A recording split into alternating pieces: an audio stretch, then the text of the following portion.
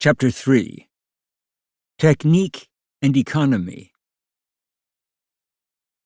There is a certain naivete in wishing to treat the problem of economic technique in a few pages, and it seems completely useless to take up once again a question so frequently studied.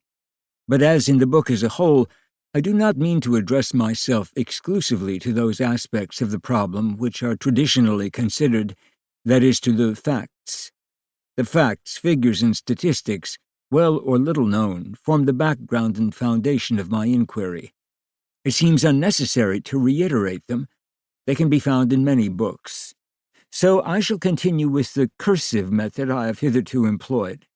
By encircling the facts, I shall emphasize their importance, and on the basis of the data given, I shall seek to derive new aspects and lines of force for new studies. It might be asked whether this has not already been done and is hence unnecessary. But this inquiry presupposes that we have escaped not only from sole preoccupation with brute facts, but from formal logic as well. Neither gives an account of reality. The point is to let oneself be guided by a kind of logic internal to facts and things. It is useless to speak of laws. I am opposed to the attitude, represented for example by the works of Fourastier, which combines elements on the basis of pure logic, yielding a terribly linear and inhuman result. I am likewise opposed to the attitude characteristic of the majority of Western intellectuals, which, having taken account of the facts, denies them forthwith by avowals of hope and assertions of the certainty of human freedom, which is anything but scientific. This attitude can be reduced to the conviction that the reality of things is simply too frightful to behold. Instead of guiding themselves by reality, most investigators of the problem adopt an attitude flatly contradicted by all the events of modern times. This attitude might be summarized as follows. The facts are the elements of a game of patience, which is amorphous and has no form of its own. The individual is perfectly at liberty among these facts to arrange the pieces of the game as he will, and to elaborate a voluntary and humane economy. I take an extreme view, but one that I believe is closer to reality. I see that the facts have their form and their specific weight. They respect neither freedom of the individual nor formal logic. I am striving in this essay to find their special consistency and their common tendencies, and to discover whether man still has a place in this tangle, whether he still has any authority among these colossal masses in movement, whether he still can exert any force whatever on the statistics which are slipping from his hands into the abstract and the unreal. Can he have a place, authority, and the possibility of action on a better basis than ill-founded declarations of hope or blind acts of unreasonable faith? The best and the worst. The influence of technique on the economy. Let us consider first the aspect of the relation between technique and economy, which is traditionally studied, particularly by Marx. Technique, or rather techniques, appears as the motive force and the foundation of the economy. Without them there is no economy. For this reason, a distinction can be made in economics between dynamic force, which is technical invention, and static force, the organization of the economy. Marx distinguishes between the system of production and the system of distribution, the former revolutionary, the latter necessarily conservative. It is self-deception to put economics at the base of the Marxist system. It is technique upon which all the rest depends. But the distinction made by Marx must be revised, for it is no longer true that technique plays its role in the realm of production alone. Distribution, too, is to a great degree modified by techniques.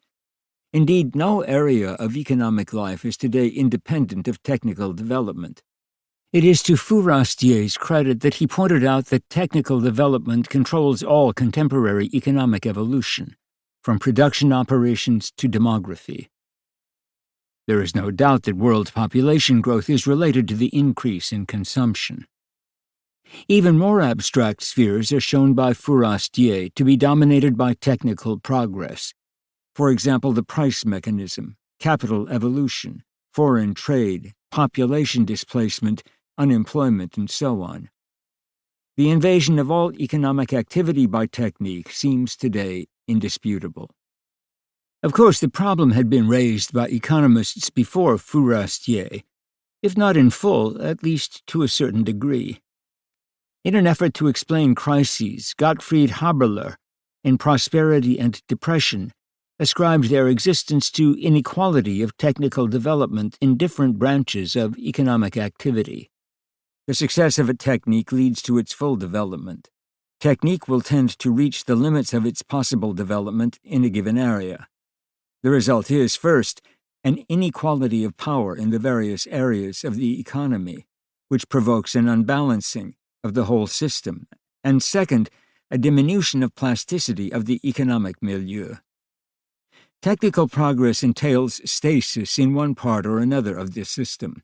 The economy is strained to the full and loses all possibility of adaptation, barring, of course, a complete breakdown. The crisis then results from the fact that the system cannot progress, economically, at the same tempo in all its parts. Henri Guiton returns to this idea when he notes that the adaptive mechanisms which were active during the 19th century have become more and more hampered. This disturbance seems to be attributable to the loss of structural elasticity, a structure suitable to simplified mechanisms, lighter, so to speak. The old world had not accumulated as many innovations as the new, is no longer adapted to the exigencies of growth of a world no longer young. In an altogether different field, John Maynard Keynes has also shown in his work, General Theory, that technical progress is an indispensable factor in the economy. The economic world cannot remain stationary. It is unceasingly called on to evolve. In particular, the importance of technical progress is central to the theory of investment. All the possibilities of labor must be utilized at any price. It is necessary constantly to uncover new possibilities of investment. For, says Keynes, the more numerous the consumer's goods, the production of which has been provided for in advance, the more difficult it is to find corresponding new needs, which must likewise be anticipated and which call for new investments. What Keynes in fact fears is that there will not be sufficient new possibilities of investment. There is only one way to ensure limitless possibilities. These possibilities have nothing to do with spontaneous human needs, but involve technical discovery and application, which create new products to replace the old, and also stimulate the need for these products. Technical progress is therefore a decisive factor in the progression of investment. The epicentric position of the theory of investment in Keynes's system is well known. If a Byzantine phase of technical arrest were to occur in the economic realm, it would represent not only an arrest of economic evolution, but a regression as well, with a resultant series of deep crises. In a closely related sense, a great importance is attached to technique both by those who hold and by those who reject the theory of economic maturity. According to this theory, only ceaseless technical progress can compensate for the causes of depression, which become manifest in an economy that has arrived at maturity. These causes of depression are decline in the rate of population growth and limitation of geographic expansion, two factors which entail a decrease in the rate of investment. Technical progress would remedy this, but, according to the initiator of the theory, technique shares in the decrease, not absolutely, but relatively. Technical progress no longer occurs rapidly enough to compensate for the other factors. Not even the opponents of this theory repudiate the importance of the technical factor, and that is what interests us here. Yet another element of economic life ought not to be neglected: agricultural production. In this case, too, the upheaval brought about by techniques is a radical one. We have already noted the danger to the earth itself. As to the benefits and the penetration of technique into farm labor, it suffices to refer the interested reader to Gideon's work. But I must insist on one point. As a result of the influence of techniques, the modern world is faced with a kind of unblocking of peasant life and mentality. For a long time, peasant tradition resisted innovation, and the old agricultural systems preserved their stability. Today, technical transformation is an established fact. The peasant revolution is in process or already completed, and everywhere in the same direction. The actual extent of the progress of this revolution is of small importance. What counts is the first step, which permits the barriers of tradition to be hurdled. The peasant becomes conscious of the inferiority of his traditions. The usual justifications are held in contempt, and the peasant world passes from the irrational to the rational. Once again, we encounter the notion that technique destroys traditional forms of civilization and introduces instead a global unity. What does this unblocking mean for the future? In the years to come, we shall witness an acceleration of technical progress in rural life, and an acceleration of already perceptible phenomena. Peasant emigration, agricultural specialization, deforestation, and the growth of agricultural production in general. These events are of major importance in view of the fact that agricultural production still remains the basis of economic life, and that the countries of the world most dependent on industry, Great Britain and Japan, have not reached as high a standard of living as the United States because of the lack of sufficient cultivatable lands. The economic repercussions of this type of technical progress are easily grasped. These examples, chosen arbitrarily from different social areas, show that the influence of technique on economic life is much more widespread and profound than classical manuals of economics would have us believe. Moreover, all this is implied in the elementary observation that the progress of production closely depends on technical progress. It is at the present a truism to say that a new general economic organization corresponds to certain new forms of production. This dependence of the economy on techniques, and primarily on machines, has come about in an irrational way. It is not the action of clear and certain causes which have produced this interdependence. Veblen asks whether machines do not squander more effort and material than they save, whether they do not cause grave economic losses by the developments they bring about in means of transport, etc. The same questions are put by Bertrand Russell and still more emphatically by Gaston Baudet, who points to the enormous waste of human forces, of time, work, and capital occasioned by the social structures conditioned by the machine. These are indeed simple questions, but important ones. We see then that the influence of technique on the economy does not arise from an indisputable economic superiority of the machine. Ideas and theories no longer dominate, but rather the power of production. The Industrial Revolution of the 19th century resulted immediately from the technical advances of that time. This relation has not changed. Marx was unquestionably right with respect to the period from about 1830 to the present. The motive force of all economic evolution has indeed been technical development. However, Marx was not necessarily right with respect to other periods of history. Technical progress has not always been the basic principle. We have already shown the contrary. Moreover, this does not mean that the consequences Marx draws from his contention are true. All we need do is note that Marx's observation is correct. The more we advance into the New World, the more is economic life dependent on technical development. Economic consequences. As Jean Marchal says, the accumulation of machines transforms the economy.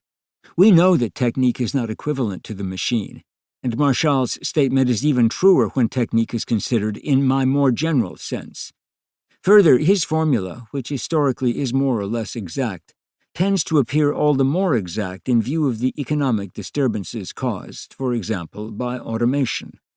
A simplistic view of the automated economy proclaims ease and abundance for all men, thanks to technique. But, unfortunately, this is not so simple. We are, in fact, confronted with a phenomenon which will produce a veritable economic mutation. None of the economic modalities, salaries, distribution, reduction of the work week, transfer of the labor force from one area to another, disturbance of the balance of production in the various areas, seems capable of resolution in the present state of affairs. Even the socialist economic structure is not adapted to receive the massive effects of automation. This has been avowed by the Soviet economists themselves in their research into the effects of automation in the light of Marxism. Returning to Marshall's formula, we might ask in what direction this transformation acts. If we consider certain traits of technical progress of concern to the economy, we note that they all move in the same direction. Let us recall that technical means are becoming more and more enormous and costly. Consider, for example, A, the ever more numerous machines that are necessary to production, which act more rapidly, are always being improved upon, and are subject to frequent replacement because of constant inventive progress. B, the organization of labor, which implies more and more numerous and costly personnel, which, although indispensable, is not always immediately forthcoming. C, publicity techniques. In all these economic means, the same fact is to be noted: the investment of enormous amounts of non-productive capital. Capital in such amounts can no longer be owned by a single person, and economic activity is beyond the range of individual possibilities. But technical progress cannot do without the concentration of capital. An economy based on individual enterprise is not conceivable, barring an extraordinary technical regression. The necessary concentration of capital thus gives rise either to an economy of corporations or to a state economy. A concentration of enterprise corresponds to this concentration of capital. This fact can hardly be denied today, especially in view of the power of these enterprises. Two examples from the United States. In 1939, 52% of all industrial capital was held by 0.1% of the total number of enterprises. And in 1944, 62% of all workers were employed in 2% of American enterprises. A similar concentration of banking facilities exists. Of 30,000 banks in the United States in 1920, only 15,000 were left in 1958. There were 350 mergers in 1955 alone. The situation became so evident that in 1956, the Federal Reserve Board undertook a campaign against this concentration. This tendency toward concentration is confirmed daily, as Joseph Lagigi shows. The important thing is to recognize the real motive force behind it. The human and social effects of this concentration are, on the whole, evil. In a great corporation, the workers are more than ever enslaved and scarcely in a position to act in a distinctively human way. Even the consumer is frequently imposed upon. The integration of the individual into the technical complex is more complete than ever before. From the purely economic point of view, the value of the results is highly debatable. It would seem, from the point of view of the market economy, that concentration should be a markedly favorable factor. It involves, for example, suppression of competition and a tendency to raise prices. But more striking still, concentration does not result in growth of profits. In many branches of production, profit growth is arrested or even declines when the transition is made from the medium-sized enterprise to the large corporation. What then is the motive force behind this concentration? Technique alone. A number of elements in technique demand concentration. Mechanical technique requires it because only a very large corporation is in a position at the present to take advantage of the most recent innovations. Only the large corporation is able to apply normalization, to recover waste products profitably, and to manufacture byproducts. Technique applied to problems of labor efficiency requires concentration because only through concentration is it possible to apply up-to-date methods which have gone far beyond the techniques of former efficiency and time study experts. For instance, the application of techniques of industrial relations. Finally, economic technique demands both vertical and horizontal concentration, which permits stockpiling at more favorable prices, accelerated capital turnover, reduction of fixed charges, assurance of markets, and so on. Technical progress thus entails concentration. But this concentration represents real advantages only in the technical domain. The impulse to concentrate is so strong that it takes place even contrary to the decisions of the state. In the United States and in France, the state has often opposed concentration, but ultimately it has always been forced to capitulate and to stand by impotently while the undesired development occurs.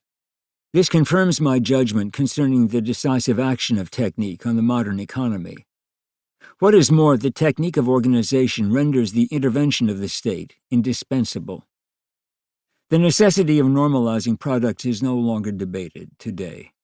It is one of the conditions of economic progress. This normalization is based on technical research. But here, as everywhere else in a capitalist or semi-liberal economy, the technical result is in conflict with certain interests. In order to apply it, the goodwill of the public cannot be counted on. It then becomes indispensable to sanction normalization in some other way, and only the state can apply this sanction. The result is the creation of arbitration commissions armed with public powers to deal with normalization. Technical necessity calls for state intervention in order to organize the electric power network. Later on, I shall discuss the interrelation of the network and the purely technical motives which prompt it. It is not the regulation of opposed interests, but the necessity of a higher organization embracing the local organizations, which, in this case, brings about the appeal to state power. The technical organism called a combine is of the same order. Whether it be the TVA or a Soviet kombinat, it is perfectly illusory to claim that such combines represent autonomous organisms. In fact, the technical necessity which brought them into being gains force and value only through state intervention. Doubtless, when the organism is constituted, it may receive a certain independence from the state. But we must not forget who the real parent is, nor must we overlook the fact that this parentage represents a profound intervention in the economy on the part of the state, an intervention, moreover, not dictated by a theory or a will to power, but by the technical manifest. The necessity of utilizing certain goods also tends in the same direction. It has long been recognized that technical progress is effected more rapidly in the creation of the means of production. From this fact comes a kind of hypertrophy of machine-producing industries. The well-known Hoover Committee for the Elimination of Waste found, for example, that the production of the American clothing industry was 45% greater than necessary. The capacity of the shoe industry was double its real production, and the printing industry was over-equipped by 100%. The excess production of home appliances and automobiles is well known. None of this overproduction would represent a waste if one were judging on the basis of world needs. But in the present situation, overproduction produces disequilibrium with respect to revenues, investment and consumption possibilities, and so on. There is no absolute need to halt technical growth in any given area, say in heavy industry, but there is a need to find markets for this overproduction. At present, only the state is in a position to sustain the tempo of technical progress in this direction, a heavy burden indeed. Economics even intervenes in politics. Consider the expansion of systematic planning.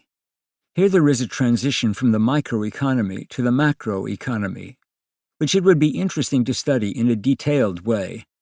I shall simply point out that the application of planning on the scale of the enterprise leads to a nationwide application of planning in which all enterprises obey a like rule. The establishment of production norms or of a plan becomes rational and technically necessary when the method is already extended to the national field. I could easily give additional examples, for instance, in the development of financial and banking techniques. Let us bear in mind that atomic energy, say, when put to work, will suppose state control of all sources of energy. It is inconceivable that an individual could have at his disposal the sources of atomic power. Not doctrinal but technical reasons today render economic life inseparable from the state. This does not mean that the economy necessarily becomes collectivist or totalitarian. For the moment, let us simply note the indissoluble relation. This relation is admitted by many economists. Is it the result of chance or of choice? Of neither exclusively. nor is it the result of a managed economy. As Robert Mosset writes, with the development of the managed economy, it has become very difficult to trace a boundary between politics and economics. In reality, it is a necessity resulting from the advance of technique. Technique plays an important role in economic life, but it has the same effect with reference to economic science. A relation is being established between technical progress in economic life and technical progress in science or method. The two converge and end in identical results. Before examining this transformation of method, we must briefly recall that political economy has changed its object, and almost its nature, as a consequence of the enormous accumulation of economic facts. Economic facts have been rendered more numerous and more enormous, and this is not the least effect of technique in economic life. The definition of economic science has hence become more and more complex and comprehensive. Without seeking to note all the points on the curve, let two definitions suffice for comparing the distance between the extremes. The first was given in 1850, the second in 1950. In the first, economic science was defined as the science of wealth. Its object was primarily acquiring wealth and disposing of it. It was, therefore, an individual and private matter. The objective of political economy is conceived in such a way today that it is virtually impossible to encompass it in a formula. As Marshall shows, we have the problem of satisfying the needs of humanity, coordinating the available means of production, modifying existent institutions, and even transforming human needs. These problems must all be studied, not on the plane of the individual, but on the plane of the social group, and an effort made to disengage the laws of these social groups. There is no need to go to the extreme and substitute for the organization of production the organization of distribution alone, as Robert Mosset appears to be doing when he writes, "From the moment production becomes sufficient, the essential thing is to distribute goods and leisure." Without going that far, it is easy, as Lange has done, to see the difference between a science of the production of wealth and a science of administration of scarce goods. More and more the economic fact covers all human activity. Everything has become function and object of the economy, and this has been affected by the intermediacy of technique. To the extent that technique has demanded complete devotion of man, or brought to light a growing number of measurable facts, or rendered economic life richer and more complex, or enveloped the human being in a network of material possibilities that are being gradually realized, it has transformed the object of the economy. The economy now becomes obliged to take into account all human problems. The development of techniques is responsible for the staggering phenomenon of the absorption by economics of all social activities. The secret way. But another relation between technique and economy exists, the formation of an economic technique. Not only has economic science changed its object and its nature, but it has produced a technique which is simultaneously a method of knowledge and a method of action. Political economy has not renounced its claim to being normative. It seeks not only to grasp reality, but also to modify it. But the real relation of these two aspects of economic technique is obvious. The method of scientific knowledge, as such, reacts on the economic milieu and tends to shape it. But this technique is not neutral. It does not merely stand ready to do the bidding of any random doctrine or ideology. It behaves rather with its own specific weight and direction. It is not a mere instrument, but possesses its own force, which urges it into determined paths, sometimes contrary to human wishes. Economists, not understanding this, want to disengage their technique from its neutrality and to bring it into the service of their ends. They reject the definition, economics is the science, technique of efficient choices. But when they seek to humanize the economy, they learn quickly enough that such attempts lead directly to the subjugation of the ends to techniques.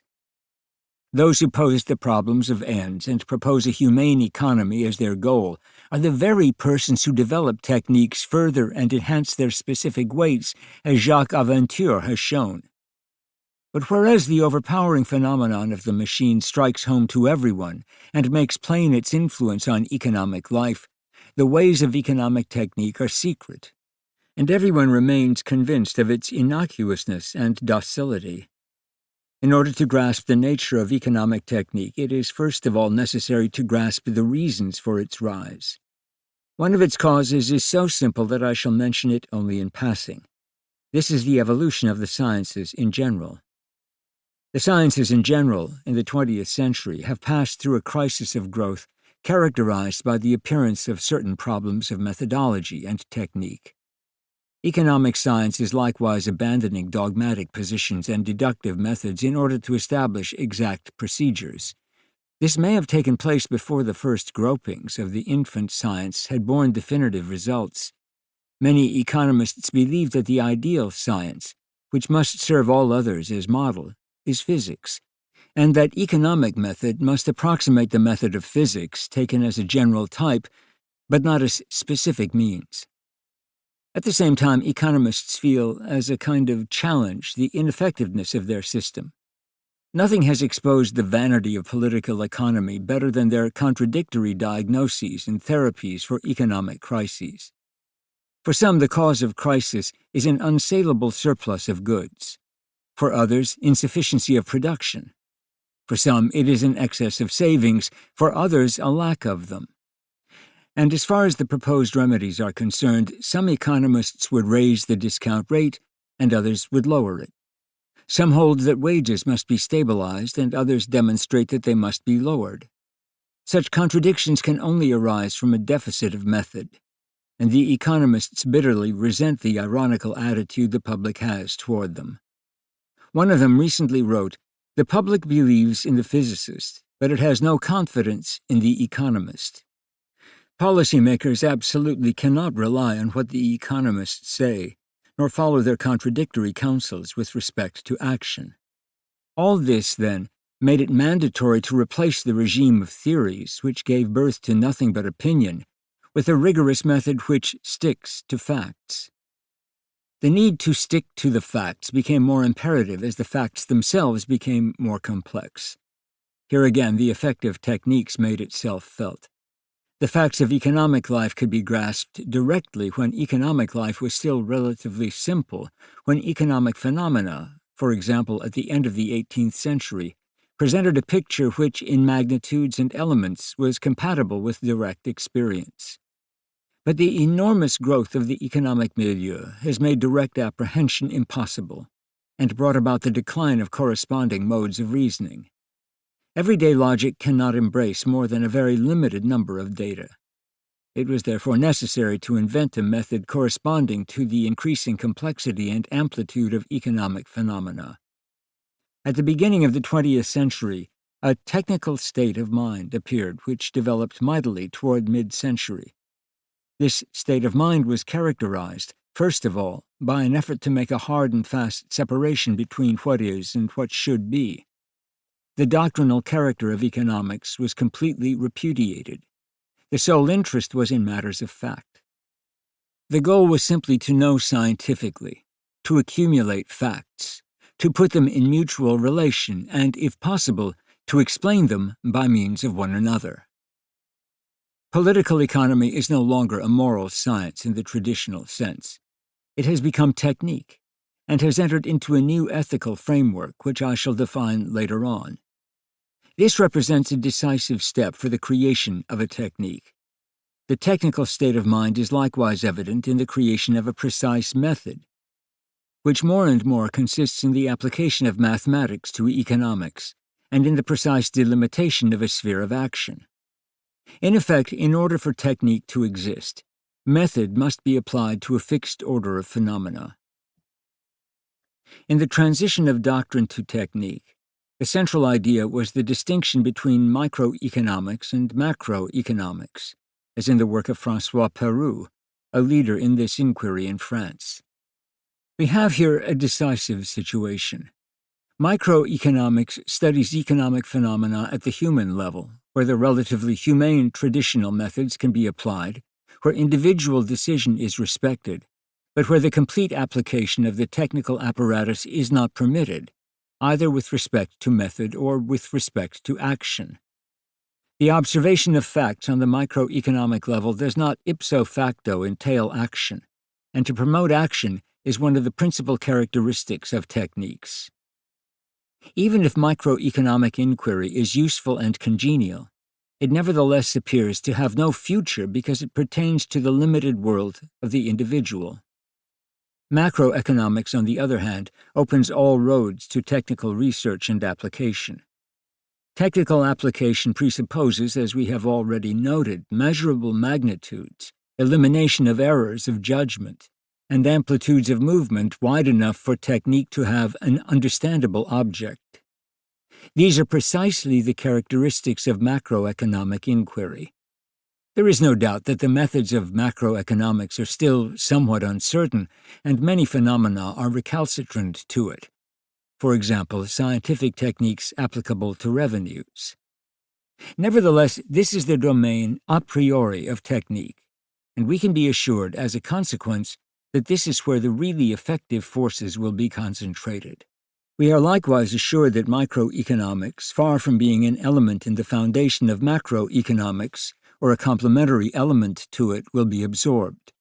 It will lose its reason for existence to the extent that macroeconomics develops surer techniques. We are heading toward a society in which knowledge of microeconomic phenomena will be the result of simple deduction from knowledge of macroeconomic phenomena. The technicians in these new disciplines will all have one trait in common: the joy of constituting a closed group in which the layman has no part at all. This represents an unconscious tendency, but we observe it among many modern economists in the form of a secret technique, an esotericism, a certain contempt for whatever does not belong to its new world of means. This pride of youth always appears among technicians when they are convinced that their new method is unassailable, and that their discoveries are becoming the center of things. The authority in which they clothe themselves takes the form of a secret vocabulary which is incomprehensible to the outsider, even when it is employed, as often happens, to enunciate the most obvious facts. Technique always creates a kind of secret society, a closed fraternity of its practitioners. It is a new thing in the milieu of economics to note a kind of studied incommunicability. Up to now, every man with a little education was able to follow the works and theories of the economists. To be able to follow them today, one would have to be both a specialist and a technician. The technique itself is difficult, and the necessary instruments cannot be managed without previous education. And there is that caprice of many economists to constitute themselves as a closed society. These two factors coincide, indicating the grave consequence of excluding the public from the technical life. Yet it can scarcely be otherwise. Technique as a general phenomenon, as we shall see when we study the political milieu, always gives rise to an aristocracy of technicians who guard secrets to which no outsider has access. Decisions which have a serious basis take on the appearance of arbitrary and incomprehensible decrees. A cleavage like this, which is inevitable in the advance of technique, is decisive for the future of the democracies. Economic life, not in its content but in its direction, will henceforth entirely elude popular control. No democracy is possible in the face of a perfected economic technique. The decisions of the voters and even of the elected are oversimplified, incoherent, and technically inadmissible. It is a grave illusion to believe that democratic control or decision-making can be reconciled with economic technique. Little by little, the elements necessary to the creation of this technique are taking shape, and soon they will be perfected. The economic techniques of observation. I do not intend to describe these instrumentalities. I am concerned here solely with exhibiting them as an ensemble. The principal instruments which have been developed are statistics, accounting procedures, the application of mathematics to economics, the method of models, and techniques of research into public opinion. It is evident that these elements reciprocally condition one another. At the base of the structure lies statistics, the instrumentality for determining the raw facts of economics. At one time, statistical data were ridiculed on the ground that they were misleading. But this stage lies behind us, and nowadays a large measure of confidence rests in the precision of such data. This change has resulted in part from a change in the state of mind of the statisticians themselves. They are immersed in a statistical atmosphere and comply with the quantitative and numerical practices of the modern world. To statisticians, statistics is no longer a mere game. It is an essential operation of society. This represents a change not only in perspective and in seriousness, but also in basic position. For a long time, statistics was the work of amateurs. Today, it is a complex organization of specialists. It has become a profession, and as a consequence is practiced much more earnestly. Moreover, the statisticians have at their disposal increasingly precise instruments. Among these instruments, which have transformed administrative as well as statistical technique, are the calculating machine, the punched card machine, and microfilm. Not only has the speed of operation been prodigiously accelerated, but also its precision and its dimensions. By means of microfilm, hitherto uncombinable elements can be combined, and by means of the electronic brain, operations can be effected which the human brain could never perform. The statistician is, materially speaking, in a position to perform convincingly. This is even more evident in the utilization of statistical data. As we shall see, the combination of the elements is essential, and this combination becomes feasible largely through the intermediacy of the machine. A final element increases the professional seriousness of the statisticians, their responsibility. In democratic countries, it lies in the realm of private enterprise. The various organs concerned with statistical data in effect sell their studies to the great corporations which must know precisely, for example, the course of a market. If the information proves inexact, the statistician can be sued in civil court, at least in the United States. In countries under authoritarian rule, responsibility is a public matter. In the Soviet Union, the statistician who gives false information is regarded as a saboteur.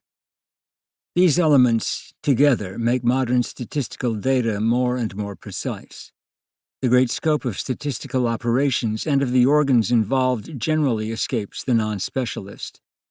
To give a single example, there are in the United States 56 federal agencies, each of which specializes in one or several statistical categories.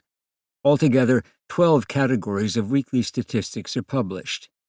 One of these, the category of price, takes in 4 elements. One of these, gross price, comprehends 1,690 weekly quotations combined in 890 series. This indicates the extreme complexity of the operation. It must become even more complex when interpretation is undertaken. All this work is not motivated by pure scientific interest. It is oriented toward action. Permanent inquiry of this sort is no longer instituted to construct or support doctrines, but rather to relate information to action.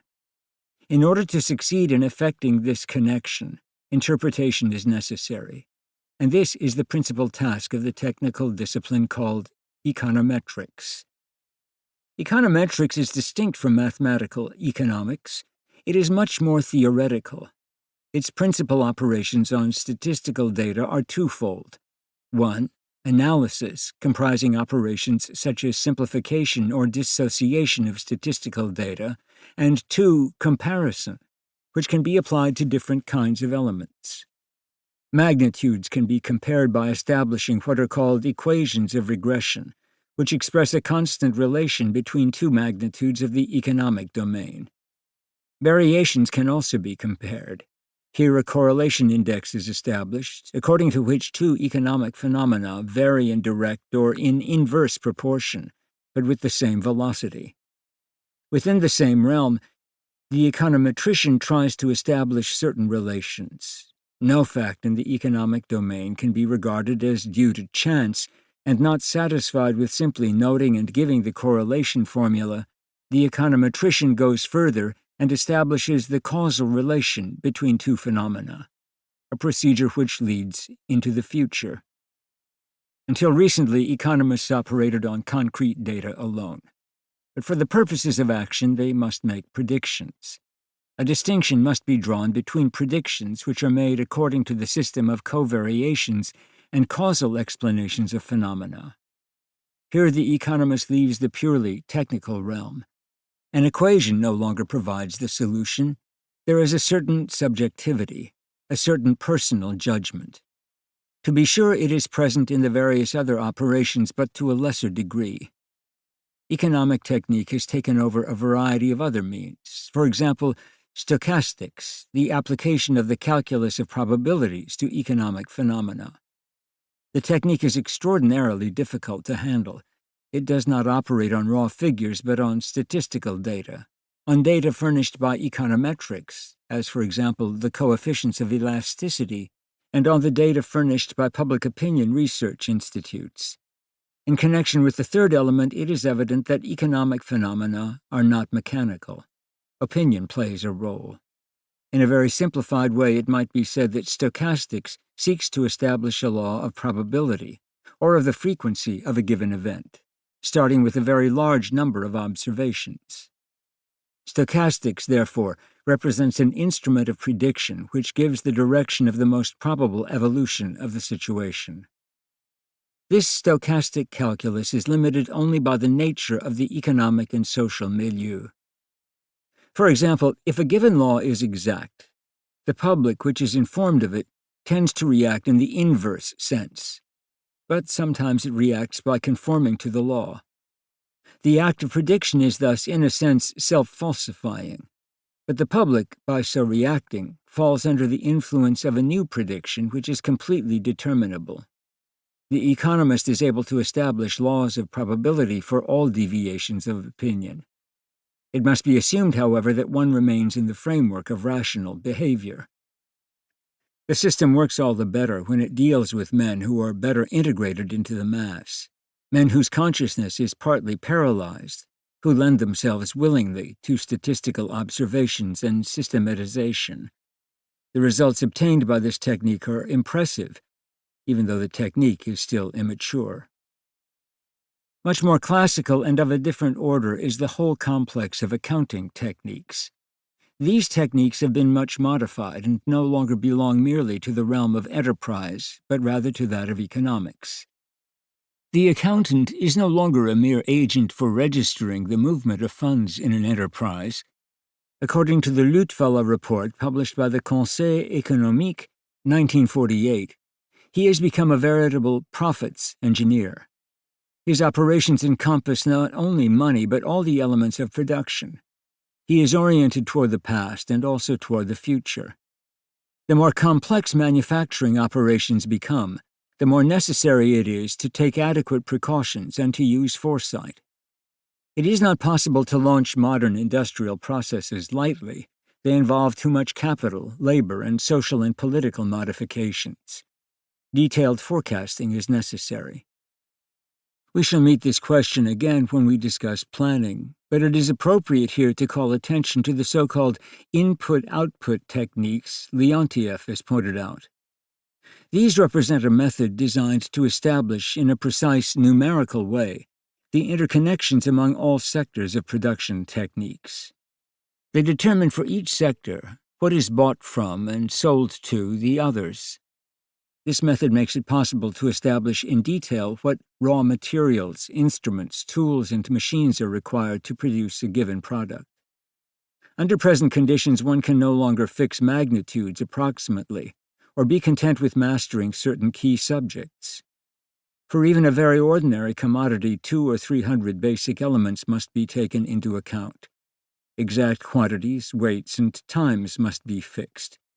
The necessary calculations can only be performed with the help of computing machines. With this method, the well-known and hackneyed formula that everything is reciprocally dependent becomes a rigorous reality. But it is the technical elements which are reciprocally dependent, welded together by a common necessity and expressed in certain new techniques. What holds for the private accountant is even more true for the public accountant, who works on a nationwide scale.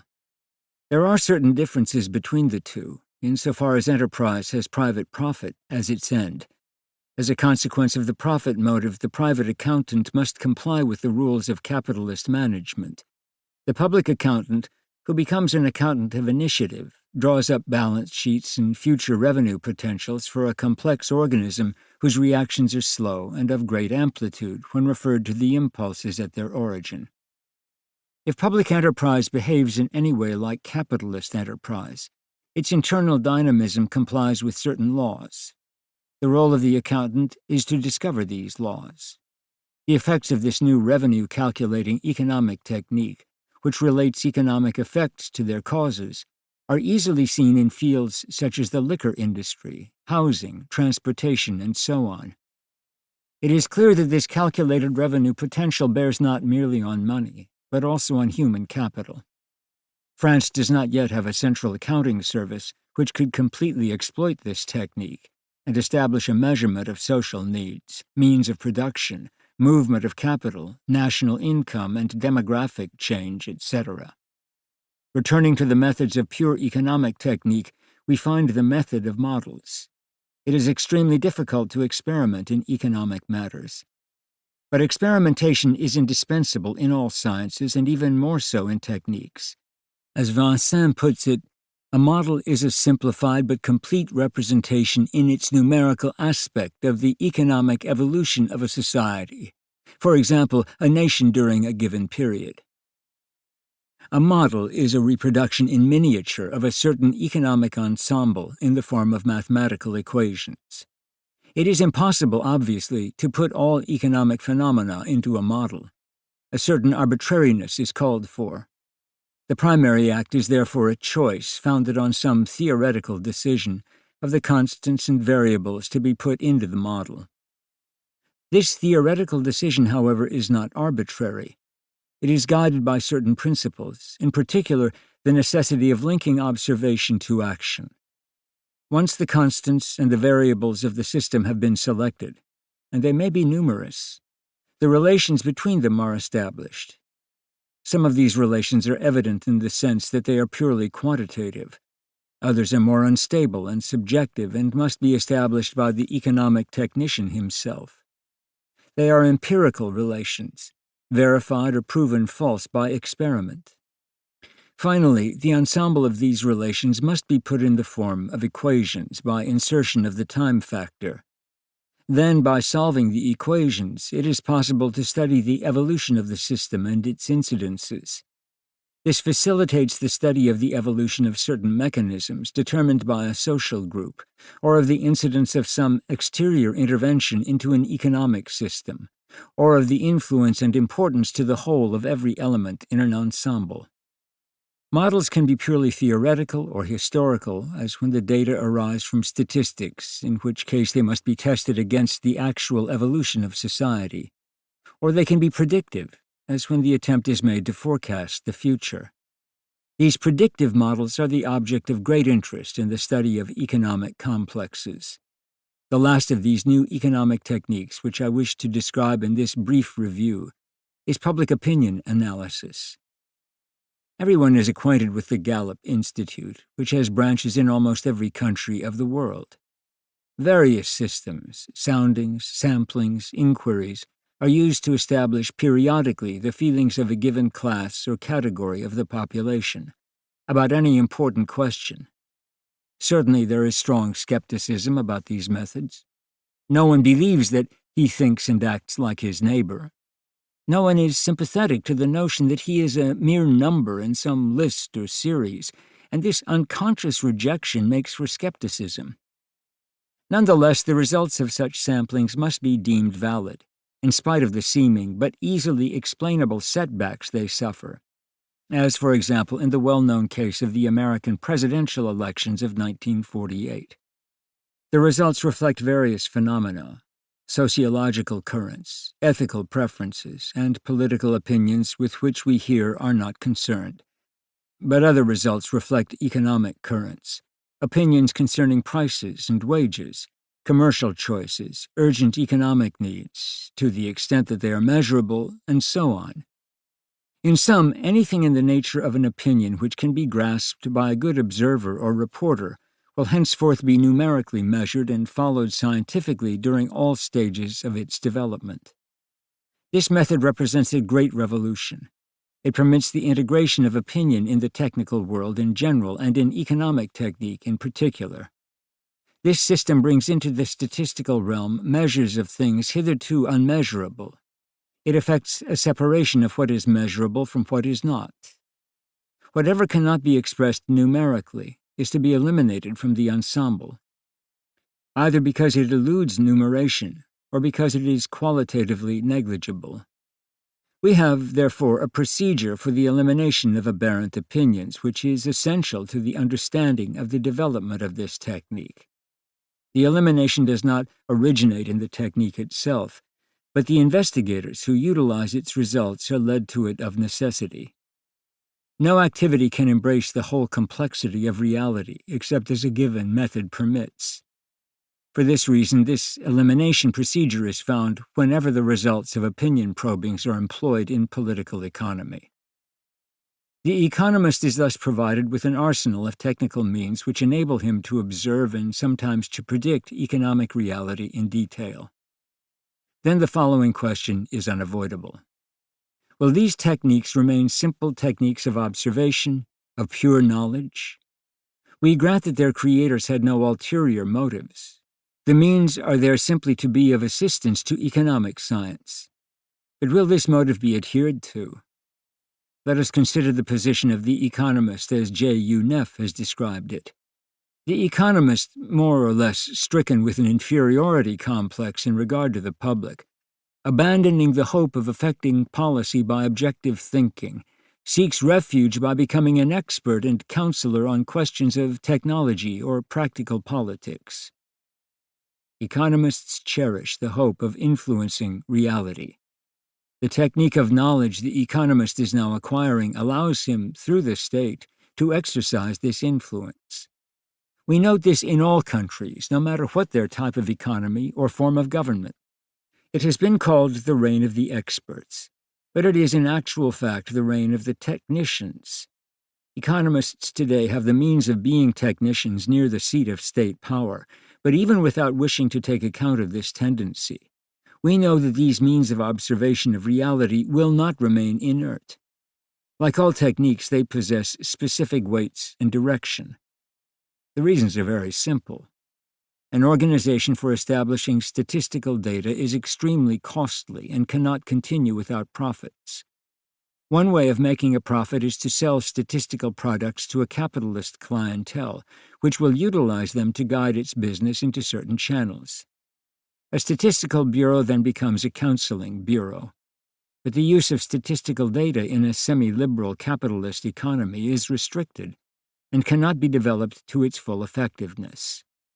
This incapacity of capitalism correctly to employ techniques appears time and again. Mumford says, one of the most flagrant faults of capitalism is not to have known how to make use of existing laboratories, for example, the Bureau of Standards, to determine norms from which the whole body of consumers would have benefited. The tendency of technological society is to determine the movements of the macroeconomy. Yet it is striking to note that statistics, once established, tend to revert to the level of the microeconomy and individual decision, and to find employment only on this level. This is obviously insufficient. The economists are in a position to lay claim to something better than a clientele which, in any case, seldom enables them to cover their costs. They must address themselves to the state. Certain semi-public corporations finance the operations, but it is clear that the state demands its quid pro quo. If the state is to pay for statistical research, it must get something in return: assistance in directing national affairs. The state requires the economist, on the basis of statistics, to seek out methods of intervention, either directly or by subtle means, such as those advocated by John Maynard Keynes. When the great private corporations, or the state, ask the economist for a method to influence reality, They are addressing the economist's own invincible longing, which in the beginning engendered the improvement of these scientific means. Suppose that we have accumulated enormous quantities of facts, have encompassed the whole of reality, and possess the means to follow the mechanism of economic phenomena, and even, to a certain degree, to predict them. Shall this accumulated force, then, serve no purpose? The 1952 report of the American Bureau of Labor Statistics shows clearly that this ensemble of means leads inevitably to planning. We confess that we are unable to follow Clausen's reasoning when he declares that the operations of the Comptabilité Nationale are not a threat to freedom because, in fact, they are not applied. Once the trends of the economy have been recognized and reduced to numerical form, will it be tolerated that no intervention be undertaken when the catastrophic consequences of some decision or other have been clearly perceived? On a more modest but still significant plane, what meaning has a detailed accounting of all the needs of a thoughtless worker, including the number of springs in his mattress and the number of razor blades he uses annually, undertaken in order to establish a minimum wage, if he can spend his money haphazardly? Mere prediction would plainly be absurd. The irrationality of the individual keeps him from living on the amount he could live on according to calculations. He would die of hunger on a subsistence minimum, unless an authoritarian education made him conform. Let us grant that this represents no more than a temptation to the economist, but it would require superhuman strength not to yield to this temptation once action becomes possible. The more so because the informal techniques described are closely connected to techniques of action, as are the establishment of norms or of accounting plans. We have distinguished somewhat arbitrarily between knowledge and action in order to present in the most objective way possible the normal development of economics produced by the creation of these techniques. Even when they serve solely for the purposes of knowledge, it is clear by how many routes they end in intervention. Econometrics is only to be understood if it issues in its normal end the establishment of economic planning. Without this, econometrics is inefficient, and efficiency is the very law of technique. Like a horse chafing at the bit, the techniques of economic science await the signal to intervene more completely than ever before in the reality they have come to understand. The economic techniques of action. At the same time that the economist has created a technique for knowing, he has created a technique for acting. A new world is awakening. An economic mutation is being effected. Among these techniques of intervention, we shall consider only two: plan and norms. The establishment of norms by the economist has become necessary, Dieter tells us, simply in order to follow and understand economic development. A good example of the transition from techniques of understanding to techniques of action.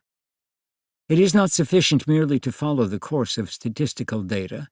It is necessary to erect in advance a system of norms of progression of the elements of a given economic system, which will permit us at any moment to estimate the divergence of a given element of the system from the norm.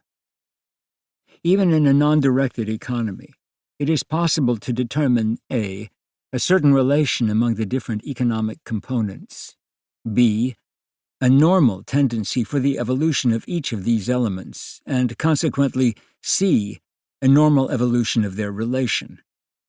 When such a scheme has been established, it is then possible to say whether one of the elements is progressing too rapidly or too slowly, a fact which, in Dieterlin's opinion, should serve to reveal the causes of an economic crisis. But if we thus establish certain norms of progression, we are confronted with two facts. First, the necessity of intervention, once the norm has been set and a condition which diverges from it has been observed. It would be folly to permit a dangerously abnormal phenomenon to develop. Second, the possibility of extending such an establishment of norms. Why should inquiry be limited to a given system? Once a calculus of norms is possible, it ought to be extended throughout the economy. This legislative tendency will operate not merely in the area of the organization of labor. A bureau for setting standards or a service of industrial analysis is no longer limited to the coordination, say, of wages of the scientific organization of labor. These operations transcend the level of private enterprise and attain the level of the general. They harmonize the complementary activities of wide economic sectors. We are then completely within the technique of intervention. The transition of the one to the other has been imperceptible. If the term norm is taken in its exact meaning, it is evident that the application of the system of norms orients us in a unique direction. Under capitalism, norms are fundamental to the planning of enterprise, but the tempo of production remains a function of market conditions. In a planned economy, norms are fundamental to all economic calculations. They determine the quantities to be produced and measure the degree to which the plan is realized in the market. Fedotiv. The technique of normalization can only have full scope in a planned economy. It tends, in proportion to its development, to imply a planned economy, simply because it tends to pass from private planning and an atomized economy to a global economy and general planning, the fundamental condition of its application. A global economy is more exact to the degree that both these aspects of planning are subject to the law and control of the machine, as Maas indicates. All this represents a tendency rather than an accomplished fact. As soon as industrial normalization intervenes, it brings with it this tendency which inevitably devalues the older economic types and the older industrial organizations. Norms mutually entail each other and presuppose certain synchronizations. It is almost impossible to conceive of localized norms.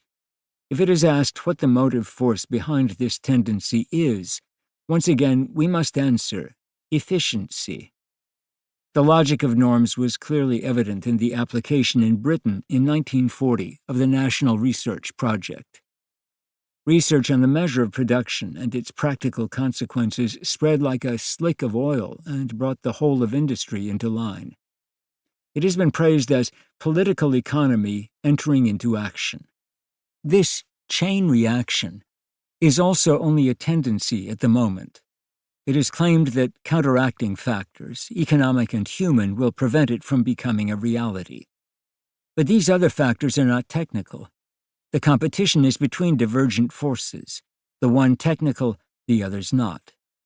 And in our society, the technical factor must prevail over the others. I therefore believe that in this area, too, the logic of norms will impose itself everywhere. And if in my analysis of this development I seem to have isolated the technical factor, this is not because I choose to neglect or fail to recognize the others. But as I have already demonstrated, the technical factor is at present the decisive one. In addition, most of the other developmental factors are well known and almost universally studied, whereas the technical factor remains, in general, obscure. As soon as norms become essential because of their obvious utility, they appear to complement the plan. There is no better means of coordinating them or permitting them their full efficiency than to integrate them into a plan. This is what I mean by the logic of norms. Another technique of intervention which has recently become essential, and which I shall only mention, is so-called operational research. Its basic characteristics, its objectives, and its meaning are identical with those of norms.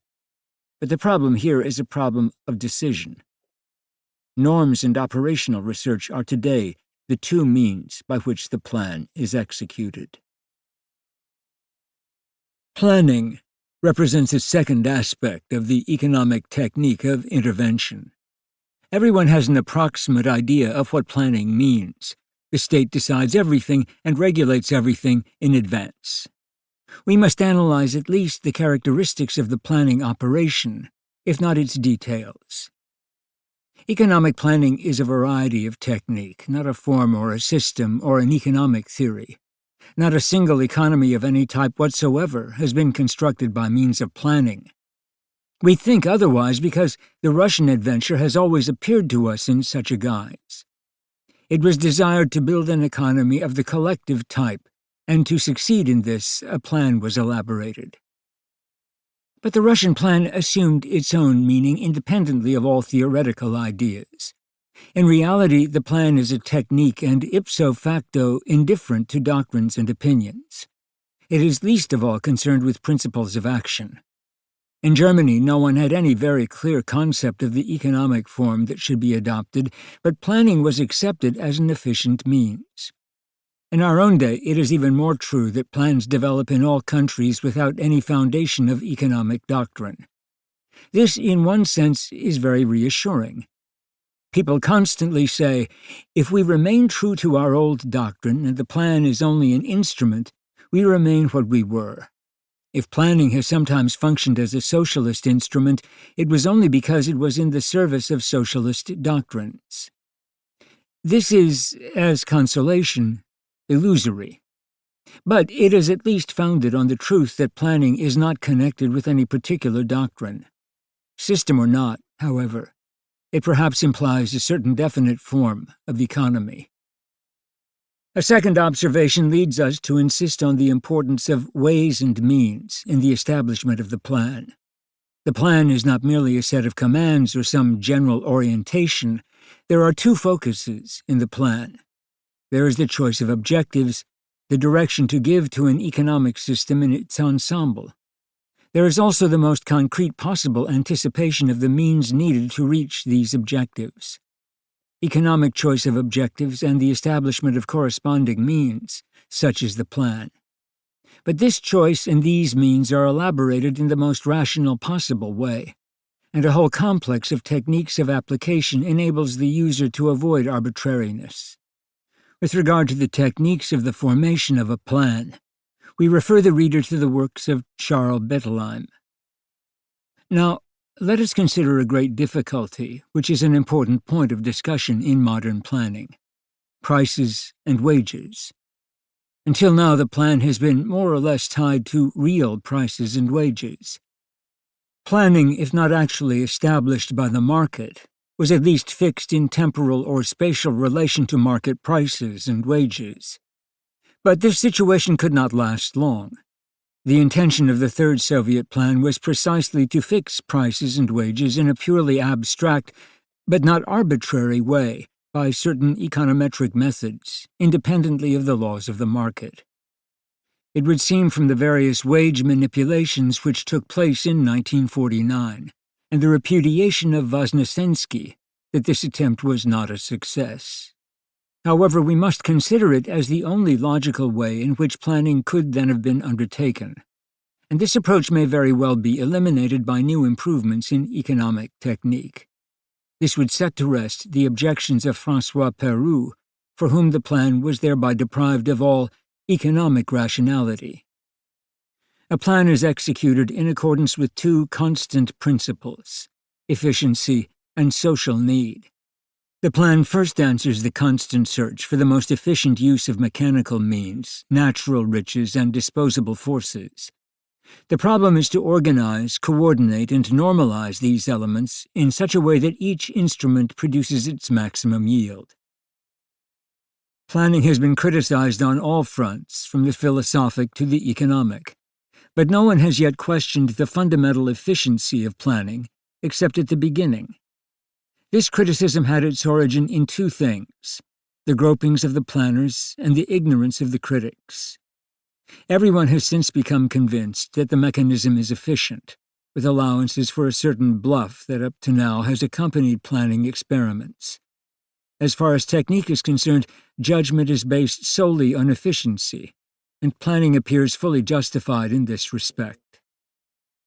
The second of the two principal criteria of planning is the satisfaction of social needs. The initial difficulty is to determine just what these needs are at a given moment.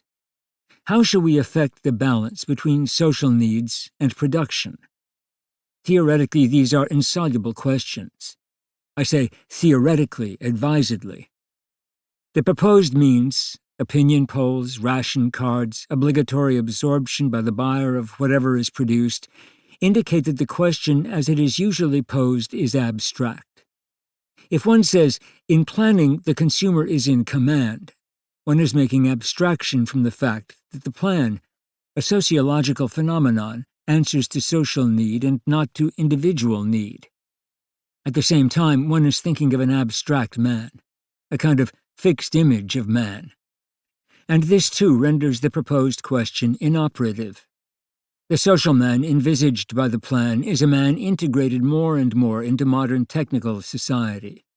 His needs are more and more collectivized, not indeed by direct pressure, but by publicity, standardization of goods, intellectual uniformity, and so on. It is well known that, to the standardization of production corresponds a standardization of taste, which gives to social life its collective character. Moreover, mass consumption corresponds spontaneously to mass production. There is no need for repressive measures. The adaptation of the public occurs of itself. The average man becomes the norm in the most liberal system in the world, because only the products necessary to the average man are offered on the market. In fact, the problem of understanding social needs is complicated only if planning technique is separated from all the other techniques. These other techniques spontaneously lead men to feel certain social needs conformable to certain data. When the plan is reinserted into its true framework, it is evident that there is no need of forcing social needs. They are prepared in advance, so that the plan is in a position to correspond exactly to them, after a more or less difficult period of adaptation. The whole evolution of human needs, in their sociologism, tends toward the plan.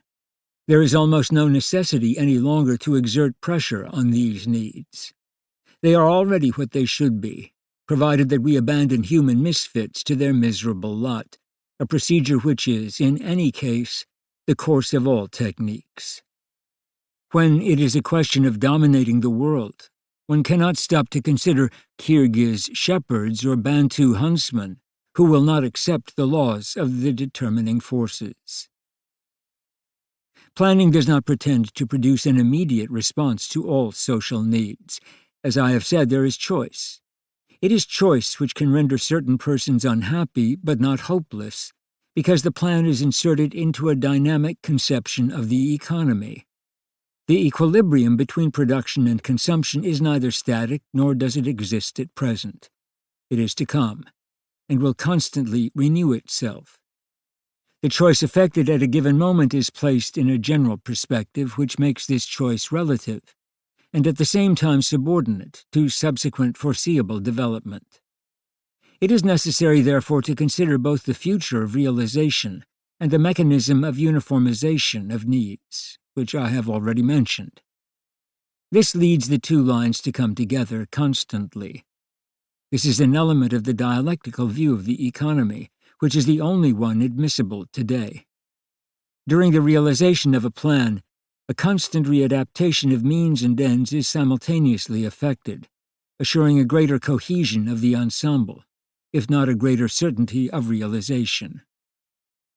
Finally, it seems to me important, in connection with the plan itself, to emphasize the need for utilizing the labor force efficiently.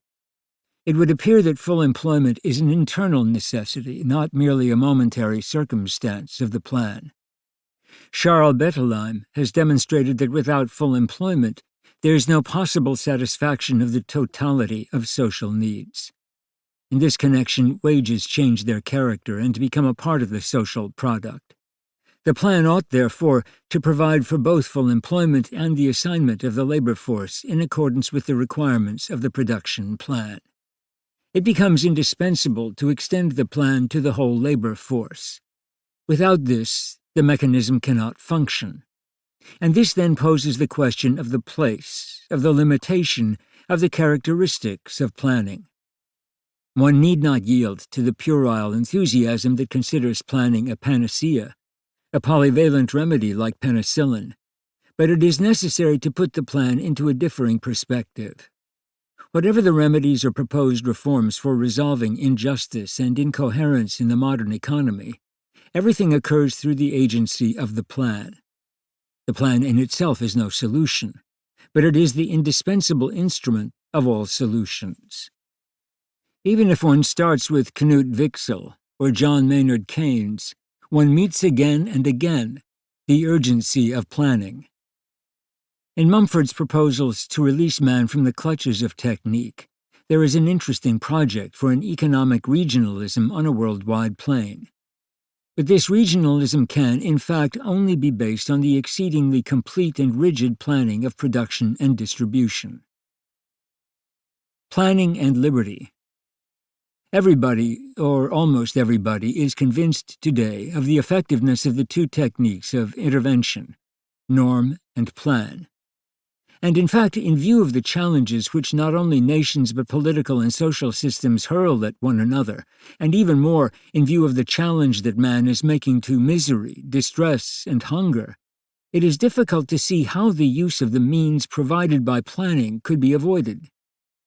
In the complexity of economic phenomena arising from techniques, how could one justify refusal to employ a trenchant weapon that simplifies and resolves all contradictions, orders incoherences, and rationalizes the excesses of production and consumption? And since the techniques of economic observation, if they are to have their full scope, issue directly in the technique of planning, and since there can be no question of renouncing the youthful vigor of these mathematical methods, how is it possible not to see them through to the end? Yet a certain disquiet has appeared among those who cherish human freedom and democracy. They ask if planning is not an all-consuming force. They seek to set three kinds of limits to its power, represented by A, flexible planning, B, the system of limited planning, and C, the separation of the planning agency from the state. In short, what is usually called the reconciliation of liberty and socialism. No one accepts Friedrich August von Hayek's proposition, in His Road to Serfdom, that planning is essentially evil. Conscientious economists are unable to renounce technical discovery. They seek a middle term. Footnote. See a compendium of ideological illusions concerning planning and liberty contained in a recent special number devoted to this question in the Indian Journal of Political Science. 10 or so articles attempt to demonstrate that planning is indeed indispensable, but that it presents no danger at all to freedom. A complete unreality characterizes these articles. The position of the authors can be summarized as follows. First, they express the hope of saving freedom through liberal and partial planning. However, other authors in the same volume show that this hope is absurd and ineffective. Second, the articles contain other formulas, equally absurd and without content. Planning should have as its object the realization of freedom. The more rational planning becomes, the greater the freedom of the people. These are mere affirmations, and one would seek in vain for corresponding realities or for a possible content. Some of these authors rely for proof of their propositions on a series of simple syllogisms. For example, 1. Planning increases production. 2. Production allows the satisfaction of more needs. 3. The satisfaction of needs is the condition of freedom. Hence, planning is the condition of freedom. This reasoning is faulty for two reasons. It is linear and takes no account of the complexity of the facts. For example, put a man in prison, give him everything he needs, he is nonetheless free. It derives its conclusion partly from an economic premise, the first, and partly from an ethical premise, the third, without attempting to distinguish the logical planes on which these premises lie. The third premise is, in any case, wholly questionable from a spiritual or ethical point of view. I shall return later to a discussion of this. But for these authors, the principal hope of saving freedom in this amazing theory lies in the claim that an enlightened public opinion has the power to direct the decision of the planners toward the satisfaction of its real needs. In this case, one would indeed have democratic planning, collectivism on a voluntary base. But to reason like this is surely to move in a world of dreams. The good faith of these intellectuals compels one to think seriously of pathology. Can anyone really believe that if public opinion wanted pastry shops, planning could be oriented toward these institutions if, in addition, the other uses of flour had to be sacrificed? Can anyone really believe that public opinion would receive any satisfaction if it demanded footgear when tractors were needed? Such beliefs are simple nonsense. It will be maintained that public opinion does not really know what it needs, but then the technician makes the decision. We are familiar enough with the mechanism. First producer goods, then consumer goods. Of course, public opinion will be consulted after the technician has made his decision. You would have preferred woolen goods? Technically impossible, but we had to make them of cotton. Green? Unfortunately, there is no aniline. But you can choose between light red and dark red. See what freedom you have. In effect, these authors seek to baptize obedience to technical necessity with the name freedom. They attempt to hide the real compulsions and write either out of blindness or hypocrisy. Only one of these articles is valid. Suda declares, "So much the worse for freedom. We can sacrifice it." In any case, on the plane of values, dedication to the common good is a higher ideal than freedom. I cannot agree with this, but at least it allows us honestly to assess our situation. We encounter the same attempt at justification, in general better supported but as unconvincing, in Entre la planification et la liberté, in which Dutch, French, Norwegian, and American authors study the problem from very varied viewpoints. Revue économique, March 1953. These allusions are contradicted by Tibor Mende himself. India after 12 years, 1959. He shows that Indian agricultural planning, the communal projects of the villages, collapsed because it was not comprehensive and authoritarian. His comparison of India with China is a clear demonstration that, in accordance with the criteria of yield and efficiency, the sole justified criteria of any planning, the most authoritarian methods are the most profitable. Is it to be a limited plan? But then the problem is posed, where lies the limit? For some economists, planning is a purely economic question, bearing on key industries. But the debate has lasted a century, and no decision has been reached as to which industries are key industries. The decision becomes even more difficult as categories change with time.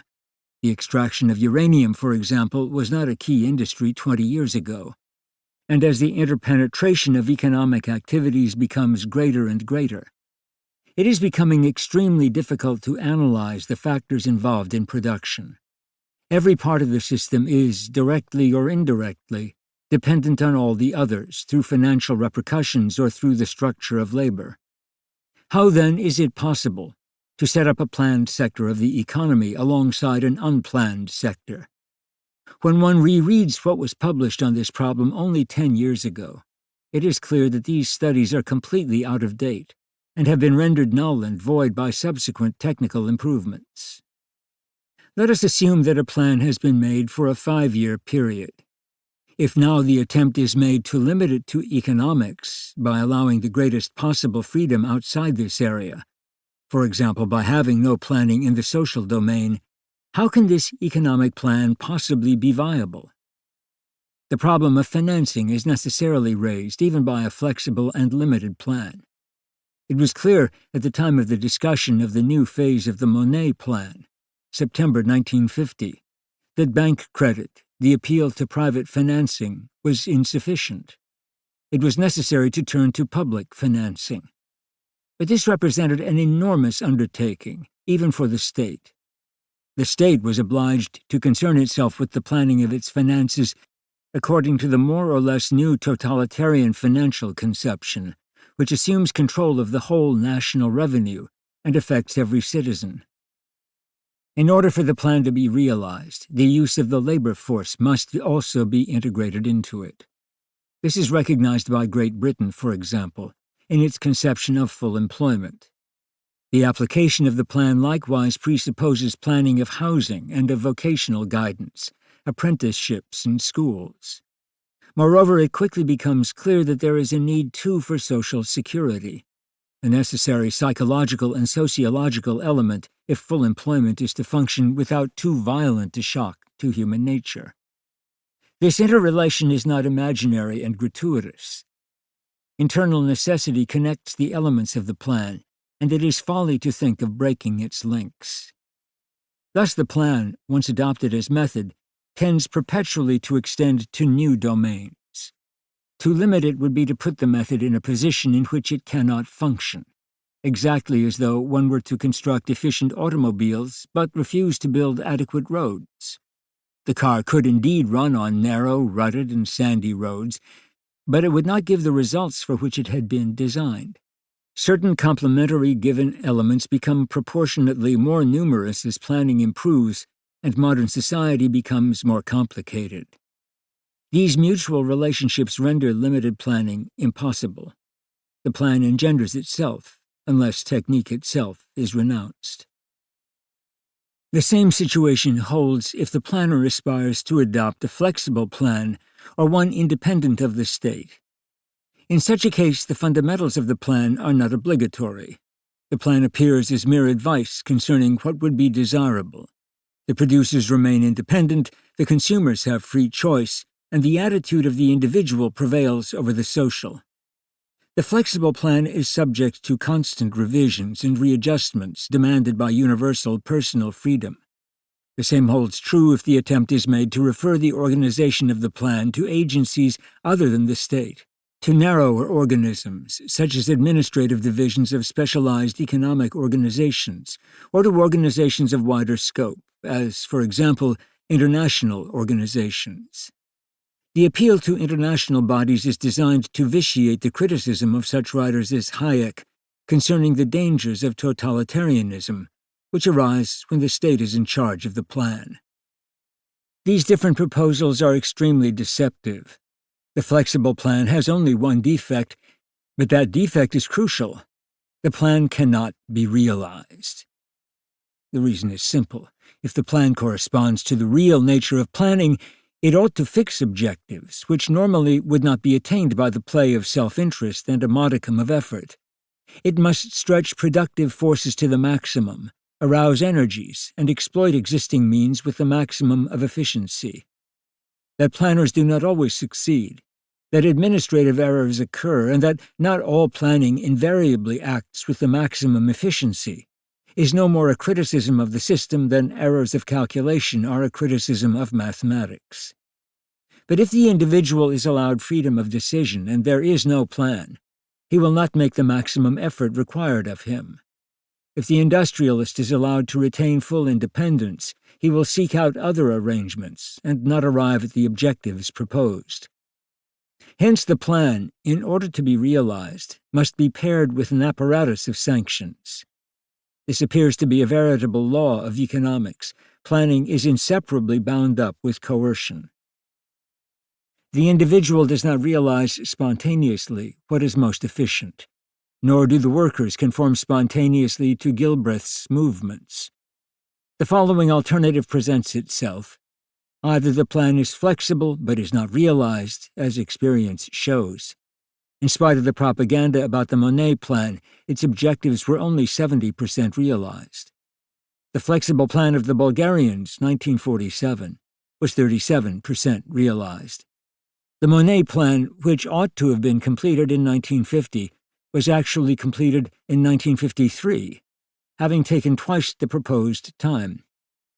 In L'Action psychologique, 1959, Maigret restudies the effect on the breakdown of the plan of the absence of propaganda, which would have rendered the plan psychologically compulsory.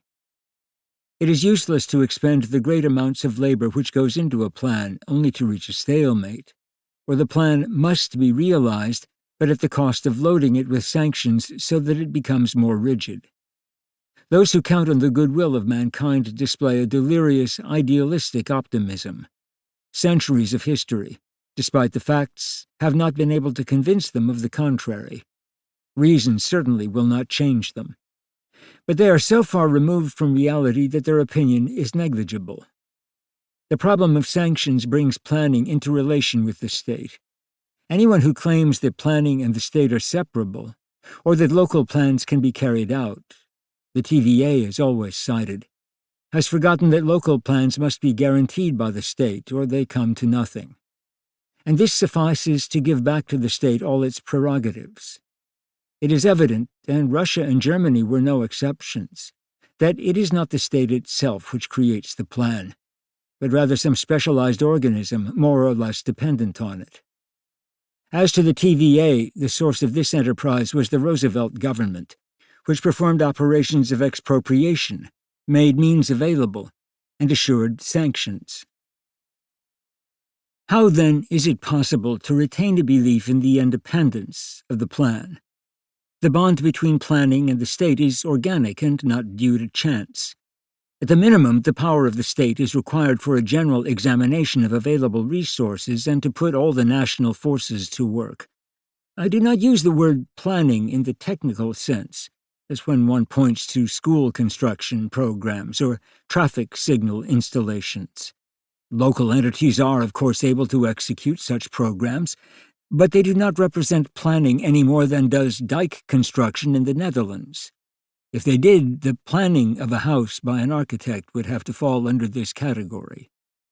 As to international decisions, which might be cited as a proof of the separation of the plan from the state, these do not represent plans in the proper sense of the term. For instance, the Bretton Woods agreements. The sole hope of realization of international plans, for example in Europe, rests, as we clearly see today, on the existence of a European state. This kind of planning acquires substance only to the degree that such a state is constituted. This fact corroborates our thesis. Only a supranational state would be able to convince both the national states and the trusts to cooperate in a common economic operation. The Dawes and Young plans ended in failure because they had no means for genuine sanctions and no political power to support them. Conversely, we note that the Marshall Plan, which became the ECA, is imperceptibly producing a political system. The Atlantic Pact is correlative to the Marshall Plan, and Europe will begin to organize itself only in the event that the ECA is seen to be completely useless unless it is applied to a politically ordered world. The Americans understood perfectly that the only alternative to a useless expenditure of money in the ECA was a European political organization. Unification or even economic coordination cannot be conceived of independently. Mere understanding or good intentions can scarcely result in real planning. Again, we are back at the necessary conditions for the realization of a planned economy. That in an ideal society the connection between plan and state is unnecessary, just as the need for penalties disappears in the case of the individual as he exists in himself, I am willing to admit. But that does not make me believe in such an ideal and take it as a reality. In fact, I note that techniques of knowledge engender and necessitate techniques of action, and techniques of action presuppose certain conditions and developments in accordance with a true law, which might be called the law of the extension of planning. This extension of planning does not necessarily bring about a socialist society. Private ownership of the means of production need not be modified in order to have a planned economy. Likewise, planning does not necessarily bring about a dictatorial state. The use of sanctions and propaganda can be accommodated to forms other than dictatorships. But when a technique invades a certain domain, in connection with planning, the technique affects its whole operation with completeness. It is useless to try to set limits to it, or to seek some other mode of procedure. The Great Hopes. Economic systems confronted by technique. Jean Marchal is right in reducing to three systems the economic solutions presently recommended. Marchal's three systems are corporatism, planning, and liberal interventionism. But after having correctly observed that the system of planned economy is at bottom no more rational than the system of the market economy, he is wrong in adding that The choice between the two systems follows more from philosophic preferences than from truly scientific considerations, and that neither of these systems can pretend to a total rationality. It is not philosophical preferences which weigh one system against the other, or which lead to the choice between them. If I ask myself which of the two ought logically to prevail, I am not referring to the philosophical choice of the masses. It is efficiency and success that lead history to adopt a certain direction, not man, who in some sense makes a decision. The problem does not concern personal decision or preference. It is a question of discerning what seems most probable. At the present moment, what system is most efficient? I insist on the phrase, "at the present moment." It means nothing to explain that liberal capitalism was extraordinarily efficient a century ago. The statement is true, and we do not wish to deny it. But what of the present moment? If we accept the idea that different human systems of action ought to correspond to different social, political, and economic circumstances, can we uphold the thesis that the past efficiency of liberal capitalism is a pledge of present efficiency? Let us remember that from the point of view of efficiency, the Russian and German planned economies were successes, and the United States adopted a planned regime when it was challenged by war. It may be added, with all the care and precaution presupposed by the critical democratic sensibility of the Anglo-Saxons. Shortly after reconversion, in 1950, however, the Americans were obliged to embark on a new program. It was not merely an armaments program, which had certain advantages in connection with full employment, but a sound program encompassing a group of countries, as indicated by Truman's Point 4. These programs presupposed a planned economy. It would seem that we are today unable to escape the facts, and the facts direct us toward the planned economy, regardless of our theoretical judgments in the matter. It is also often asked whether, after long periods of planned economy, the trend could be reversed. But this is another problem. We must ask why these fixed and rigid programs, which emerge in a planned economy, are adopted on a wider and wider scale, irrespective of doctrines and intentions. The only reply is that planning permits us to do more quickly and more completely whatever appears desirable. Planning in modern society is the technical method. It does not necessarily represent the best economic solution, but it does represent the best technical solution. We must demand of planning what it is able to do, and nothing else. Marshall, therefore, is right in saying that the planned economy is not more rational than the market economy. It is not at all certain that it will result in any greater savings. I understand that one of the preoccupations of economic science is whether a result has been attained in the most economical manner possible. But this is possibly only an abstract point of view, and in any case is secondary. The same problem arises in war between one general who hesitates to sacrifice human life and another general who desires victory at any cost and is willing to sacrifice everything to gain it. Unfortunately, our experience since the 18th century has been that the general who hesitates to make the sacrifice is always defeated. The same problem is posed by dumping. In speed, intensity, and coherence, the technique of the plan proves superior. There may be waste. This is not completely certain, but it ought not to be forgotten that the charge of waste was one of the keenest criticisms leveled against liberalism. It is possible that waste will be mitigated through an improvement of the technique. We are not presently in a position to say one way or the other. These observations might be summed up in the statement that in one case technique exists, and in the other it does not. But things are not so simple. It is standard practice to set up in opposition the possible solutions, for example, corporatism and planning. But we should guard against the possibility that the contrast is completely artificial. We should guard against abandoning ourselves to the judgment of the specialists. The important question is one of perspective. Every system is composed of different elements.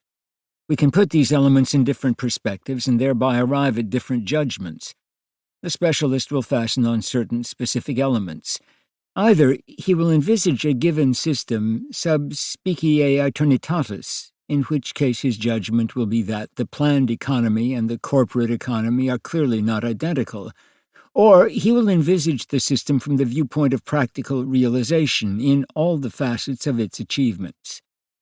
In this case, the structure of a corporation, or the systems of corporative production, will again be judged not to be the same as the structure of the planned economy in genuinely concrete details. These elements of a given system, which are important in their specificity, lose importance, however, if, instead of isolating the system, we try to reintegrate it into the complex of society and into the general course of history. What then takes on importance are the elements in their relation. Relations are of the highest importance, not mere internal consistency. It is the connections between the economic system and the state, with its technical means, different classes and structures in national form, which become characteristic. And we do not mean here theoretical connections, but real ones, resulting from the internal necessity of the regime. From this point of view, the corporate economy and the planned economy come singularly close together, to the degree that both systems, A, take a firm hold on the economy, B, manage it on the basis of exact mathematical methods, C, integrate it into a Promethean society which excludes all chance, D, centralize it in the frameworks of nation and state. The corporate economy today has no chance of success except as a state system. E, cause it to assume an aspect of formal democracy, to the total exclusion of real democracy. And F, exploit all possible techniques for controlling men. The kinship of the two systems is obvious, in spite of differences in material structure. The end pursued by both the corporate economy and the planned economy, and the means adopted to reach this end, are identical. Only the outward forms change. It is useless to compare these forms. History will decide which form is best adapted to the common end. It does not seem to me to be exact, therefore, to hold that there are three possible economic pathways. There are only two, and only one of them entails the exploitation of these techniques. The other one ascribes the chief place to nature. Here again is the old opposition between the natural and the artificial representing the expression of art, techne. The complete identity, rather than the resemblance, between corporatism and planning ought to be noted. Corporatism is adapted to a traditional, cultivated, bourgeois mentality, planning to an innovating, proletarian, pseudo-scientific mentality. But the attitude of the two is fundamentally the same. And, speaking objectively, the result, insofar as the real structure of human society is concerned, will be identical. As to the choice between the two, the system that can best utilize the techniques proposed by the economists will prevail. Up to now, there is no doubt that the planned society seems better able than the corporate society to utilize these techniques. The corporate society brings to bear a whole complex of non-technical considerations, sentimental or doctrinaire, which the planned society rejects. It may be objected that in the planned society politics intervene on a major scale, and that this is not technique. I would then ask, what kind of politics is meant? As we shall see, politics have tended to become technical in the countries that have adopted planning. The serious study of the opposition between politics and economics, and of the relations between them, dates back, perhaps, 20 years. This opposition has tended to become less and less real as the two have found a common denominator in technique. When the economy and the political milieu are simultaneously subjected to technical method, the problem of the interference of politics in the economy ceases to have major importance. It no longer has the same significance as personal influence, private interest, or moral judgments. The alignment of the two has not yet been fully completed, and this constituted the particular weakness of Hitler's Germany. But it takes more than a decade to overcome technically great political and economic machines. All these considerations attest to the fundamental likeness of the corporate economy and the planned economy. Only these two economic attitudes are left. They should not be considered, however, in their extreme aspects. A planned society does not imply that every detail is integrated into the plan, nor does the plan provide for the humblest means. Liberalism, likewise, cannot be understood in its entirety. One scarcely speaks any longer of a liberal interventionism, in which the distinction is made between the policy of structure, improvement of distribution, etc., and the policy of prosperity, influence on the economy itself of certain means which have been decided upon, for example, money. The state no longer leaves the economy to itself, but state intervention is flexible enough to allow the entrepreneurs some initiative and grant controlled freedom to the market. This is the attitude of the best minds in France. They are guided not only by a desire for equilibrium and a traditional confidence in the middle of the road, but also by a preoccupation with human and nonconformist elements. I do not deny that these elements are desirable, or that attributing a strategic role to the state, while reserving tactical freedom to the citizens, is a tempting concept, but I am searching for the possible here. Would such an economic orientation really satisfy technical conditions? Is it realizable in depth? The answer is certainly yes, if we abstract it from reality. But when we come back to reality, it is immediately evident that the liberal orientation represents the most difficult of the possible alternatives.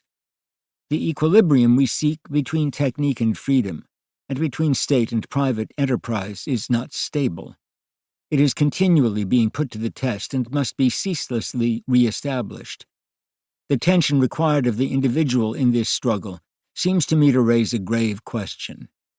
Is it feasible to obtain from the individual ceaseless effort to establish the very framework of his activity? And will his activity within this framework be sustained? In other words, is this equilibrium the best possible condition for economic development? Will not the energy employed to secure the structural framework be dissipated in some other quarter? One must take account, after all, of human nature. This is even more true of a liberally supervised economy than of a totally planned economy, precisely because the former entails a certain degree of freedom for the individual. The human being, left to his own devices, will not choose the most difficult paths or the tightest situation. He will choose the line of least resistance. I am speaking of the man of the 20th century, the product of the society based on ease, security, and comfort. The average man, like myself, or the entrepreneur of my acquaintance, has no great desire to maintain his equilibrium at the expense of a ceaseless recreating of a failing virtue. Under these conditions, he finds that things go badly. He far prefers a simple solution, summary, no doubt, and brutal, but assuring him an easy road.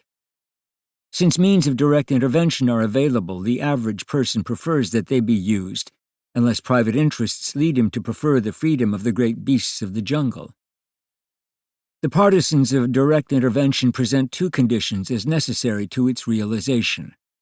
First, a reform of the state which is henceforth to transcend all private interests and be endowed with component organisms for flexible and concealed intervention. Second, a precise and complete economic theory dealing with the sequence of economic events and the means of intervention. These two conditions amount, however, to a single condition, the primacy of technique. But then the same problems recur. There is the difficulty of preventing technique from going to the limit of its potentialities. There is the difficulty presented by the conjunction of economic and political techniques which mutually reinforce one another, and so on. Is it credible that a state which has become really technical, we shall study its characteristics in the following chapter, will be satisfied with half measures? Nothing of the kind. The seeds of destruction are in the very conditions proposed for the establishment of the economic form represented by liberal interventionism. Thence the fundamental instability which renders the attempt to establish such an economic form not a final solution, but merely an intermediate stage.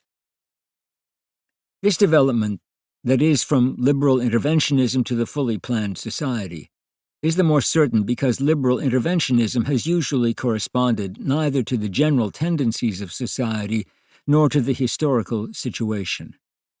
I certainly do not wish to imply that such an economic form, from the standpoint of economic science, is not valid or justified, but when considered in the framework of today's reality, it loses its validity. The general tendencies of modern society are too well known for me to dwell on the contradictions they offer to liberal interventionism. It is said that this solution, which allows for concessions and would abandon certain values it believes cannot be saved in order to preserve certain others, represents an underhanded way of establishing collectivism. My answer is that the problem is essentially spiritual. The economic orientation called liberal interventionism presupposes a spiritual revolution that has not yet even begun.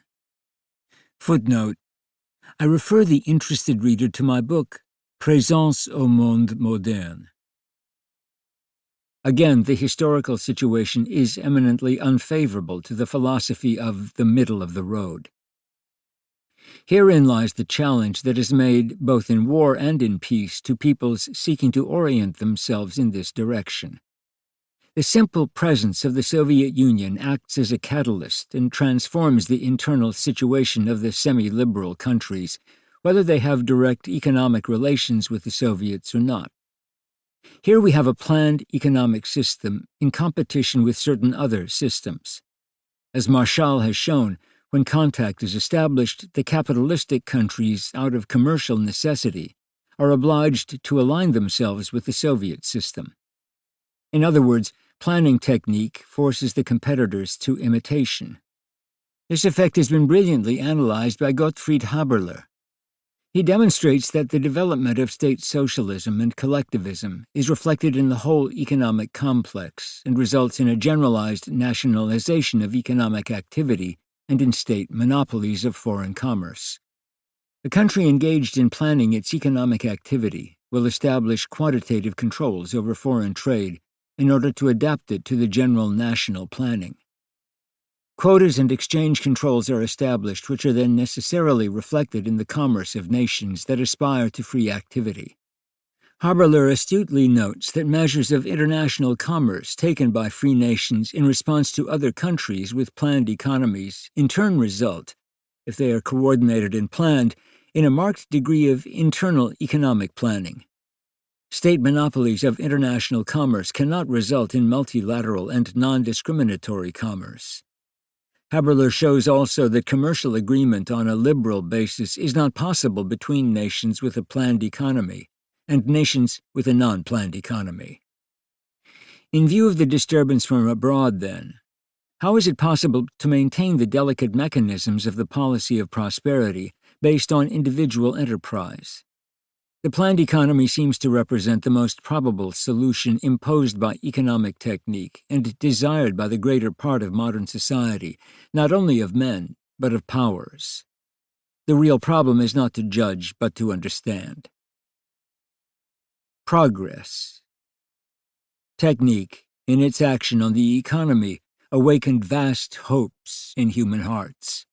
And certainly there is no question of denying these hopes. The machine and all that came with it, all it brought in the way of progress, would put into human hands riches perhaps different but as impressive as those of legend. These riches would not be piles of gold or precious stones reserved for the darlings of the gods, but comfort and pleasure for everyone. And if the carved palaces, the chests encrusted with coral and enamel, the sculptures and objects of gold, the precious table services, the arms with handles of emerald and pearl were all fated to disappear. In compensation, every man was promised decent glassware and porcelain, a house in which he could be warm, abundant nourishment, and, little by little, comfort and hygienic surroundings that would assure him physical and mental harmony. Everyone was to have in full measure the wherewithal to live. And more than that, new needs would arise which would no longer be the rare pleasures of initiates, but simply the human condition. To drink chilled beverages in the summer, or to be warm in the winter, would no longer be the costly fancy of a prince. Poverty was retreating, and with it man's suffering. The machine was taking over. The time devoted to work remained time wasted, but it was continuously decreasing, and no one imagined that this process would ever stop. This extreme view of things developed so rapidly that by the end of the 19th century, people saw in their grasp the moment in which everything would be at the disposal of everyone, in which man, replaced entirely by the machine, would have only pleasures and play. We have had to lower our sights. In practice, things have not turned out to be so simple. Man is not yet relieved of the brutal fate which pursues him. What appeared so near has again been postponed.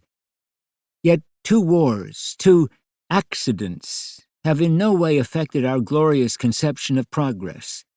Spiteful actions of fate, human errors, call them what they will. Men refuse to see in them anything that essentially affects the marvelous progress that opens before them. In spite of accidents, they believe that the road is still free. The man of the mid-20th century preserves in his heart exactly the same expectations as his grandfather had.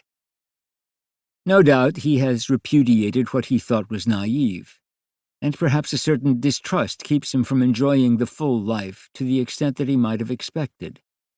Even if he is unaware of it, the average man preserves in his collective consciousness the obscure feeling that he has been duped. He had believed so completely in the takeover by the machine, and in plenty, and he does not wish to fall into a trap again. Nevertheless, hope persists wherever tomorrow beckons. Say Hitler's 1,000 years, or the bourgeois' stupid notion of progress.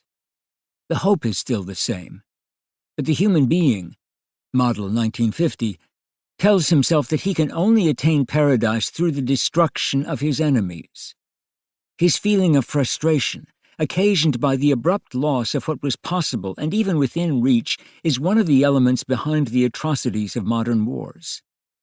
When man finds the foe who stands in his way, and who alone has barred paradise to him, be it Jew, fascist, capitalist, or communist, he must strike him down, that from the cadaver may grow the exquisite flower the machine had promised. All myths, directly or indirectly, go back to the myth of paradise. And the technical productivity man is witnessing seems to have spurred a proliferation of myths. Psychologists and sociologists have observed the appearance of new myths, and many theories have been advanced to account for this return of man to the sacred world. But such explanations are unsatisfactory because they lack a material basis. That material basis is, in fact, the enormous technical progress of the modern world. This progress restores to man the supernatural world from which he had been severed, an incomprehensible world, but one which he himself has made, a world full of promises that he knows can be realized, and of which he is potentially the master. He is seized by sacred delirium when he sees the shining track of a supersonic jet, or visualizes the vast granaries stocked for him. He projects this delirium into the myth through which he can control, explain, direct, and justify his actions, and his new slavery. The myth of destruction and the myth of action have their roots in this encounter of man with the promise of technique, and in his wonder and admiration. If we consider the theses of the economists, we find that they, too, affirm the same hope. They locate it elsewhere and prescribe conditions and modalities to it, but the foundation is the same. Technique is for them, too, the only means of abundance and leisure. Forestier is right in putting the case numerically to dramatize the shortening of the work week and the enormous transformation in living standards and in the qualitative nature of life. The case is indeed simple if 1950 is compared with 1815. But it is no longer quite so simple if 1950 is compared with 1250. it is important to consider, for labor, not only time, but intensity. It is possible to make a meaningful comparison between the 15-hour workday of a miner in 1830 and the 7-hour workday of 1950. But there is no common denominator between the 7-hour day of 1950 and the 15-hour day of the medieval artisan. We know that the peasant interrupts his workday with innumerable pauses. He chooses his own tempo and rhythm. He converses and cracks jokes with every passer-by. Exactly the same holds true for the qualitative nature of life.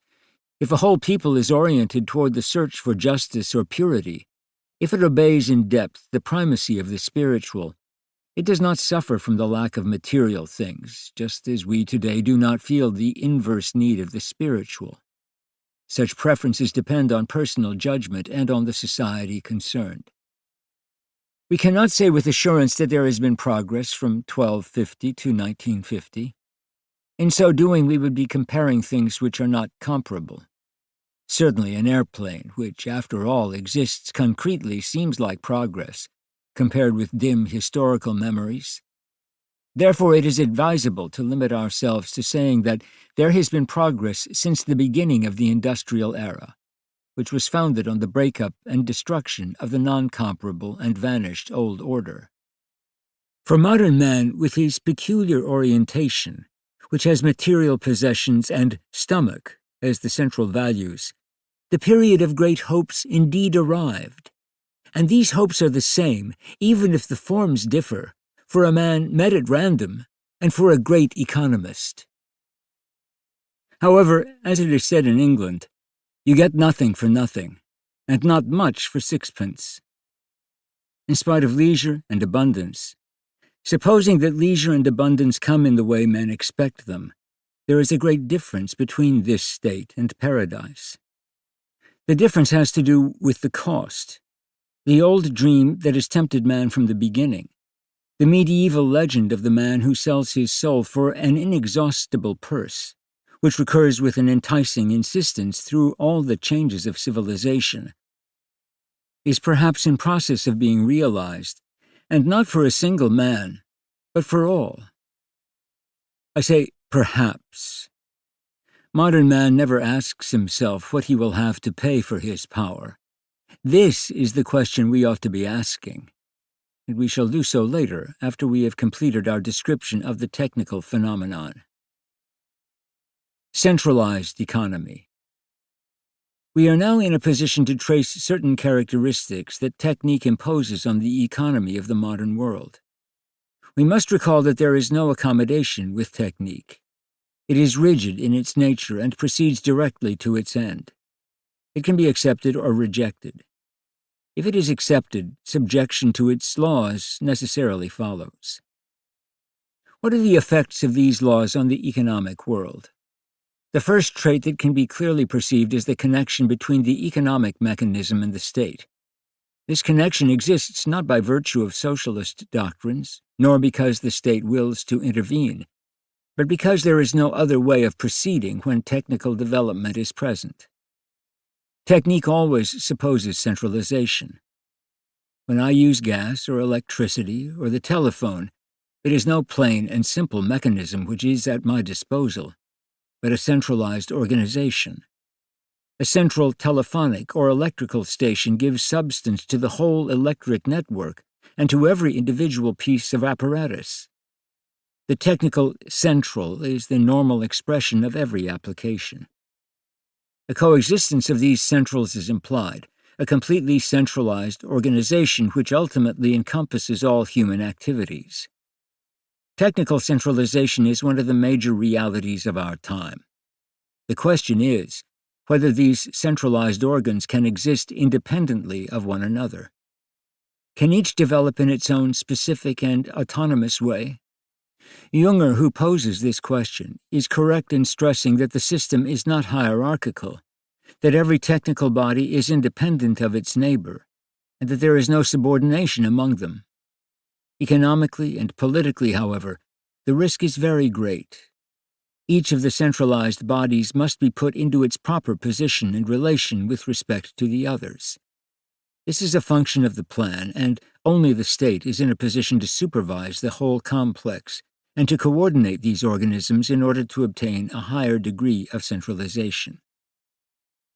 The idea of effecting decentralization while maintaining technical progress is purely utopian. For its own centralization, technique requires interrelated economic and political centralization. And we are speaking here of the mechanical technique alone, without going into the motives of political technique. The state, which by its very nature is the organ of centralization, is at the same time the organ of choice of the technical centralization. Anyone who believes statesmen are malevolent in willing centralization demonstrates thereby only his own naivete. The state is forced to realize the plan for exclusively technical reasons. We have already seen how the necessity of sanctions brings about a relation between the plan and the state.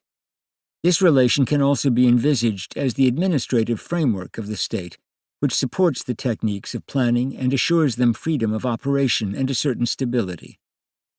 I must insist on this last characteristic. The techniques set up by the plan must envisage economic reality and its probable development as faithfully as possible. In order to elaborate a plan, however, it is necessary to consider certain elements as stable and fixed, and not take all elements as simultaneously variable. But there is no guarantee that these elements will really be fixed.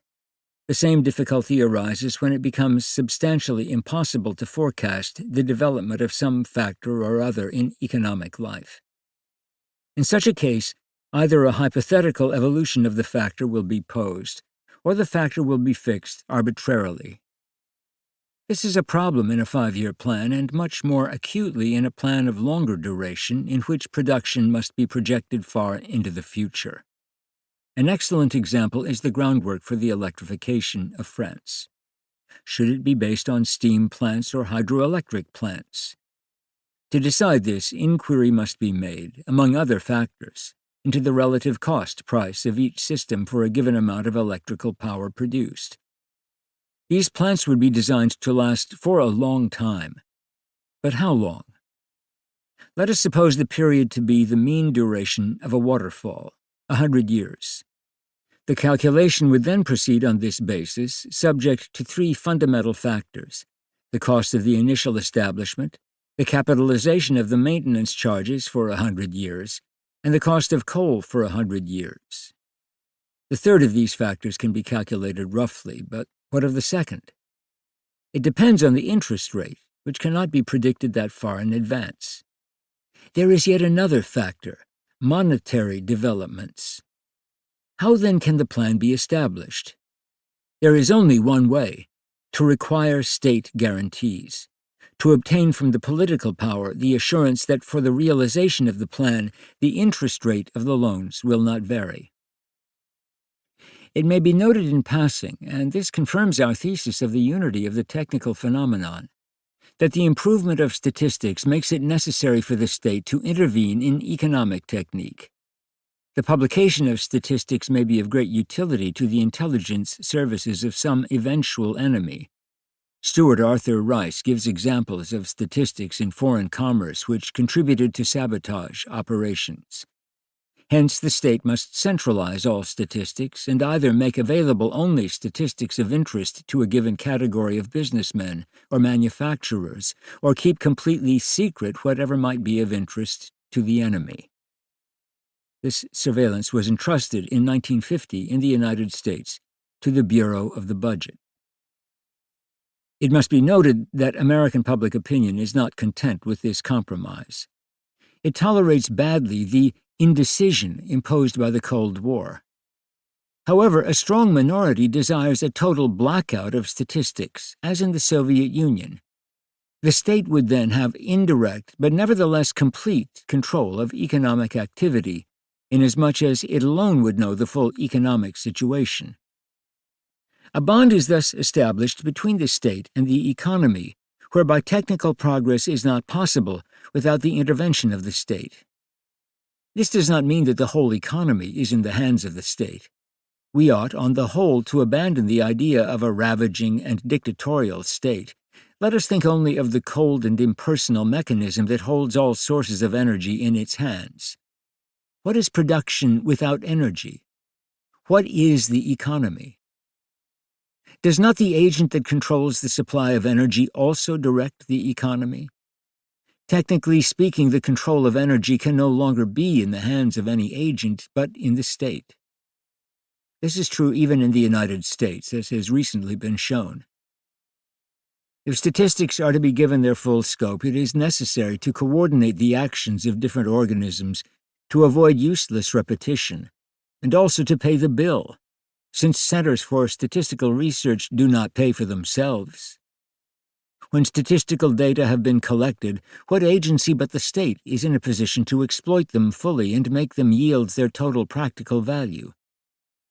It is scarcely necessary to recall that the very different factors that result from technique — trusts, atomic energy, capital concentration, the hypertrophic enlargement of the means of production, and many more — all entail state action. The relation established by technical facts, which became the common denominator between state and economy, is neither chance nor fleeting. There is no possibility of reversing the movement, as certain idealistic anti-interventionists would have us believe.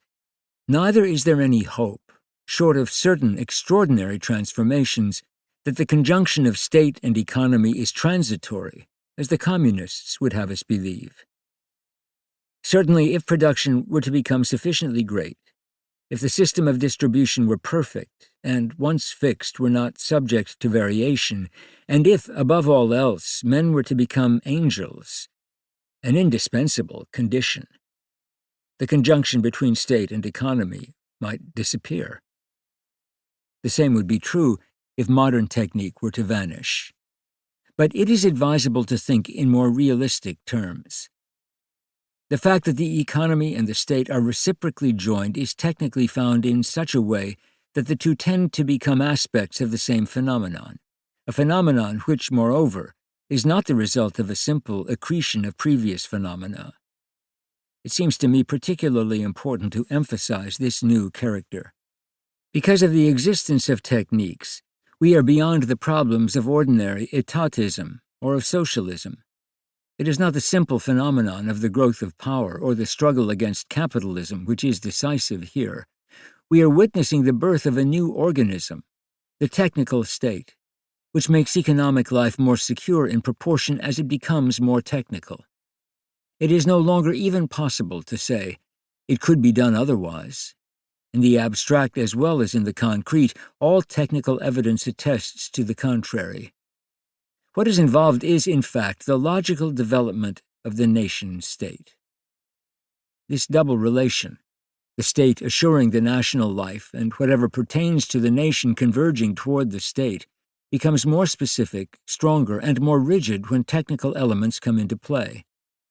What was mere tendency becomes framework, what was talk becomes means, and the relation of administration to population becomes organization.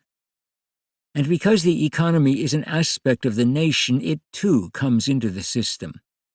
The state too changes its aspect on contact with technical elements. The principal goals of the economy are at first modified, but its elements of pride and power, potentially always there, emerge subsequently in a more brutal way. Humble humanitarian motives are no longer important. Technique is too neutral, and the state too powerful for either to encumber itself with such things. It is no longer even a question of wealth or distribution. In the technical synthesis, the economy becomes again the servant, when after Marx it had been thought the master. The duel of politics and economics culminates in a synthesis in which politics disappears and economics is forced into submission. This synthesis, to be sure, has not yet been fully realized. France, one of the older nations, is not even completely conscious of what is happening. But the Soviet Union is already very close to this synthesis, and the United States being oriented in this direction very rapidly as a result of the large-scale economic maneuvers into which it is being forced. And above all, new nations such as Australia and New Zealand are spontaneously constructing this synthetic complex. How could Africa even hope to refashion its society rapidly, as its new independence requires, if it did not resolutely embrace technical synthesis? Nasser, Mohammed V, and Castro are all attempting precisely this. I remarked above that this is not socialism. With the disappearance of humanitarian goals, socialism is rendered unfeasible by the sheer weight of techniques. The ownership of the means of production ceases to be the central problem. Social equality becomes a myth as a result of the emergence of an aristocracy of technicians, and the proletariat is necessarily extended, to no one's dissatisfaction, instead of disappearing.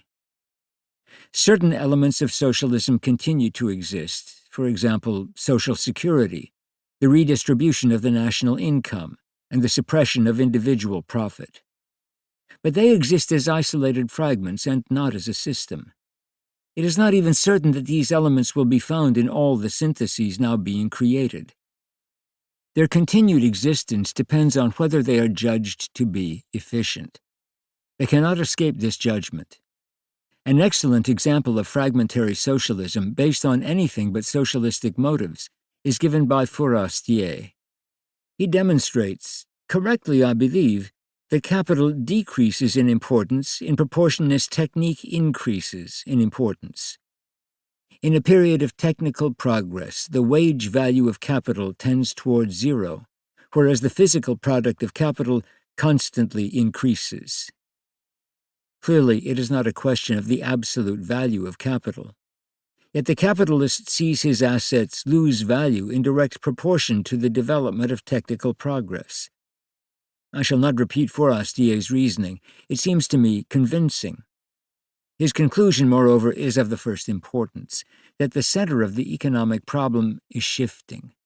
The legal question of ownership is no longer important. The debate no longer concerns who owns the means of production or who will take the profits. The crux of the economic problem has moved to the extreme point of technical development. The real debate concerns who will be in a position to support, absorb, and integrate technical progress and to furnish optimal conditions for its development. It is contrary to the nature of technique to be compatible with anarchy in any sense of the word. When milieu and action become technical, order and organization are imposed. The state itself, projected into the technical movement, becomes its agent. Technique is therefore the most important factor in the destruction of capitalism, much more so than the revolt of the masses. Human revolt can only accompany the destruction of capitalism and philosophize about it. As to socialism, the final result is still indiscernible, and no prediction, except of a negative nature, is possible. Economic centralization has been criticized on humane grounds. Jean-François Gravier has attacked the movement on purely technical grounds and has attempted to show that decentralization, at least of the population, is necessary if society is to remain in equilibrium. His thesis is as follows. Technique permits the diffusion of the population over a wide area, with as well-developed economic potentialities as the great cities. Diffusion would not be subject to present health hazards, oppressive costs to communities. A resident of Paris costs the state 5 times as much as a resident of Vendée, and so on. This thesis, then, is based on new technical development. But there are 3 objections. First, decentralization is not possible unless there is a powerful, planned organization for decentralization. Such an organization usually operates on the level of the individual, not of the economic organism. Second, population diffusion could lead to an urbanization of the countryside rather than to a true diffusion of the population into a rural milieu. Third, the thesis represents a mere theoretical possibility, and not a necessary movement. It must be admitted that actual experience seems to contradict the thesis. Since 1955, a serious and concerted movement has been underway to decentralize Paris and its industrial complex. The result so far is that 600 industrial plants have left the area, but only 4,000 wage earners have been resettled in the provinces, whereas, when the plants in question achieve full operation, They will employ 75,000 wage earners recruited locally. Moreover, half of these 600 plants have been settled in the vicinity of Paris. During the 5-year period in question, 50,000 new jobs have been created each year in Paris alone, and the population of the city has risen by nearly 1 million. Decentralization, then, has experienced a radical setback. Economists who have analyzed this setback conclude that in order to decentralize industrially, it is necessary to effect total decentralization, including administrative, financial, and cultural decentralization. Total action, however, would be difficult to achieve. Precise and adequate technical motives for it do not exist. Furthermore, it would have to be implemented by authoritarian measures. The state would have to act to constrain the citizens with authoritarian penalties corresponding to authoritarian decisions. It is easily seen that the proposed decentralization would have to rest upon a major aggrandizement of centralized authority. The authoritarian economy. An economy completely founded on technique cannot be a liberal economy. This is not entirely the same as the preceding idea. Technique is in reality opposed to liberalism, a social form which is unable to absorb and utilize modern techniques. It seems clear that economic liberalism is not in itself a technique. In fact, the attitude represented by laissez-faire, however much mitigated it may have become, is a renunciation of the use of techniques. Techniques suppose conscious human action, not abstention from action. When liberalism requires men to put their trust in the obscure alchemy of certain natural laws, it in effect restrains them from making use of the technical means at their disposal. These means permit men to intervene in the order of nature, to adjust its laws to their purposes, and to exploit them as in the physical order. They also permit intervention that would appear to contradict natural laws and modify the order of nature. It is clear, then, that they are not really laws at all. In view of this, technique does not accord these non-existent laws the respect recommended by liberalism. Therefore, when technique develops, both the liberal attitude and its doctrine become impossible. I have posed the problem at its most acute by placing it at the point of contact between liberalism and the economic techniques of intervention, which are the very negation of liberalism. But my thesis is just as true for the simple techniques of production which influence the economy. As I have already shown, every mechanical technique supposes a corresponding organization, and organization is the diametrical opposite of free enterprise. And the organizational state of mind is the diametrical opposite of the liberal state of mind. It will doubtless be pointed out, by way of refutation, that production techniques were developed during the ascendancy of liberalism, which furnished a favorable climate for their development and understood perfectly how to use them. But this is no counter-argument. The simple fact is that liberalism permitted the development of its executioner, exactly as in a healthy tissue a constituent cell may proliferate and give rise to a fatal cancer. The healthy body represented the necessary condition for the cancer, but there was no contradiction between the two. The same relation holds between technique and economic liberalism. Here, then, is the locus of the conflict between technique and the liberal economy, which Junger, among others, has studied. Technique is inevitably opposed to the liberal economy, because the end of technique is efficiency and rationality, and the end of liberalism is money profit. Technique requires of the liberal economy non-profitable decisions and risks. For example, when expensive new machines are developed before the old ones have been amortized, the industrialist is forced to liquidate the old machines, or he runs the risk of being eliminated from the market. This conflict holds good on all levels. When the state controls the economy, it faces similar problems. But such problems affect every economy. In this perspective, planning is criticized as wasteful. Yet the very criticism shows that the liberal mentality is still in force. Even in a capitalist context, however, judgments concerning wastefulness are modified with time and according to the sector. In a report, the ILO has compared ordinary mechanization with the mechanization of offices. The mechanization of labor in offices will often, against standard practice, be considered justified from the viewpoint of profits, even if it increases the expenses of the office. This is the case when mechanization increases the yield of the productive unit of which the office forms the administrative section. Mass. But even taking into consideration such partial exceptions, it remains true that conflict between technique and the liberal economy is inevitable because the liberal economy is essentially based on profit. It does not exist without profit. To a planned economy, however, profit is not the highest value. Certainly, the planned economy does not neglect the profit motive completely, but profit represents only one element in its calculations. The principal criterion of the planned economy is rationality, or efficiency. In a word, technique. In the conflict between technique and the liberal economy, technique, then, is victorious over the liberal economy and bends it to its laws. The process is furthered, as I have shown, by the fact that the liberal economy, insofar as it is thought out, itself becomes technique. The unity between economy and technique is thus restored, but liberalism is eliminated. Economists may seek to justify this by speaking of public service or the common good, but such talk represents no more than a justification a posteriori, an ideological smokescreen. It is, as such, not without value, but it is not comparable in importance with the major fact of technical invasion.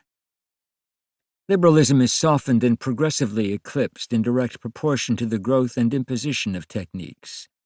The relation between the degradation of liberalism and the development of these techniques is unavoidable. The oft-heard assertion that liberalism is capable of production but incapable of distribution represents the broadest view of the matter.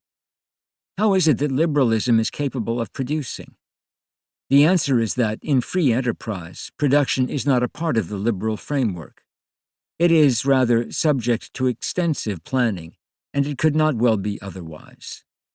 What is specifically liberal is the passage of consumer goods and their distribution in the various consumer sectors, and it is precisely the distributive process which works so poorly and which is constantly being hampered, since technique throws such enormous unmeasured quantities of ill-considered products onto the market.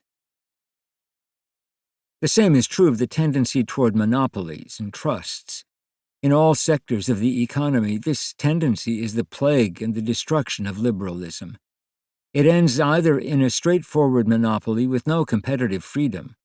Whether the monopoly is private or of the state, the result of the contest between state control and liberalism is the same, or monopolistic competition, which is no less ruinous than outright monopoly because of the waste it causes. It is technique alone, in two different aspects, which gives rise to these facts. First, financial techniques are encouraged, which permit the establishment of institutions such as trusts and concerns. This would be unthinkable without a prodigious development of means, and assure the flexibility of these institutions on the level of banks and stock exchanges. Second, competition is encouraged, which, when it becomes established among several enterprises under a liberal regime, is in reality a competition of techniques in the microeconomic phase. To the extent that techniques remain static, different enterprises are able to exist side by side, each with its own clientele for its own products. Some of the enterprises may be powerful and some weak, but the weak ones are nonetheless still able to subsist. It is not magnitude of enterprise which destroys the equilibrium, but technical progress. The moment an enterprise applies new procedures, for example, new public relations techniques, machines that increase yield and decrease unit cost, business organization that makes labor more efficient, financial modalities that assure greater stability, it finds that these technical elements give it an advantage over its competitors and allow it to eliminate or absorb them. Competition is thus an incitement to such technical progress as will bring victory over the competitor. This means that competition tends to destroy liberalism. It will be objected that competition does not destroy the liberal economy completely, because all the competitors will adopt technical development. In practice, certain sectors of the economy are completely monopolistic. In reply to the objection, I reiterate that technique engenders itself, and that anyone who succeeds in making a head start in the technical domain increases his advantage without limit. For these reasons, I am unable to agree completely with Vincen's position. For Vincen, as for me, technique and liberalism are incompatible. But it seems his reasoning does not take account of all the facts. Vincen's thesis can be summarized as follows. How will the advantages of technical progress be divided in a pure liberal regime, supposing perfect competition and non-intervention of the state? It is clear that in this hypothetical case, the producers who have achieved technical progress would not be able to benefit from it, since, by hypothesis, competitors will arise to bring sales price to the level of decreased cost price. We conclude that only the consumer would be in a position to benefit from technical progress. This implies an unexpected conclusion. Since progress would bring no special advantage, no one could be expected to want or seek it. The affirmation is inescapable that pure liberalism, in essence, compels stagnation. Vincen's arguments are convincing only in regard to one side of the following dilemma. Either liberalism remains true to itself and is forced to challenge technical progress according to the arguments given above, or it adopts technical progress and is obliged to repudiate itself. But the first alternative, that is, to stabilize the limitations on liberalism, is impossible. The second alternative will be the actual issue. The more technical progress advances, the more constricted will be the role of liberalism. Could we not pass between the horns of the dilemma by means of the less and less likely possibility of competition? Just as technical progress never attains the absolute, so freedom of competition will doubtless never disappear absolutely. But there is a point at which it is no longer possible to speak of liberalism. In the most authoritarian regime, some freedom remains. It is nonetheless an authoritarian regime. The perspective changes depending on the time and the psychology. The point at which we stop saying liberalism and say controlled economy also varies. But the process cannot be checked. No personal choice is possible. Certainly, it is not that a strict automatism comes into play. To clinch the system and complete the process, human decision and intervention are necessary. It might nevertheless be objected that economic laws have existence insofar as they are understood, that a choice is possible between technical intervention and a return to the free operation of economic laws. Unfortunately, illusions and hopes are more tenacious than realistic considerations. When technical progress intervenes, it modifies not only the application of economic laws, but also the essence of the laws. We may consider this in two ways. First, economic laws are not eternal like the laws received by Moses on Mount Sinai. Our economic laws are valid only for a certain type or form of economy. When technical progress occurs, it is integrated into the economic system not as a foreign element, but organically. Technical progress is a part of the essence of an economic system, not a mere accidental event.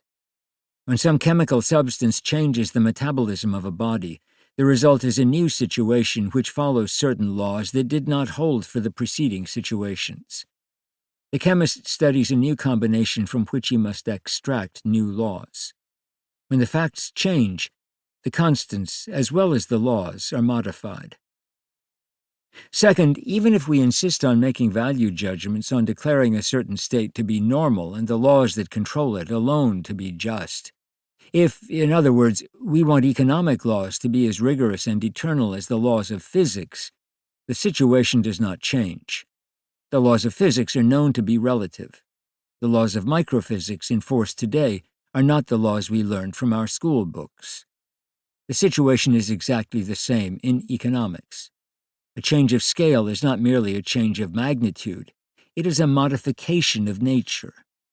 In fact, technique has modified the scale of human economy, and the laws that held for the average economic system at the beginning of the 19th century no longer apply in the new scale of the economy we know today.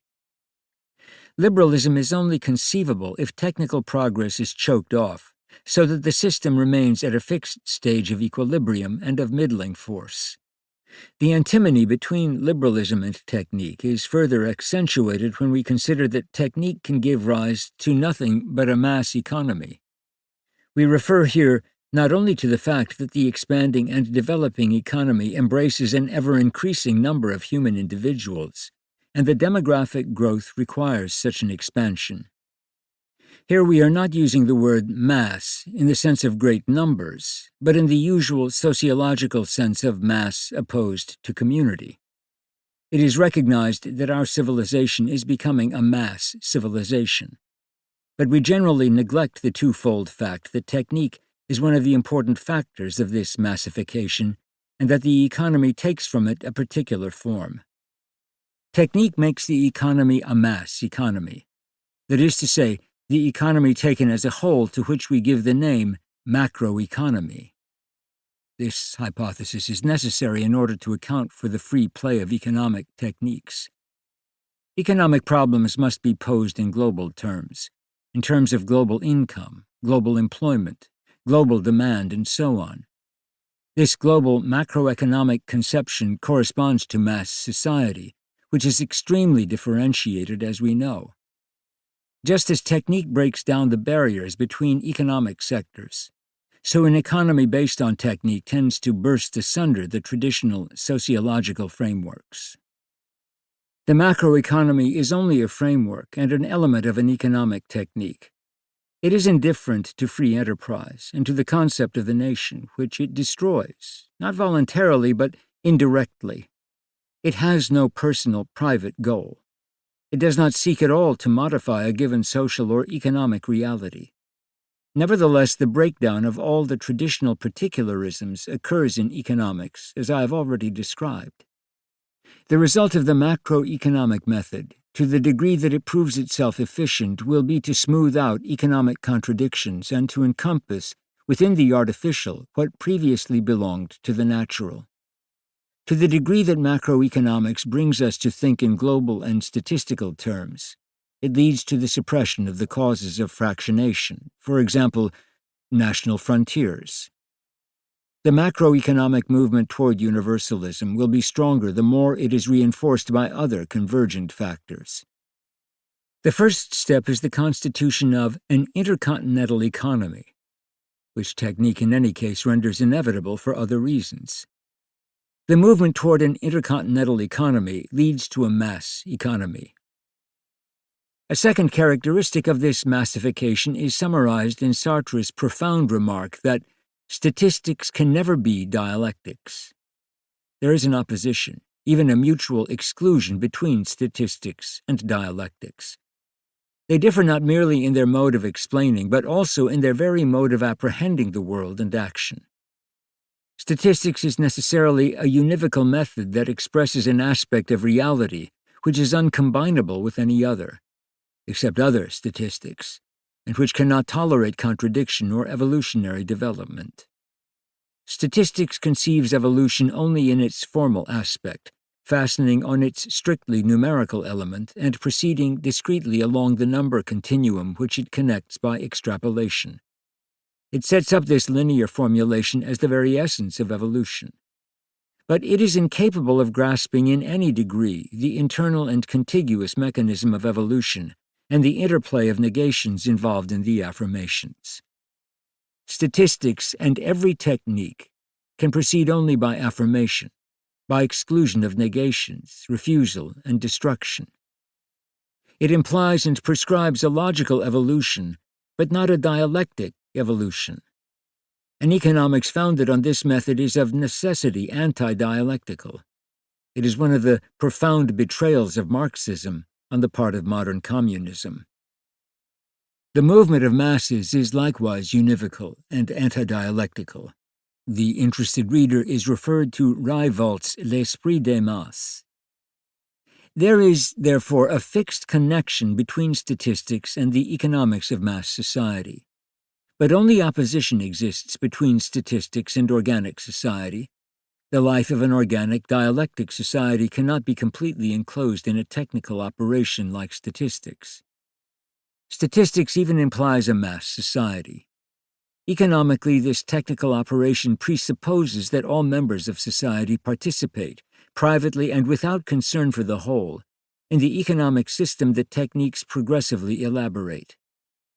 It is not only that everyone is inescapably a consumer and producer, and as such participates in economic life. More important, all members of society, not each member, are integrated in the mass into a pre-established system. It is the facts of all and pre-established required by the use of technique, which involve the mass. The all is involved because technique yields results and demands effort to such a degree that no individual can remain outside. But if technique demands the participation of everybody, this means that the individual is reduced to a few essential functions which make him a mass man. He remains free, but he can no longer escape being a part of the mass. Technical expansion requires the widest possible domain. In the near future, not even the whole Earth may be sufficient. The pre-established is involved because technique has its laws and its motives, which I have already outlined, and fashions the frameworks that are most auspicious to it. We are experiencing this in the modern world. Despite the preoccupations of humanist economists, the economic mechanism tends to be stricter, adhering to reality through its technique, but at the same time absorbing it. Men must enter into a pre-established framework. Technique cannot act otherwise than to pre-establish them too. If it did not act so, it would not even exist itself. We now see why the social complex, on contact with technique, becomes mass, rather than a community or an organism. Technique demands for its development malleable human ensembles. We have already encountered this characteristic in our discussion of technical expansion, and we find it again, in a very typical way, in our study of the influence of technique on the economy. The economy, oriented in this direction, supposes mobile masses of men available to needs which are simultaneously economic and technical. Every undertaking involving a real community is necessarily anti-technical on the economic level, not only because it is relatively static, but because of its particularism. If genuine communities were to develop, no further economic technique would be possible. I am, of course, speaking here of true communities, not of counterfeit communities such as the corporations have represented since 1935. We conclude, then, that the social form most auspicious to economic technique is the mass. In this form, the calculus of probabilities and planning both have free play. The anti-democratic economy. All this being so, we touch upon a new characteristic of economic technique. It is inevitably anti-democratic. At first glance, this comment sounds surprising, even shocking. After all, technique does bring the masses of men into the economic circuit, allowing them to participate in it as they never did before. In the technical affirmation of the present, we can point to the fact that we are witnessing the forward movement of socialism. Management committees, autonomous administration of social security, profit sharing, workers' councils, which exist not only in the Soviet Union, and the achievement of recognized status by the labor unions, which thus can play a positive, not merely a revolutionary role. How, under these circumstances, is it possible to speak of the technical economy as anti-democratic? In reply, it would be easy to show that all these different kinds of progress become feasible only to the degree that men are subjected in advance to the action of technique. The opposition men manifest to this slavery, and that is a kind of slavery, is merely superficial, a matter of self-interest, and is not due to any basic revolutionary orientation. Men are unable to exert genuine influence on the direction of the economy. They can change certain modalities of wages. They can alter the direction of enterprise and intervene in certain economic forms to compensate for certain mechanical drawbacks, and they can give opinions on fabrication, procedures, and financial methods. None of these is negligible, and I have no desire to minimize their importance, but they do not add up to economic democracy. Collective ownership of the means of production, from the point of view of nationalization, collectivization, or state socialism, is an abstraction, an even greater abstraction than political democracy. We well know to what degree of abstraction political democracy has been pushed and how little the vote of the citizens actually counts, despite all the talk about popular sovereignty. The means of production are said to be the property of the people. But can the people do with them what they wish? Can they actually nominate their leaders? These are real questions. If the people directly concerned in some business affair, for example the workers in an industrial plant, were to decide to exploit the plant in some other way, or not to exploit it at all, or even to destroy the machinery, would anyone listen to them? If no one listened under the pretext that the decisions in question were senseless, the real reason would be that there are criteria superior to the popular will, according to which popular will is judged. Popular will can only express itself within the limits that technical necessities have fixed in advance. Can the people select engineers, or accountants, or organizers? Can they pass judgment about methods of work? If they could, it would amount to the system, which has actually been attempted, in which judges are elected by the governed, tax collectors by the taxpayers, generals by the privates. Such a system would represent the only truly democratic method. Why is the democratic method not applied in the areas cited, whereas we do elect politicians? For the simple reason that the functions of judge, general, and engineer are considered to be functions of technicians, but the politician is deemed to be a non-technical functionary, good for everything, good for nothing. The Russian and French revolutions introduced popular election of judges and generals. This was consistent with their concept of democracy. But the results were so disastrous that it was soon necessary to repeal this procedure. Technique is the boundary of democracy. What technique wins, democracy loses.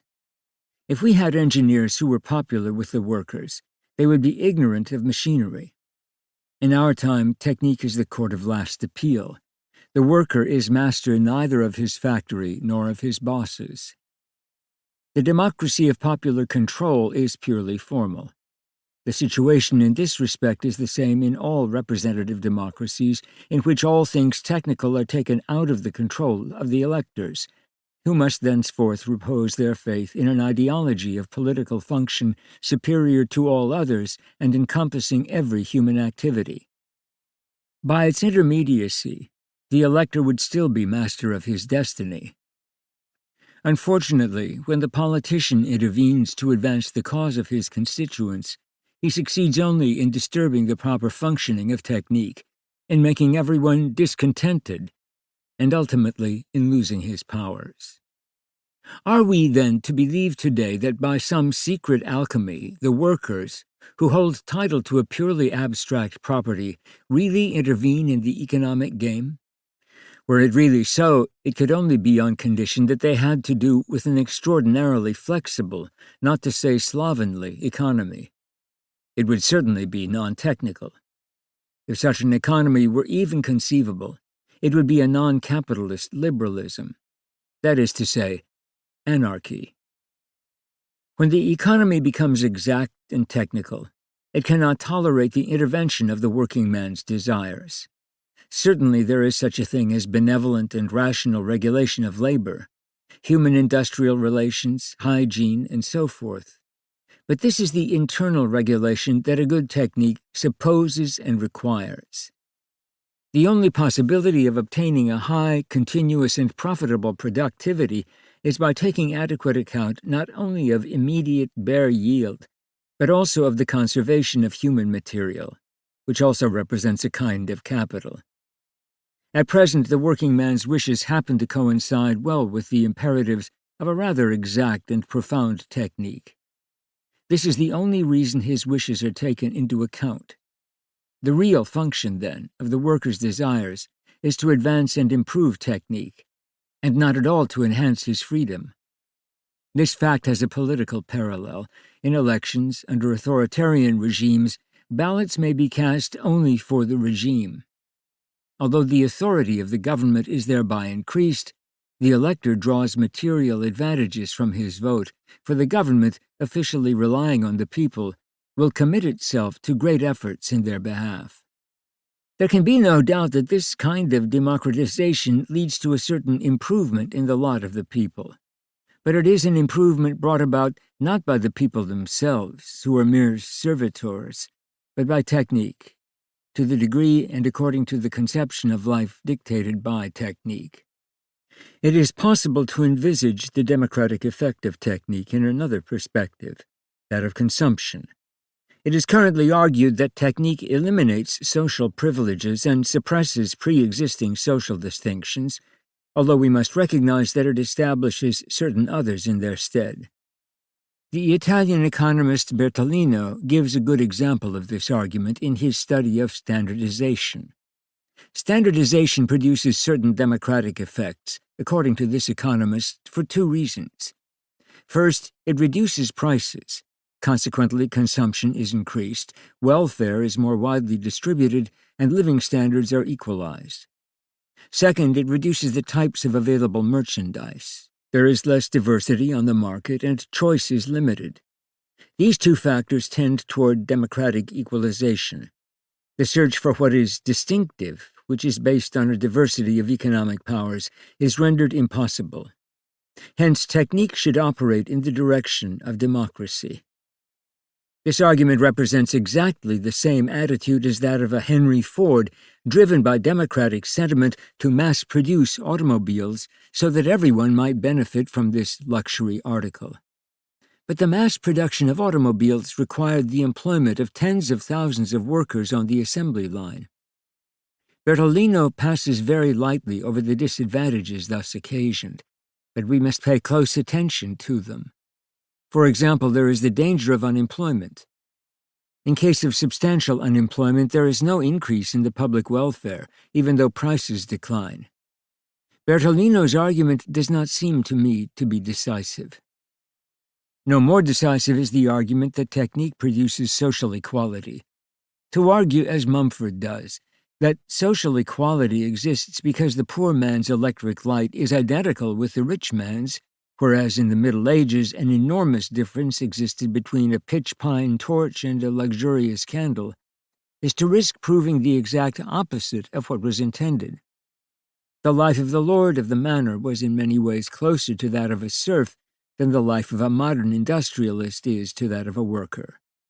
The serf and the lord share the same nourishment and the same discomfort. There is certainly at least as much difference between the poor man's cheap radio and the rich man's telephone, or between a motor scooter and a Chrysler, as between the pine torch and the candle. We could adduce an endless number of such comparisons. The question may be asked, what is the price we must pay for standardization? Bertolino indicates this price very clearly. In the first place, it is essential that cost reduction not be expressed in wage reduction or unemployment. The state must intervene to see to this. In the second place, cost reduction must be translated into reduction in sales price. The state must enforce obligatory reductions in sales prices. In the third place, standardization must be applied in its totality. It must not be merely of limited effect.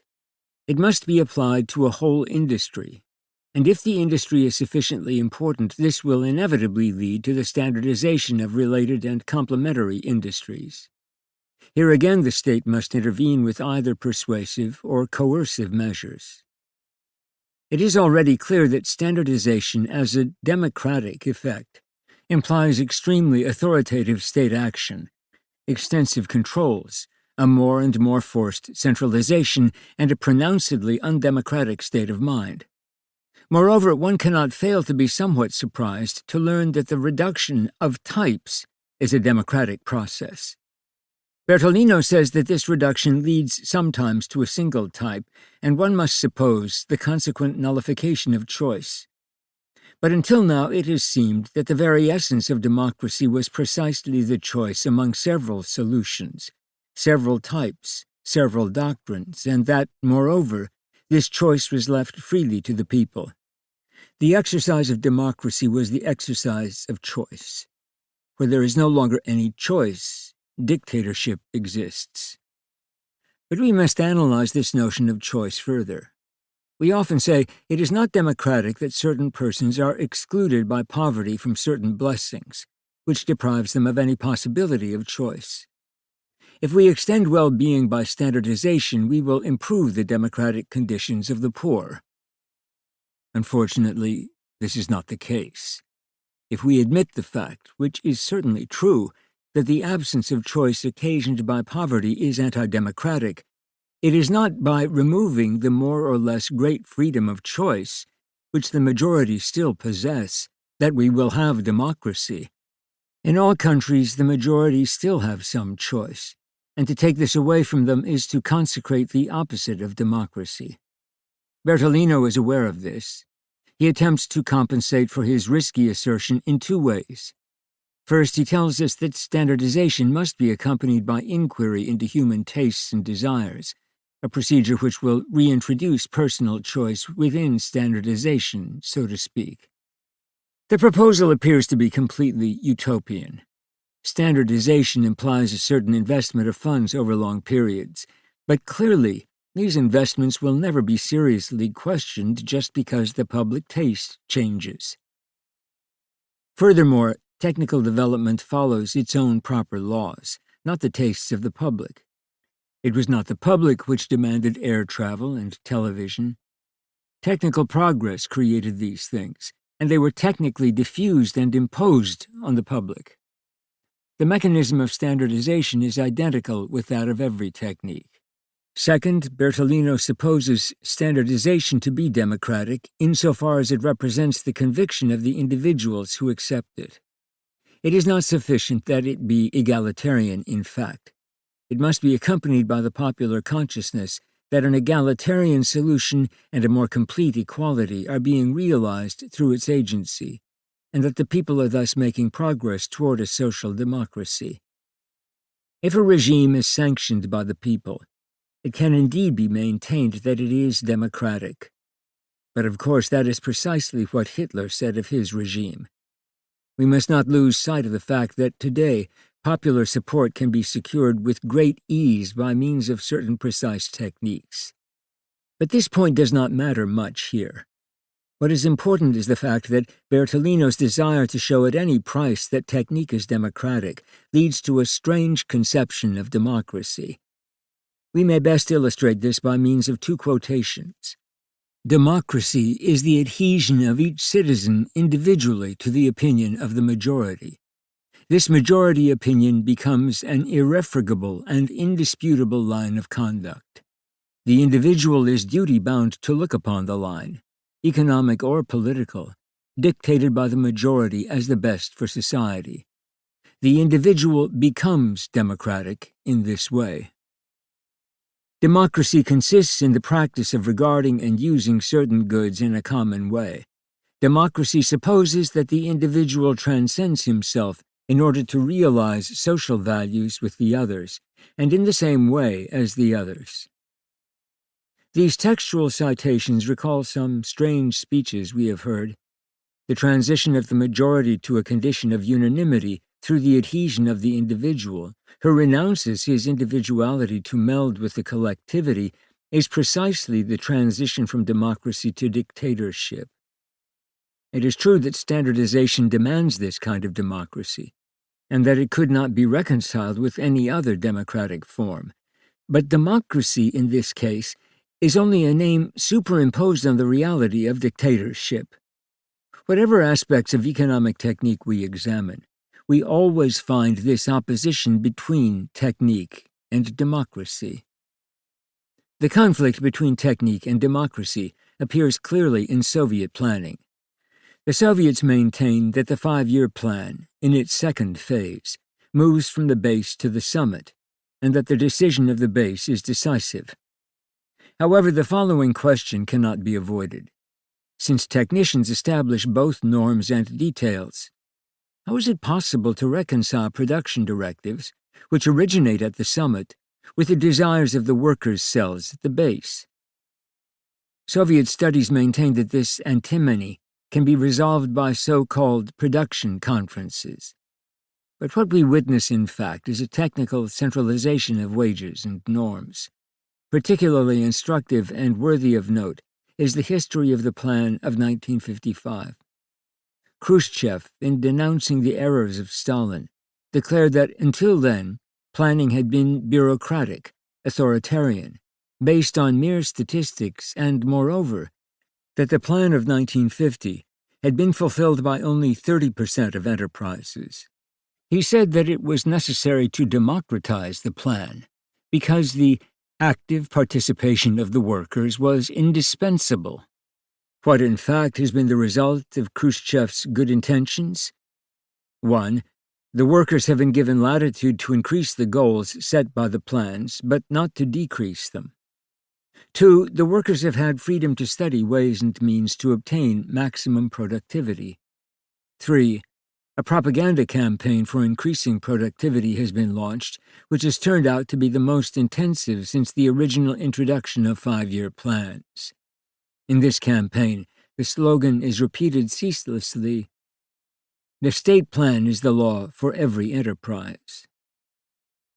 Democratic freedom is clearly discernible in all this. The decisive point in the development of these production conferences is the necessity of technical progress, which may not be held back by the desires of workers. Footnote: See Blaise Les normes dans l'économie soviétique.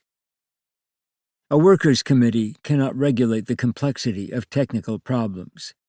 Moreover, a view of the whole, which the workers certainly cannot have, is necessary in order to unify wages and norms on the plane of the macroeconomy. Without this, social inequality and economic disequilibration would be inevitable.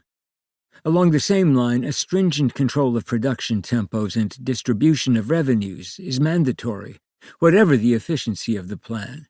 All this leads, both for the elaboration of the plan and for its execution, to the primacy of technical demands imposed authoritatively on all democratic orientations. All that is demanded of the man who carries out the plan is that he adapt himself to its norms, and that he find a stimulus to his productivity in the overfulfillment of these norms. All that can be conceded to him is sufficient time to adapt himself to the norms. To save face, there is endless talk about psychological climate, environment, and socialist rivalry. We shall study this point in detail in the last chapter. It suffices for the present to make the following comparison. A soldier who takes part in an attack because he is forced to do so, and a soldier who is moved by patriotic enthusiasm, do not share the same psychological climate, but both bring themselves to kill in the same way. As far as efficiency and collective results are concerned, psychological methods have been discovered and elaborated which give the first soldier a belligerence equivalent to the patriotic ardor of the second. Democracy has nothing to do with the matter. Democracy did not enter either into the theorem, conceded by the majority of economists, that full employment, which is necessary to the sound development of economic technique, demands an authoritarian method of worker placement. As Fourastier indicates, technique implies a transformation that makes production due to human labor the very foundation of social progress, so that no social progress can occur without transference of the working population. But where is the democratic element in displacing the human being from his familiar surroundings, separating him from his traditions and from his human and geographic milieu? I know that the uprooting of human beings counts for little in respect to economic law, and that where economic necessity exists, for example in the struggle against unemployment, all other human needs are unimportant and must vanish. I am, moreover, cognizant of the seeming truth that where there is nothing to eat, there is no longer a stable milieu. This new version of the primum vivere, in materialist form, is only an apparent truth. But even if it were true, we would have to say then that the human being is constrained by economic necessity, and this is the exact opposite of democracy. This method presupposes the destruction of our social structures, and in reality deprives a civilization of any chance to give itself form. The primary element in any civilization is a stable relation between man and his environment. When man becomes the plaything of abstract decisions, a civilization can no longer be created. Here we have, on the economic plane, the same effective technique which we previously studied in a more general way. Man indeed participates in the economy, but technique causes him to participate not as a man, but as a thing. It is in the realm of economic technique that we experience most clearly the great and dramatic process of modern times, in which both chance and natural laws are transformed into decisions of accountants, rules of planning, and decrees of the state. It is exactly at this point that technique begins to be concerned with natural fact, with the fact of total human behavior, with man's spontaneous obedience to so-called sociological currents, with his conformity to certain general types, with his responses, almost everywhere the same, to given stimuli. Whether the question is one of understanding public opinion, or of stochastics, or of statistics as a whole, the technical starting point is always the human behavior of the majority. From this behavior, technique draws a number of consequences and modes of action, erecting on it the system into which it will necessarily insert itself. Moreover, it makes this behavior obligatory.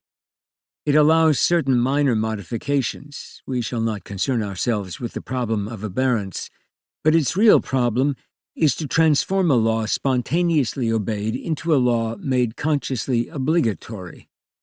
In no other domain is this procedure of technique as clear-cut as in the present forward movement of the economy.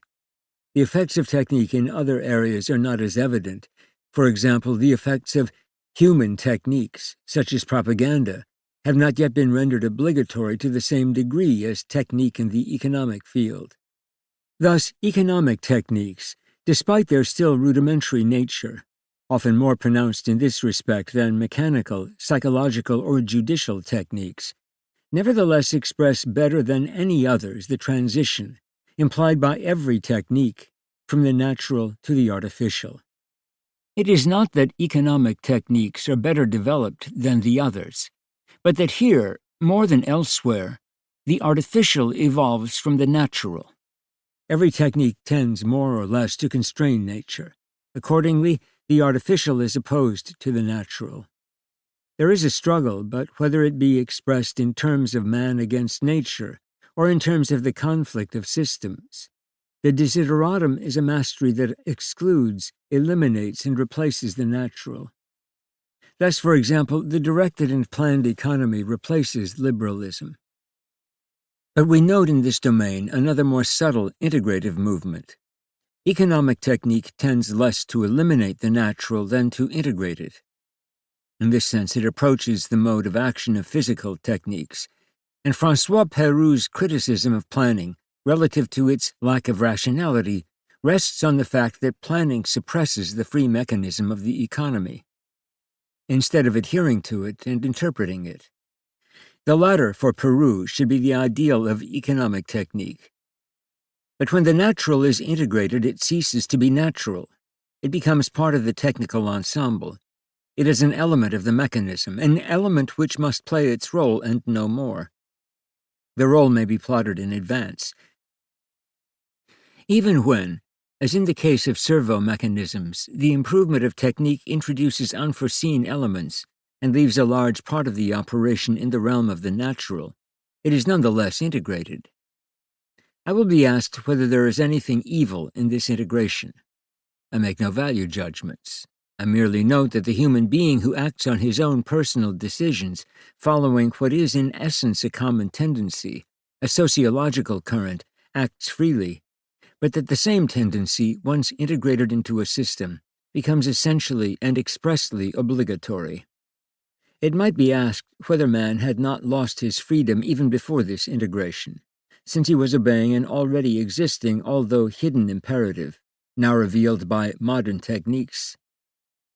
Is man more constrained than formerly merely because this imperative is recognized and written down in textbooks? This does not seem clearly evident. Even without reference to the danger represented by monopoly of the secrets of our actions on the part of a few, and it is always the few who succeed in gaining control of the instruments of technique, the simple act of writing it down changes human obligation.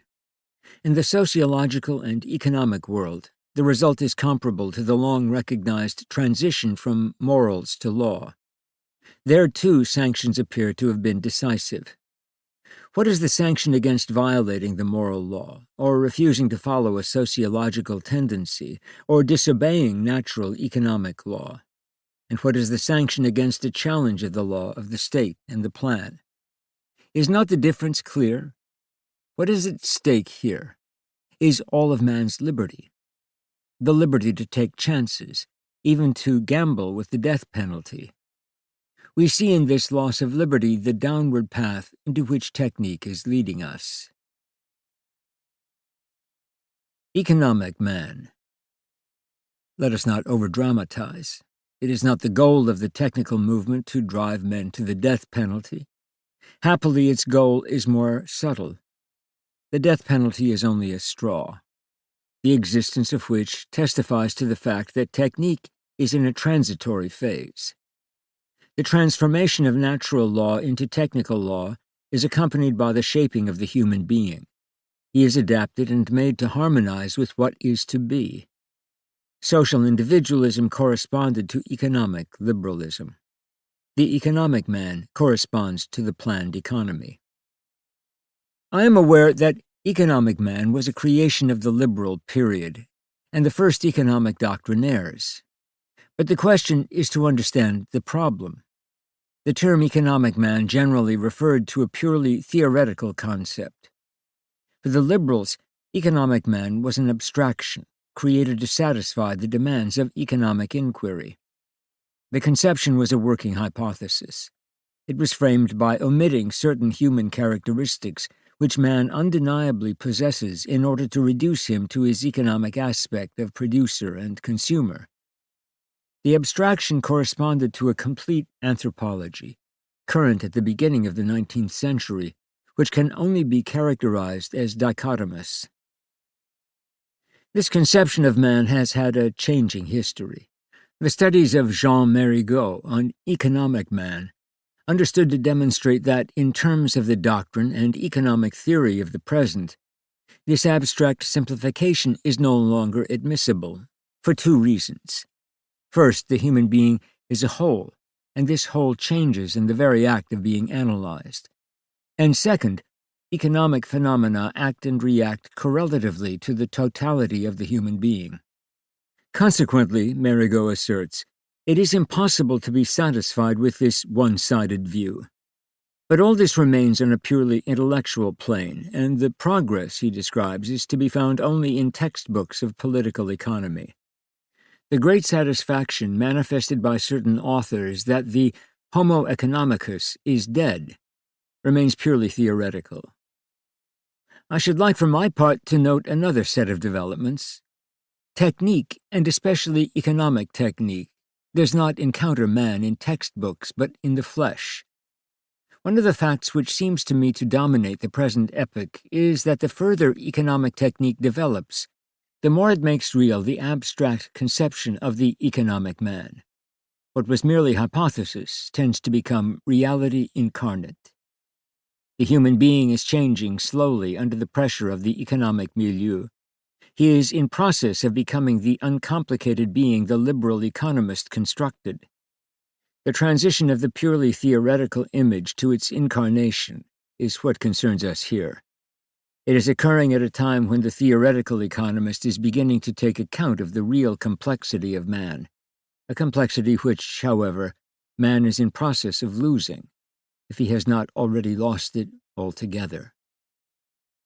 The result is that the modern economist still runs the risk of theorizing about an abstraction because he is speaking either of a man philosophically conceived or of some historical and traditional image. He is not speaking of the man of today, the man we do not dare to recognize because we cannot bear to find in him our own faces or to meet in him the prefiguring of our own destiny. The economic man, that reduced schema of economic activity, was formulated in the second half of the 19th century by a twofold movement. The first was the absorption to a greater and greater extent of the entire man in the economic network. The second was the devaluation of all human activities and tendencies other than the economic. Thence arose the validation of the producing, consuming part of man, while all his other facets were gradually erased. The reduction of man is the first movement to come to completion under the reign of the triumphant bourgeoisie. It is hardly necessary at this point, by way of explanation, to recall the predominant importance that money assumed during this period. Everything happened through its agency. In the economic and social structure, in the business world, in private life. Nothing happened without money. Everything happened by means of it. All values were reduced to money values, not only by the theoreticians but by practice. The only important human occupation seemed to be to make money. And this became, in fact, the symbol of human submission to economies, an internal submission more serious than the external. For primitive man, hunting likewise represented economic submission, but this submission was more a magical and virile act. The bourgeois domination of the 19th century was a rational domination. It excluded all romantic enthusiasm. It sought not paradise but temporal power. And marveling at what had come to pass, it took the newly discovered economic forces as its instruments of choice. But to use these instruments meant submission to them. The bourgeoisie itself submitted and compelled everyone else to submit. The world was divided into two classes, those who created the economy and amassed its rewards, and those who submitted to it and produced its riches. Both classes were possessed by it. The bourgeoisie, in a two-pronged attack, constructed an economic morality which exhausted the totality of its values and subordinated men to economic power. A new spiritual situation was created that was ultimately destined to make the new bourgeois morality collapse, leaving intact the primacy of the economic. The bourgeois morality was and is primarily a morality of work and of métier. Work purifies, ennobles. It is a virtue and a remedy. Work is the only thing that makes life worthwhile. It replaces God and the life of the Spirit. More precisely, it identifies God with work. Success becomes a blessing. God expresses his satisfaction by distributing money to those who have worked well. Before this first of all virtues, the others fade into obscurity. If laziness was the mother of all the vices, work was the father of all the virtues. This attitude was carried so far that bourgeois civilization neglected every virtue but work. It is understandable that for the adult bourgeois, the only important thing became the exercise of a métier, and for the youth, the choice of an occupation and preparation for it. A kind of economic predestination was established in the great families. Human destiny seemed to revolve about the making of money or the failure to make it. Such was and is the viewpoint of the bourgeois. For the proletariat, the result was alienation, which likewise represented the grip of the economic on the human being. In the proletariat, we see human beings emptied of all human content and real substance, and possessed by economic power.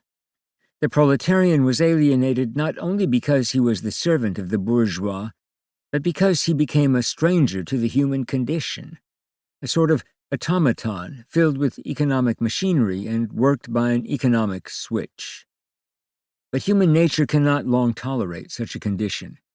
In creating it, the bourgeoisie signed the death warrant of its own system.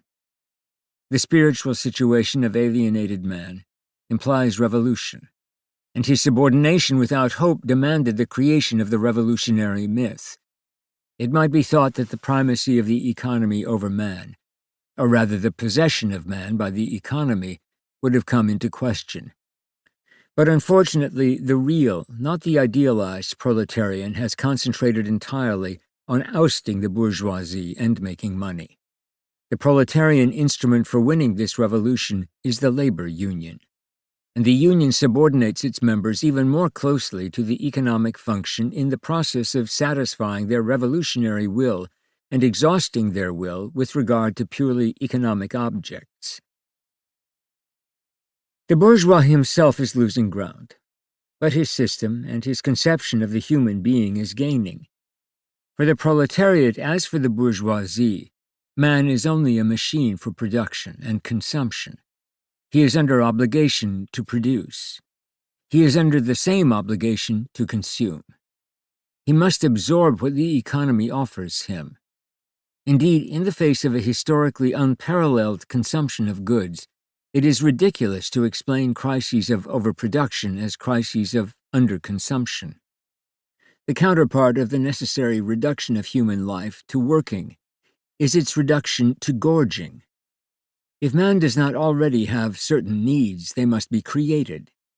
The important concern is not the psychic and mental structure of the human being, but the uninterrupted flow of any and all goods which invention allows the economy to produce. Whence the measureless trituration of the human soul, the true issue of which is propaganda. And propaganda, reduced to advertising, relates happiness and a meaningful life to consumption. He who has money is the slave of the money he has. He who has it not is the slave of a mad desire to get it. The first and great law is consumption. Nothing but this imperative has any value in such a life. This summary description enables us to grasp quickly the subjective and incoherent way in which the human being tends to permit himself to be reduced to the two closely related variables of the economic man. All other dimensions are excluded in this idealized concept. Money is the principal thing. Culture, art, spirit, morality are jokes, and are not to be taken seriously. On this point, there is once again full agreement between the bourgeoisie and the communists. The phenomenon we witness here is the birth in reality of the economic man, the classical economists postulated. Man is not essentially homo economicus, but the concept is relatively simple, and the pressure of economic events, greater than ever before, has made it necessary to put man through this rolling mill in order to obtain the indispensable material substratum. The operation has not always been easy. Sometimes the machine has gotten struck. The bourgeoisie did not succeed entirely in eliminating the life of the spirit. In the working class, a true spiritual life developed about the turn of the century. Literature with Rimbaud and painting with Van Gogh were enormously attractive in comparison with the rolling mill. Man remained, if not whole, at least dissatisfied with his castration, the more so as the promises which had been made were not kept and economic crises continually endangered the new blessings. The second phase of this development was the attempt of the human being to find spiritual satisfaction within the economic sphere itself. Karl Marx carried out the encircling maneuver, taking over from the bourgeoisie and continuing its work. On the plane of the human and of spiritual life, Marx was, in a deep and not merely formal sense, a faithful representative of bourgeois thought. He did not represent the official thought of the bourgeoisie in the manner of Thiers or Guizot, but he did represent the current thought of the average man, which ideologically was materialistic and in practice was even more so. Marx sought to make a going concern of what he was convinced the bourgeoisie was in the process of losing. To the spiritual force of the emergent proletariat, he added economic force. He integrated the revolution as well as all life into the economic world.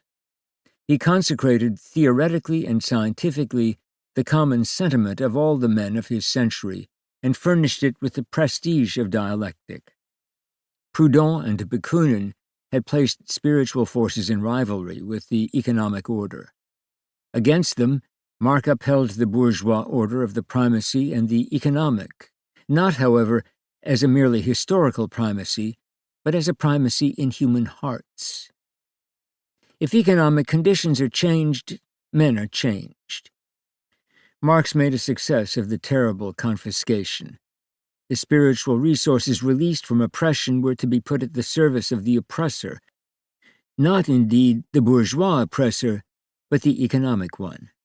In my Présence au monde moderne, I have studied in detail this mutation of the revolutionary idea. The second prong of this double movement, the subordination of men to economic power, did not apply to all men, only to those who ventured to escape from the subjective creation represented by the Homo economicus. We have been studying how this concept was slowly and circuitously brought into being by certain modes of thought, social conditions, and doctrines. Its progress was insidious and sometimes groping, but the individual still had certain possibilities of escaping it. The escape hole was narrow and growing narrower. Sometimes escape was found only in dreams. Poetry is useful to this end. Rostand, for example, faithfully served to satisfy the Homo economicus by giving him an illusion of the spiritual. And Péguy taught us, not in his writings but in his life, that the whole man was still possible. In proportion as the milieu became more restrictive, the economic world approached completion.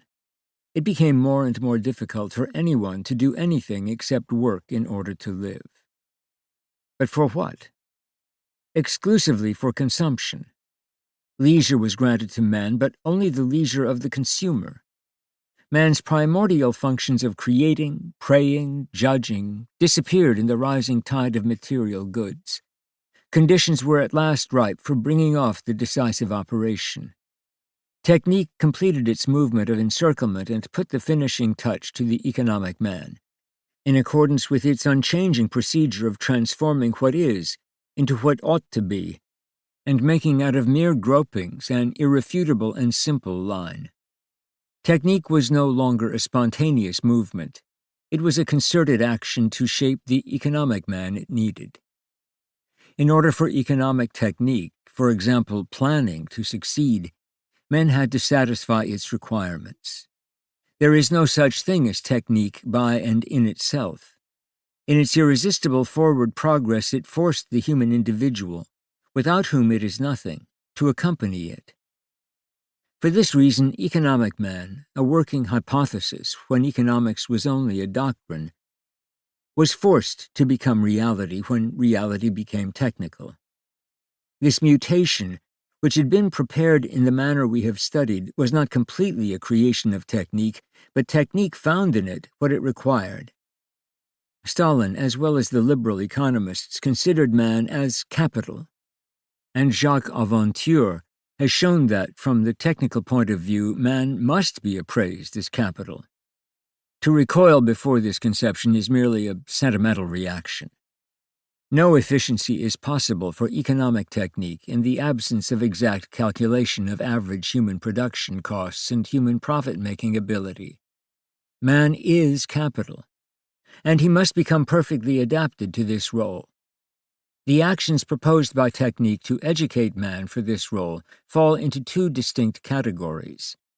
The first is essentially economic and does not lead to immediate and direct action on human beings. The second, however, implies the combination of various special techniques and their intervention into human life. In the first category is found the union of the two concepts, producer and consumer. Although traditionally a distinction was made between them, planning brings them together. It is true that man is thereby restored to a certain unity, but the new reality takes in everything. All human functions are mobilized in the production-consumption complex. This restoration of unity is, in a certain sense, a step forward, for it holds that production and consumption are perfectly adapted to each other, and the two correlative and interdependent functions may no longer be separated, as in liberal capitalism. But what in one sense restores unity represents in another a circumscribing of the whole human being. To be in technical equilibrium, man cannot live by any but the technical reality, and he cannot escape from the social aspect of things which technique designs for him. And the more his needs are accounted for, the more he is integrated into the technical matrix. It may seem paradoxical to hold that man becomes technicized as his needs are respected, but technique itself teaches him that needs are not individual, or, put more exactly, that individual needs are negligible. What technique envisages as needs is social needs, as revealed by statistics. Technique can and will take into consideration only man's social requirements. Of course, no one denies the existence of individual needs, but when all human forces are attracted by the labor of satisfying social needs, when these forces include education, orientation, proper environment, and hygiene, when at the same time the goods necessary to the satisfaction of social needs are numerous and easy to come by, while those satisfying individual needs are rare and hard to find, it is pure utopian abstraction to say that nothing prevents the existence of individual needs. On the contrary, human nature does. Technique entails socialization of needs because it takes only social needs into account. This explains why technical research is more and more compelled to act on the basis of objective criteria of value. The measure of value, which has been made objective, better integrates man into his economic condition. A hierarchy can better be established when precise rules are specified which are based on the economic value of the human being. A second category of technical actions that are addressed directly to man and modify him attests strongly to what has just been said. It is necessary to act upon the individual in his capacity of producer, so as to make him contribute his small share in carrying out the plan. That part of the operation, negligible in itself but indispensable to the whole, which technique has assigned to him. The operations of hundreds of workers depend with mathematical rigor on the work done by a single individual. The joint responsibility of all the workers subject to the same technique is rigorous. In the name of this common responsibility, it is binding on every worker to execute his task strictly with the kind of enthusiasm that calls for personal devotion. The technical means for compelling this devotion are well known, from human relations techniques to the different kinds of propaganda, shock brigades, Stakhanovism, socialist rivalry, and so on. The study of these technical means lies outside our study of the economic sphere, but it may be noted in passing that they are closely connected with the technique of economics, which cannot be realized without them. It is likewise possible to exert pressure upon the individual in his capacity of consumer. Roughly speaking, the problem here is to modify human needs in accordance with the requirements of planning. The constraints that operate on man as consumer are not as sharp and brutal as those which operate on him as producer. As I have shown, the spontaneous creation of social needs among almost all men in our time justifies the application of economic technique. But although planning must satisfy both needs and the technical data, it is not at all certain that the correspondence between the two will be perfect. What is required, then, is a small adjustment. After all, only social needs are in question here. There is small cause for us individualists to become upset. The sociological current is to be modified, but not the conscience of the individual. Moreover, should not the means to this end reassure us? The more techniques develop, the more unobtrusive they become. The use of the police, or even more radical means, such as famine, as in the first years of the Soviet Union, shows a certain technical deficiency and a want of tact. The necessary adjustments are effected through price manipulation and public relations. Psychoanalysis has shown the malleability of needs under the influence of public relations. The same influences are here at work on social needs as were operative in the liberal economy. The only difference lies in the orientation of these means and in the person who uses them.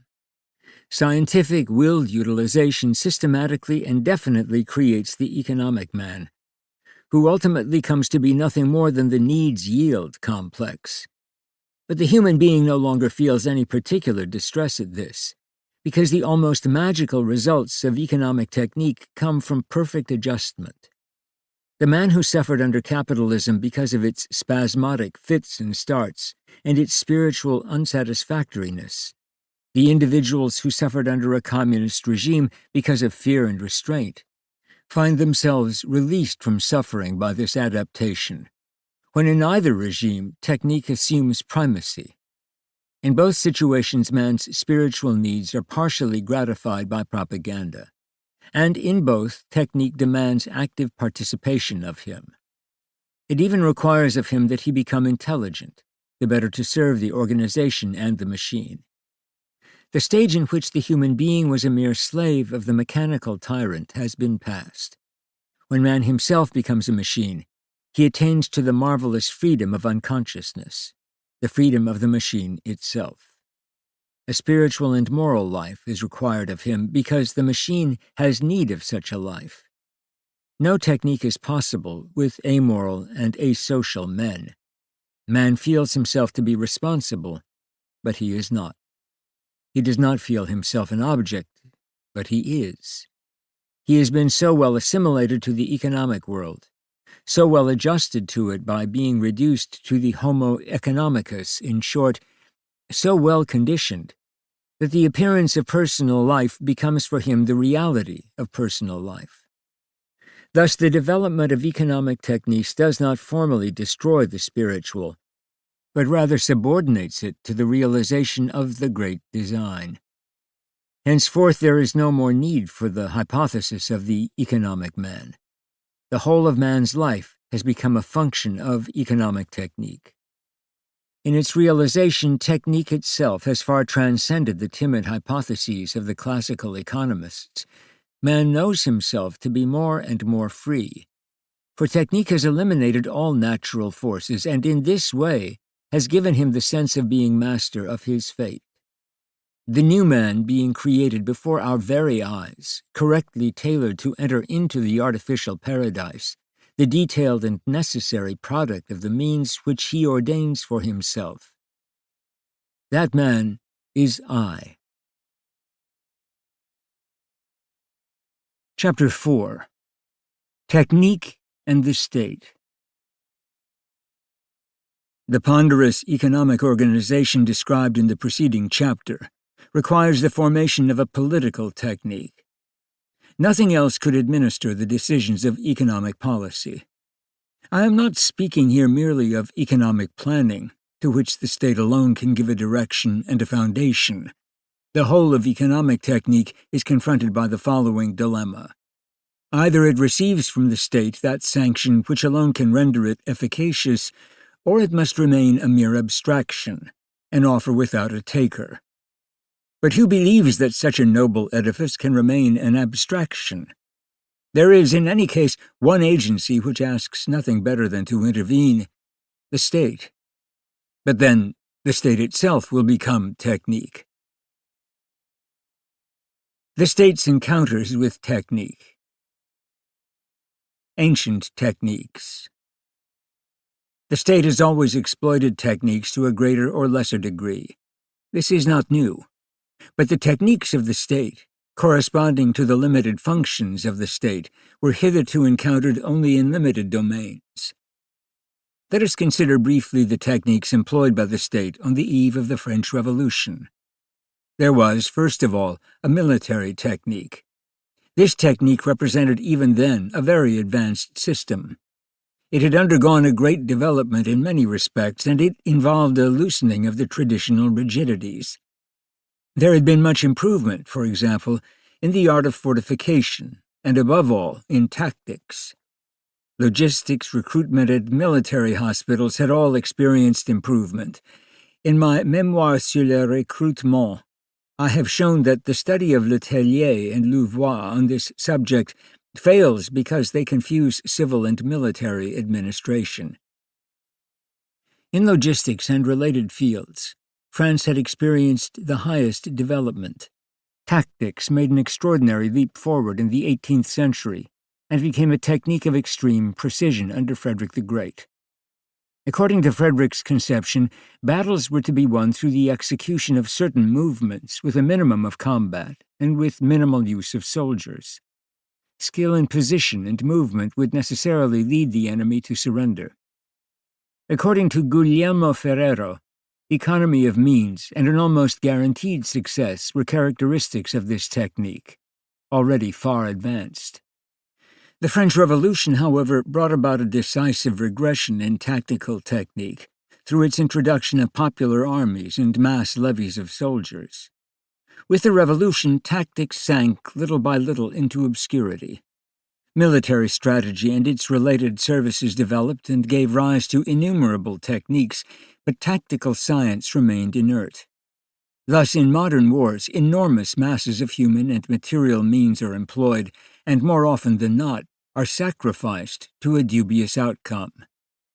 To offset this, medical and supply services have at their disposal a vast apparatus that operates with great efficiency as a result of technical improvements. The American Army in 1944 was the most remarkable example of this. Epidemics, for instance, hitherto the universal accompaniment of war, claimed no victims in the last two wars, with the exception of the year 1918-19. Military technique taken as a whole and in its various forms represents a very old technique which at the present is executed entirely by the state and devised by its employees. A financial technique corresponding to the financial function had likewise evolved, and by the time of the Revolution was already of great age and comparatively highly developed. In fact, of all techniques, financial technique had evolved most rapidly. It had already arrived at a state at which no further improvement was thought necessary. Here, too, the state was the prime mover. Philip IV had initiated a number of financial techniques which were completed between the 14th and the 16th centuries. Among Philip's innovations were double-entry bookkeeping, budgetary management and forecasting, separation of the services of the budget and the treasury, and the theory of loan management. The state, however, did not play an exclusive role in matters relating to financial techniques. There were financiers who were also merchants and who used for their own ends a merchandising technique they helped to develop. But although the role of the state was not exclusive, it was decisive. It was in connection with the state that these techniques reached their apex. After the progress that had already been made, the system seemed scarcely susceptible of further development. Napoleon's reforms were limited to certain trivial alterations and to restoring certain features which had fallen into disorder. By and large, financial technique remained what it had been. It is true that its objects, taxes, and its organs, administrations, were profoundly perturbed. But these two elements did not, properly speaking, represent financial technique, and the technique itself continued to give satisfaction up to the beginning of the present century, when a rational and general systematization began to penetrate this domain. But the technique itself was still so well articulated that it was and is very difficult to change. Everyone recognizes that it no longer squares with other techniques, and that its influence is retardatory. But its very power of resistance shows the excellence of its mechanism. There are two necessary conditions for the initiation of a real change: the integration of the finances into the general economy, and the transformation of the concept of public finance. These are the problems that confront us at the moment. The functioning of justice very rapidly produced a judicial technique less certain and rigid than the financial technique, because ideological and human factors have always played an important role in it. For this reason, judicial technique was never completely able to take over the law as a whole. A certain conflict continued, After the Roman era, between justice and technique, and in the period under consideration, this conflict seems to have become fixed. I shall treat this problem in all its complexity later on. An administrative technique corresponded to the administrative function, but this technique was much less clearly defined than the others I have enumerated. As in the relation between law and judicial technique, administrative technique represented an uncertain area because of the human element.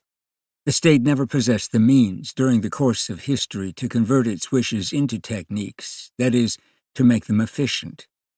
Louis XIV assumed the tone of an absolute monarch, but he did not possess the practical means to make his subjects obey his will in any well-defined way. He had neither police nor administrative cadres. All he could do was coerce a few persons and make examples of them. However, terror is only exceptionally a technical means. The whole French administrative system was based on mere empiricism. Napoleon was able to systematize the administration in a rational way and to create a technical organ. But there was still no means for securing efficient action. It is difficult to see how there could have been, in the absence of both material substratum and method. A very simple example of the material substratum is the means of communication. It was scarcely possible to have a technicized administration, when orders from the central administration in Paris took at least 8 days to reach Marseille. Every kind of local latitude was encouraged by such delay. As to method, it was not known how the administration ought to act with respect to the persons administered. Only constraint by force was recognized, and even that was merely empirical. Likewise, the choice of the persons upon whom constraint was to operate was not made with any rational rigor. Much more, technical rules of organization and administrative action began to appear toward the end of the 19th century.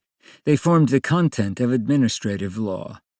The concepts of public function, of centralization and decentralization, and so on, began to assume more precise outlines. But these concepts still represented a mere theory.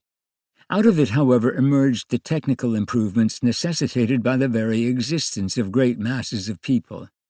But the actions dictated by this theory still offered a very great latitude of choice. There was no certainty as to which method was really the most efficient, because experimentation was possible only on a very limited scale. In this theoretic domain, all choices and all arguments were still possible. Administrative law was still not radically and indisputably the best system. It may be said, therefore, that at the beginning of the 20th century, administrative technique did not yet exist. Finally, the state fulfilled a political function, a function of general direction into which all the others were combined and which addressed itself to foreign as well as to domestic affairs. But on the eve of the Revolution, this political function was in its infancy. There was no political technique of any sort. Secret diplomacy could not possibly have been called a technique. Policy was delivered over to the whims of a minister of the interior, or an ambassador, or a chamber of deputies, or a dictator. There was nothing but flair, personal ability, special interest, routine. Political theories never gave rise to any realistic practical application, only to bad copies of historical situations and to political circumstances which had to be endured with fortitude. In spite of the frequent mention of Machiavelli's prince, the truth is that until the beginning of the 20th century, no one ever drew the technical consequences of that work. What existed then was a kind of original chaos in which the man of genius always outclassed his adversaries, because they never had at their disposal a technique which sufficed to redress the balance. The beginnings of a political technique had to await the appearance of Lenin, and even Lenin's political technique, in many respects, had to be based on certain other techniques which he did not have at his disposal. For example, techniques for obtaining scientific knowledge of the masses and the modes of action applicable to them, techniques of temporal and spatial coordination, techniques of strategy, and social techniques on a global scale. All these are only today in the process of being elaborated. The most important technical activity of the state remained completely empirical until the beginning of the 20th century. Nevertheless, the state did press into service a certain number of other techniques, which we have already examined. However, the techniques used by the state had one characteristic in common. All of them were limited both in their objects and in their means. They referred to particular questions and did not extend beyond the framework of the particularities. Moreover, they were merely coordinated and were only sporadically applied. Nevertheless, there were, in the immense field of state activity, certain technicized points which offered some degree of permanence. Whatever real relation these sustained to one another was affected by the organism common to them all, the state. New techniques.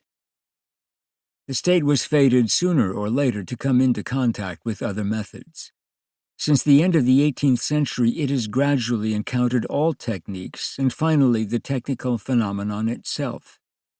From the political, social, and human points of view, this conjunction of state and technique is by far the most important phenomenon of history. It is astonishing to note that no one, to the best of my knowledge, has emphasized this fact. It is likewise astonishing that we still apply ourselves to the study of political theories or parties which no longer possess anything but episodic importance. Yet we bypass the technical fact which explains the totality of modern political events, and which indicates the general outline our society has taken much more surely than some painful revival of Marx, who was not acquainted with the technical fact, or some spiritualistic theory. These so-called explanations are mere utopias and flourish only as utopias flourish. This ignorance of the technical phenomenon springs perhaps from an obdurate traditionalism, which causes us always to live in the past and explain the present without understanding it. Thereby, our grasp of social events lags by half a century. Or it may spring from an unconscious repression. We simply will not to see whatever is too difficult for us to bear, or whatever bulks too large for our understanding. However the case may be, it is striking to note that such political thinkers as Max Glass interpret the facts of the present by means of concepts that date from the turn of the century. At best, they talk about technical barbarism, without taking into account that such terms do not represent anything real, and that the term barbarism in this domain can only come out of the decadent society of 1900. If one quits this kind of traditionalism, one falls straightway into an extravagant metaphysic, such as that of the Jesuit Father Teilhard de Chardin, which has no more substance. We take it, then, that in the present century the state has encountered the technical phenomenon in a far different framework from the traditional. How has this encounter been effected? There are a multiplicity of causes. We shall not concern ourselves with general causes such as the diffusion of ideas, demography, nationalism, and colonialism, the influence of finance on the state, and so on. All these factors are well known and are dealt with in numerous textbooks. We shall apply ourselves here to those causes which stand in direct relationship to technique. The first cause is the rapid extension of techniques formerly employed only by individuals into domains which the state had never before penetrated. Among these techniques were those of transport, education, aid to the helpless and indigent, and even spiritual techniques, as represented by the congregation De Propaganda Fide, or the spiritual exercises of St. Ignatius Loyola. The use of these techniques had two effects. On the one hand, they produced clearer and more distinct results so that they attracted the attention of the state. And on the other, they allowed a considerable extension of the field of activity to which they were applied. For example, they were able to reach the masses of men. But the moment they proved themselves able to operate efficiently on the masses, they ceased to be purely private. The state could no longer remain disinterested. When instruction was imparted by a few masters on the Pont des Arts, or in a small number of episcopal colleges, there were only a handful of students, and de minimis non curat praetor. Translator's note. a Roman legal maxim. The praetor, the state, has no concern for trifles.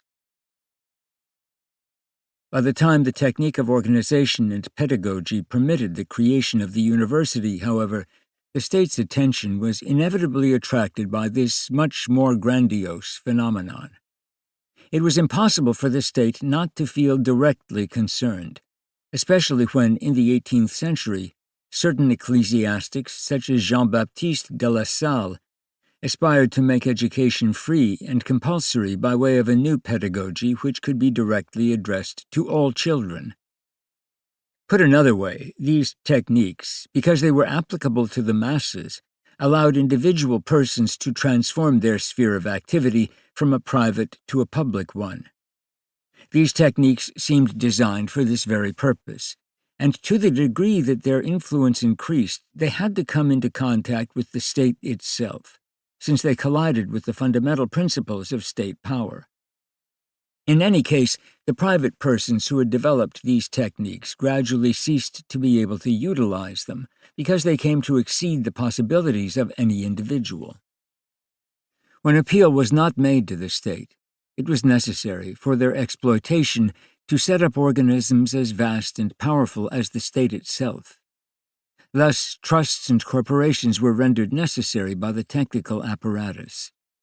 This occurred even in the absence of the profit motive, after wealth had become incommensurable with the individual and therefore abstract. The prime purpose of state or corporation might even be to rob and despoil the individual by the exploitation of these techniques. I repeat that it could not have been otherwise. From a certain degree of development onward, every technique concerns the collectivity of men. It would be unthinkable for us today to leave in private hands really efficient instruments such as atomic energy. In 1949, a report was presented to the Congress of the United States emphasizing the fact that the study and production of atomic energy must remain in the public domain. It would likewise be unthinkable that a private citizen have the radio at his disposal in order to unleash a campaign of agitation on a world scale. In every country, the radio is at least under the supervision of the state, whether it is under direct state control or in private hands.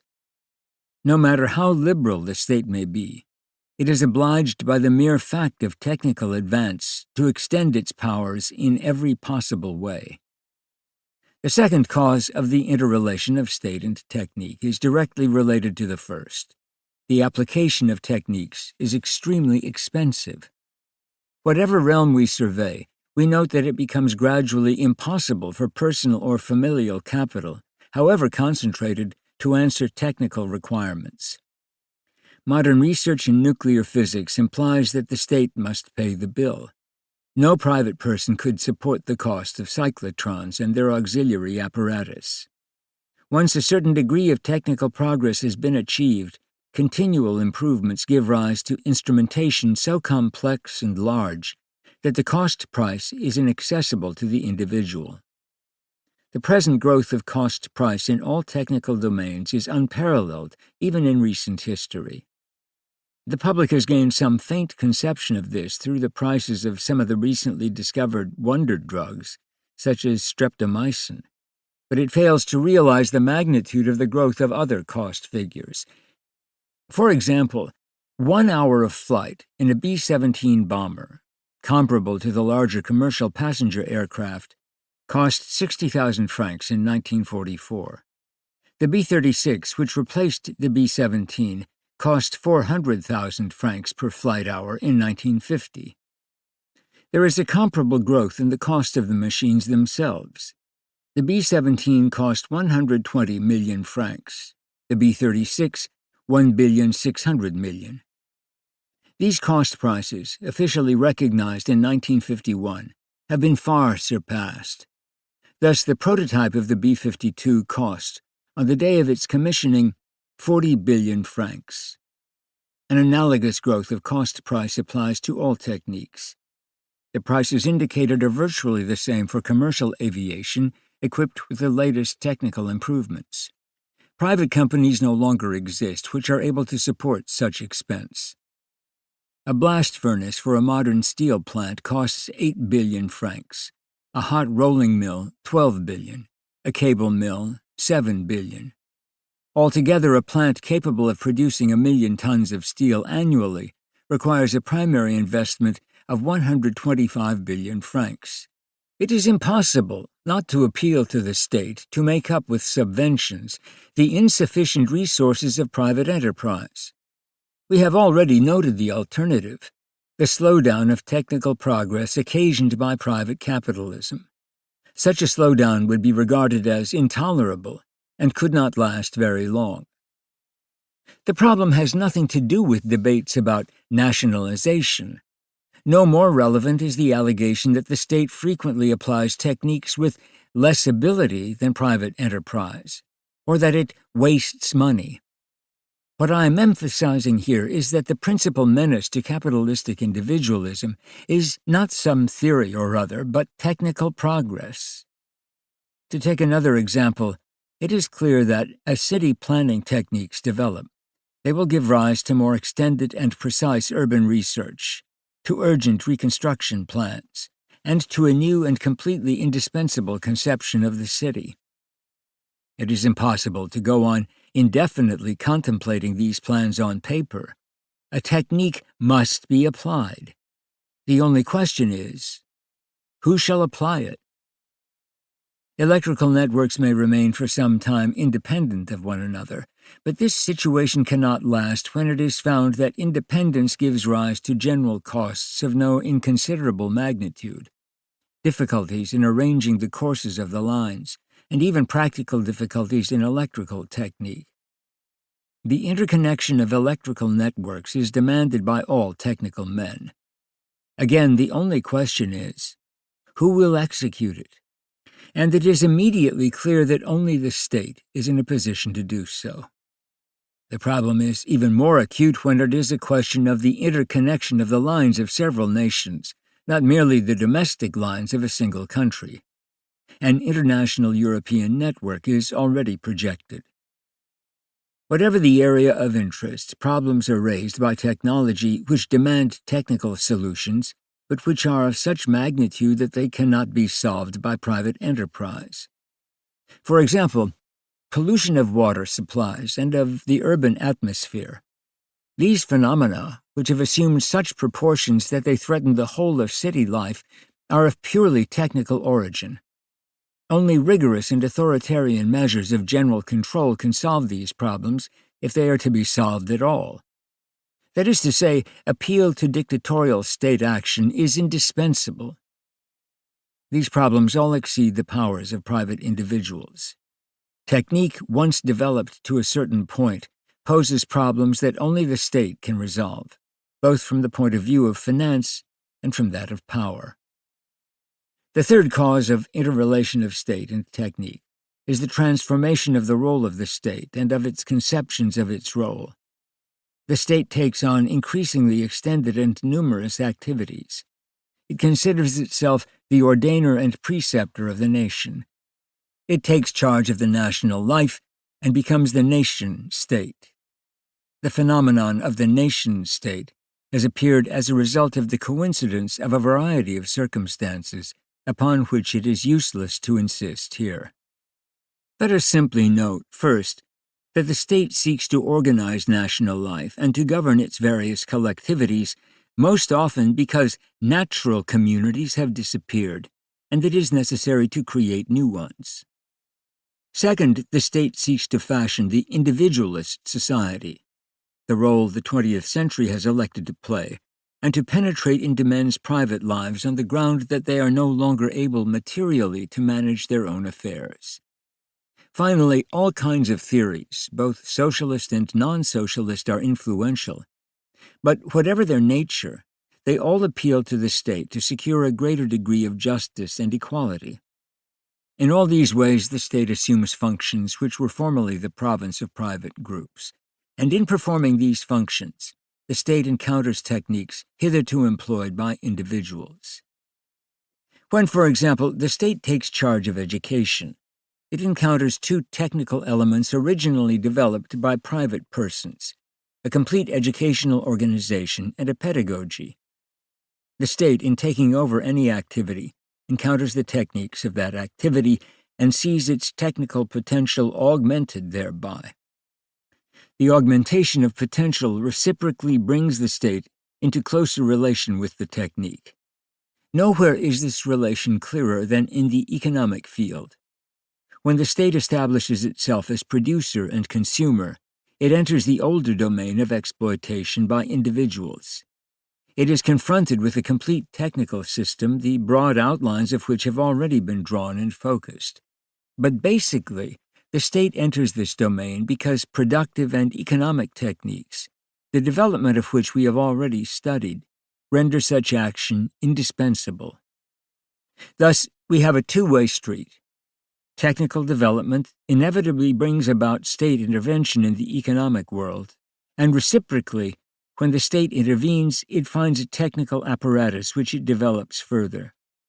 The economy, to a greater or lesser degree, conditions the creation of the nation-state. Alternative explanations, political and intellectual, are given for the creation, let us say, of the fascist state. But the most profound cause of this phenomenon was the economic impasse in which Italy and Germany found themselves.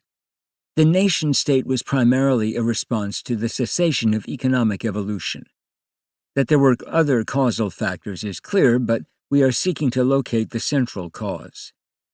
The problem of the adaptation of the whole of society to the economic movement in all its ramifications is not to be solved by economics alone. It is a technical problem. The economy, with its enormous productive capacity, volume of trade, mobilization of society, and economic techniques which thirst to be applied, is no longer a closed circle, a single activity among others. It engages the life of the whole society and of all men in it. Economic problems are now problems of the whole of society.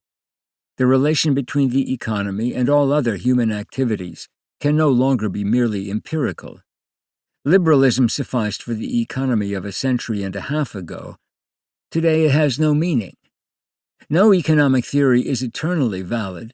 Every period demands its own. The problem of the adaptation of society to economy, and it is in this sense rather than in the inverse, traditional sense that the problem must be posed, is a technical problem. That is to say, the problem has a solution only in a certain arrangement, through the mediation of the social apparatus and social mechanisms. This supposes an adaptive intervention having as its object the whole of society and conscious of end and methods. Only a superior power, limited by nothing and possessing all instrumentalities, is in a position to proceed to this adaptation. This is what will bring about the mobilization of all means by the state. In our day, it is completing the encounter between state and techniques, which was already necessitated by the other factors we have studied. Private and public techniques. The techniques first developed by individuals and later on encountered by the state present very different characteristics from those of traditional political techniques. In their origin and development, they manifest the following traits. 1. They are better perfected and better adapted than the techniques of the state. They represent the inspirations of individuals acting out of personal interest or for those higher motives we call vocation. In either case, the individual devotes himself to his task wholeheartedly and with passion. Such a devotion is rarely to be found among the creators of state techniques.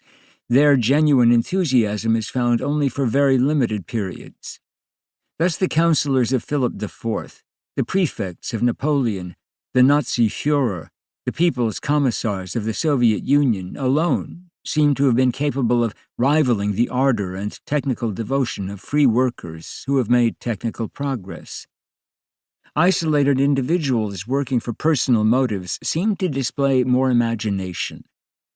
When the same problems are posed simultaneously to the state and to individuals, the individuals are usually the first to find the correct method and solution. Whenever it has been of importance to secure acceptance for some brand of goods, doctrine, product, or action, private persons, Businessmen or religious groups, confronted with the same necessities as the state, have tended to respond much more rapidly. The church created propaganda. Later, private commercial interests created publicity. The state and its propaganda came in a poor third. Even then, it was private persons who applied propaganda long before the great systems of Lenin and Hitler. In France, the Maison de la Presse inaugurated efficient propaganda operations in 1916. In England, a private organization, the Central Committee for National Patriotic Organization, performed the same function. Commercial interests found the most efficient propaganda methods by exploiting the discoveries of psychology and psychoanalysis. In the private creation of techniques, there is a very great diversity of methods. No one acts in accordance with a general schema. The individual always lives a much more realistic and real life than a collectivity, especially the state. The individual considers the problem as it really exists in its individuality and, as a consequence, seeks the method that represents the best solution. The state, on the other hand, acts on masses of men and on multiple problems, and it is inevitably drawn to schematize and to deny the complexity of problems. As a result, it is unable to discover the technique best adapted to their solution. This is why techniques created by individuals yield the best output and are better adapted to their objects. Why they are techniques in the truest sense. We discover the same thing in the following fact. The individual possesses only limited financial resources and cannot allow himself the luxury of waste and excess. When he seeks the solution of a difficulty, expense is a factor. He must find the least costly mode of action. Thus he is brought around to economy of means, characteristic of true technique which we have already examined. Corroboration of this is found even in domains which concern the state directly. Thus, the mechanization of state administration is a result of experiments made by private banking houses since 1914 and by German industry since 1926. Only around 1940 did public administration begin to apply the new principles. The state rarely discovers and applies any true techniques for the simple reason that it has too much power and too many financial resources for its agents to seek out economy of means, the first requirement. Its methods are, generally speaking, ponderous and expensive, and require an enormous apparatus to secure mediocre results. Its results are obtained, in fact, through the sheer enormity of the means employed, rather than through their technical quality. This is evident today in the French insurance industry. The private person, on the other hand, is constrained by pecuniary necessity to develop true techniques. This also applies sometimes in the case of a poor state. Such was the case in the Third Reich. Another factor operated in favor of private persons throughout the 19th century: capitalistic competition. Then techniques had not yet produced machines and methods exceeding human possibilities. It was therefore mandatory to employ the most efficient techniques so as not to be crushed by the competition. Technical improvement usually conferred substantial competitive superiority. This favored an acceleration of private technical progress right up to the time when it was no longer possible for the finances of private entities to keep pace with technical progress. 2. Techniques elaborated by individuals were the result of specialization, which operated at first in the scientific domain, but which was introduced into the technical world before long. During the 19th and the early part of the 20th centuries, specialization was conducive to the development of different techniques along very divergent lines. Every technical branch operated independently of the others. Few or no relations existed among them. There was no organ to coordinate their efforts. The situation was very different with the techniques of the state. Through the coordinating effect of the state's political function, as we have noted, these techniques had a certain degree of coordination among themselves. But it mattered little whether private techniques were or were not coordinated, since the majority of them had as their end money profit, not the improvement of society. Every individual found his own way to success. This specialization produced very advanced techniques with which to deal with circumscribed problems in certain areas, but it left large areas barren and unexplored. This led to the impression, up to about 1930, of a certain incoherence and of an extraordinary inequality of development.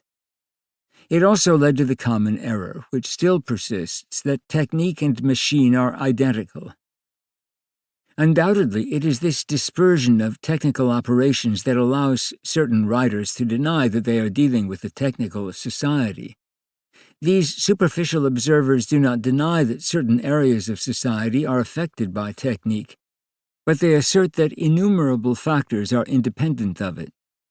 This is a backward view of things, based on traditional conceptions of society and completely removed from reality. But it is true that coordination of the different techniques has still not been completed, and wherever they remain in private hands, they tend to remain specialized and uncoordinated. However, technical coordination is rapidly being extended, and it is becoming less and less possible to speak of areas into which technique has not penetrated. 3. The techniques created by private individuals, contrary to those of the state, rarely slacken their pace. They are in constant forward movement and progressively affect all spheres of human activity. This has taken place only in the 20th century, but it was always of the essence of private activity that its techniques had expansive power. We have already studied the step-by-step development of private techniques. It must in justice be added that private activity has also been conducive to technical generalization. When, in the past, the state created its techniques, it was satisfied with them as they were, and made no attempt at further progress, although this is no longer the case today. However, private activity has never wearied of the struggle, particularly since it has become necessary to exploit all possibilities in order to survive. The population explosion, for example, has encouraged the proliferation of private research. Suddenly, there were too many people. It was impossible to employ all the new workers, and even industrial production could not absorb the extra manpower. It became a matter of prime necessity to discover new industries and to utilize new work forms. Technique proved to be just the right means for exploiting the possibilities. The extension of the factory system, along with technical application in certain new domains, was the unconscious means of employing the surplus workers.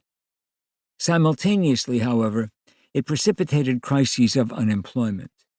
The two facts are intimately related.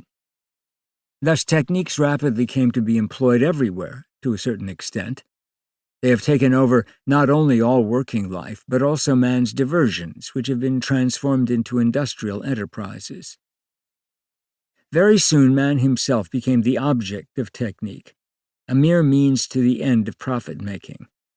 Among the most notable techniques developed and applied in this area are public relations and human relations, which have as their goal to associate, adapt, and integrate the human individual into the technical milieu in such a way that he will not suffer from it.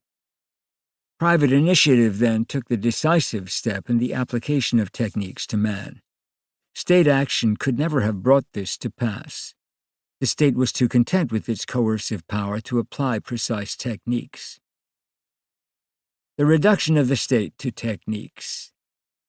When, as a consequence of the circumstances we have studied, the state comes into contact with the techniques elaborated by individuals, when it encounters a private sphere of action which techniques have transformed into a sphere of public interest, it reacts by taking over this sphere as well as the techniques which brought about the mutation. Sometimes the state enters a field of action for very different reasons than the ones I have so far mentioned. The state will adopt techniques simply because it finds them already functioning. However evident this fact may be, it is necessary to emphasize it. To neglect it is to occasion many misunderstandings. The state will not act otherwise than as individuals have already acted. Insurance companies have developed insurance techniques. When these companies are nationalized, the state retains the old mechanism. After all, there are only a limited number of ways of using actuaries or establishing a police force.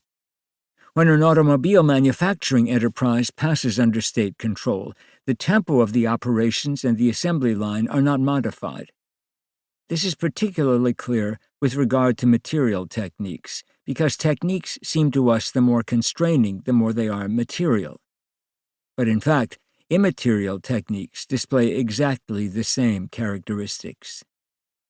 When the French Revolution tried to suppress the systems of education and of charities that the old regime had established through the efforts of private persons, the attempts miscarried lamentably. The effort to create a system of public assistance, hospitals and homes for the elderly, for abandoned children and for the poor, and a system of state education was a major enterprise of the Convention and of the Constituent Assembly. But these systems were failures. Excessive systematization and theoretical precision sometimes represent the exact opposite of a good technique. In these instances, the state encountered an organization which was indeed imperfect, but which was, after the technical improvements of the 17th and 18th centuries, very nearly sufficient. Confronted by these institutions, the state, for theoretical reasons, set out to destroy and to recreate on paper systems of education and of public assistance which corresponded to the theoretical decisions and doctrines of the Convention, although they turned out to be neither efficient nor technically sound. In the realm of education, the state sought to break the power of the Church and establish a wholly laicized system. In public assistance, the state set the concept of justice in opposition to that of charity, and desired to give its support only to citizens. The new systems, unfortunately, were never able to function. With the Directory and the Consulate, a backward movement set in. The revolutionary innovations made with such difficulty were repudiated, and the techniques that had preceded them were restored. The university and the colleges were reorganized in nearly the same way as the schools of the 18th century. The pedagogical system created by the Jesuits was restored.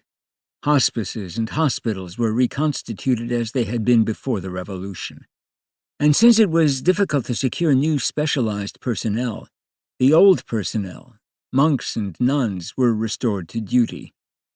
The great difference was that now all the institutions were under the control of the state.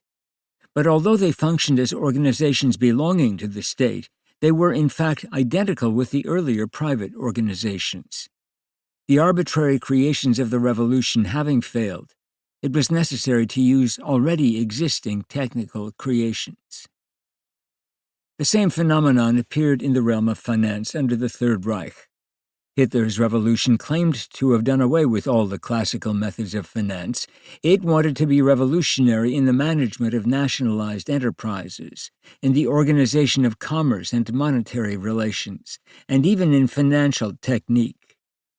Insofar as National Socialism was a party, it emphasized the struggle against capitalism.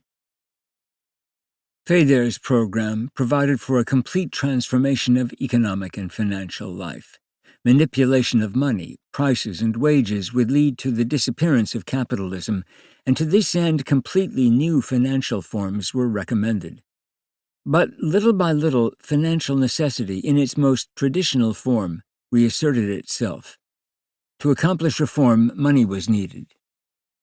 In 1938, Jacques reaffirmed the old position that only the orthodox financial technique of capitalism was capable of furnishing the funds necessary to the Nazi state. Rejection of inflation, short-term financing, refusal to use currency for financing, all these were traditional principles of financial technique. The financial machinery of the Third Reich was nearly identical with that of the Empire in 1914. All this is characteristic of the submission of state and revolutionary doctrine to enemy principles through the effects of techniques, which, when they are efficient, are necessarily common to both. In essence, the Nazis turned from technically untenable inventions back to an efficient financial technique, a technique identical with the one that dominated in the capitalist countries and in the Soviet Union. At a given moment and in a given framework, there are only a limited number of techniques for attaining a given result. The technical phenomenon is not modified when an organization passes under state control. According to Simone Weil, this explains why a system of industrial rationalization, which ought normally to develop into socialism, in fact can only exacerbate the worker's condition. Forestier agrees, perhaps involuntarily, when he writes, "If technical development has been intensive, then whatever the nature of judicial conditions, profits, unearned income, and even political regime, there has been improvement in consumer purchasing power. This is the essential source of the social progress brought about by the last century and a half." This amounts to saying that technical progress breaks down all barriers and technique imposes its structures in social progress. This forward motion of technique is a constant, whatever the variables of the question may be. The state cannot modify technical rules, and should it attempt to do so for doctrinal reasons, it suffers an inevitable setback. For this reason, the transition of the economy to state control can create only state capitalism, not socialism. Socialism implies the suppression of the state.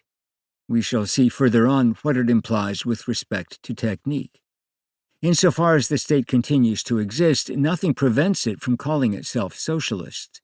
But in reality, nothing has changed.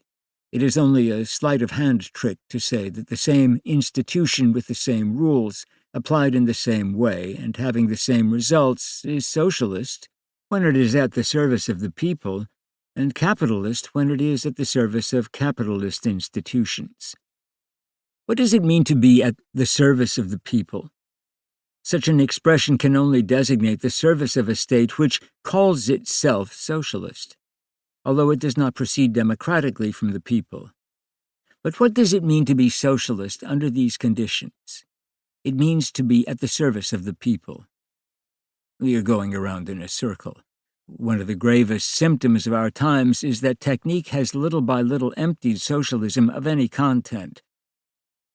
Beyond evident facts, such as the relation of Stakhanovism to Taylorism, or the identity of police methods in the Soviet Union and in fascist countries, a major example is the persistence of the capitalists' so-called surplus value, in reality profit, in socialistic regimes. The financial system of the Soviets is based, to the extent of 80%, on the difference between wages paid to the workers and the value of their product. This profit, which the socialist regime professes to have eliminated, has actually been extended. The only difference is that it goes into the coffers of the state instead of the corporation's cash box. But in capitalist regimes, the corporation tends to become a public entity. Mikoyan, in his speech on October 17, 1953, declared, "Capitalist commerce has certain technical features that we ought to study. By reason of competition and the difficulty of attracting customers, capitalist countries have developed exact methods of commercial organization. These ought to be applied in those areas of the Soviet Union where they are likely to prove efficient." I could go on and show that all technical rules and institutions are identically reproduced in the socialist state. This means that there are no longer any specifically socialist institutions, nor are there any administrative or economic organizations which are peculiarly the result of socialism. The socialist state, because it is efficient, has been obliged to adopt the technical principles of capitalism. Hence, in order to distinguish the socialist situation from the others, socialism always falls back on that vaguest of all concepts, teleology. Capitalism, it is said, has regard only for itself. It seeks but to preserve itself. Socialism, on the other hand, is a constructive force on the march.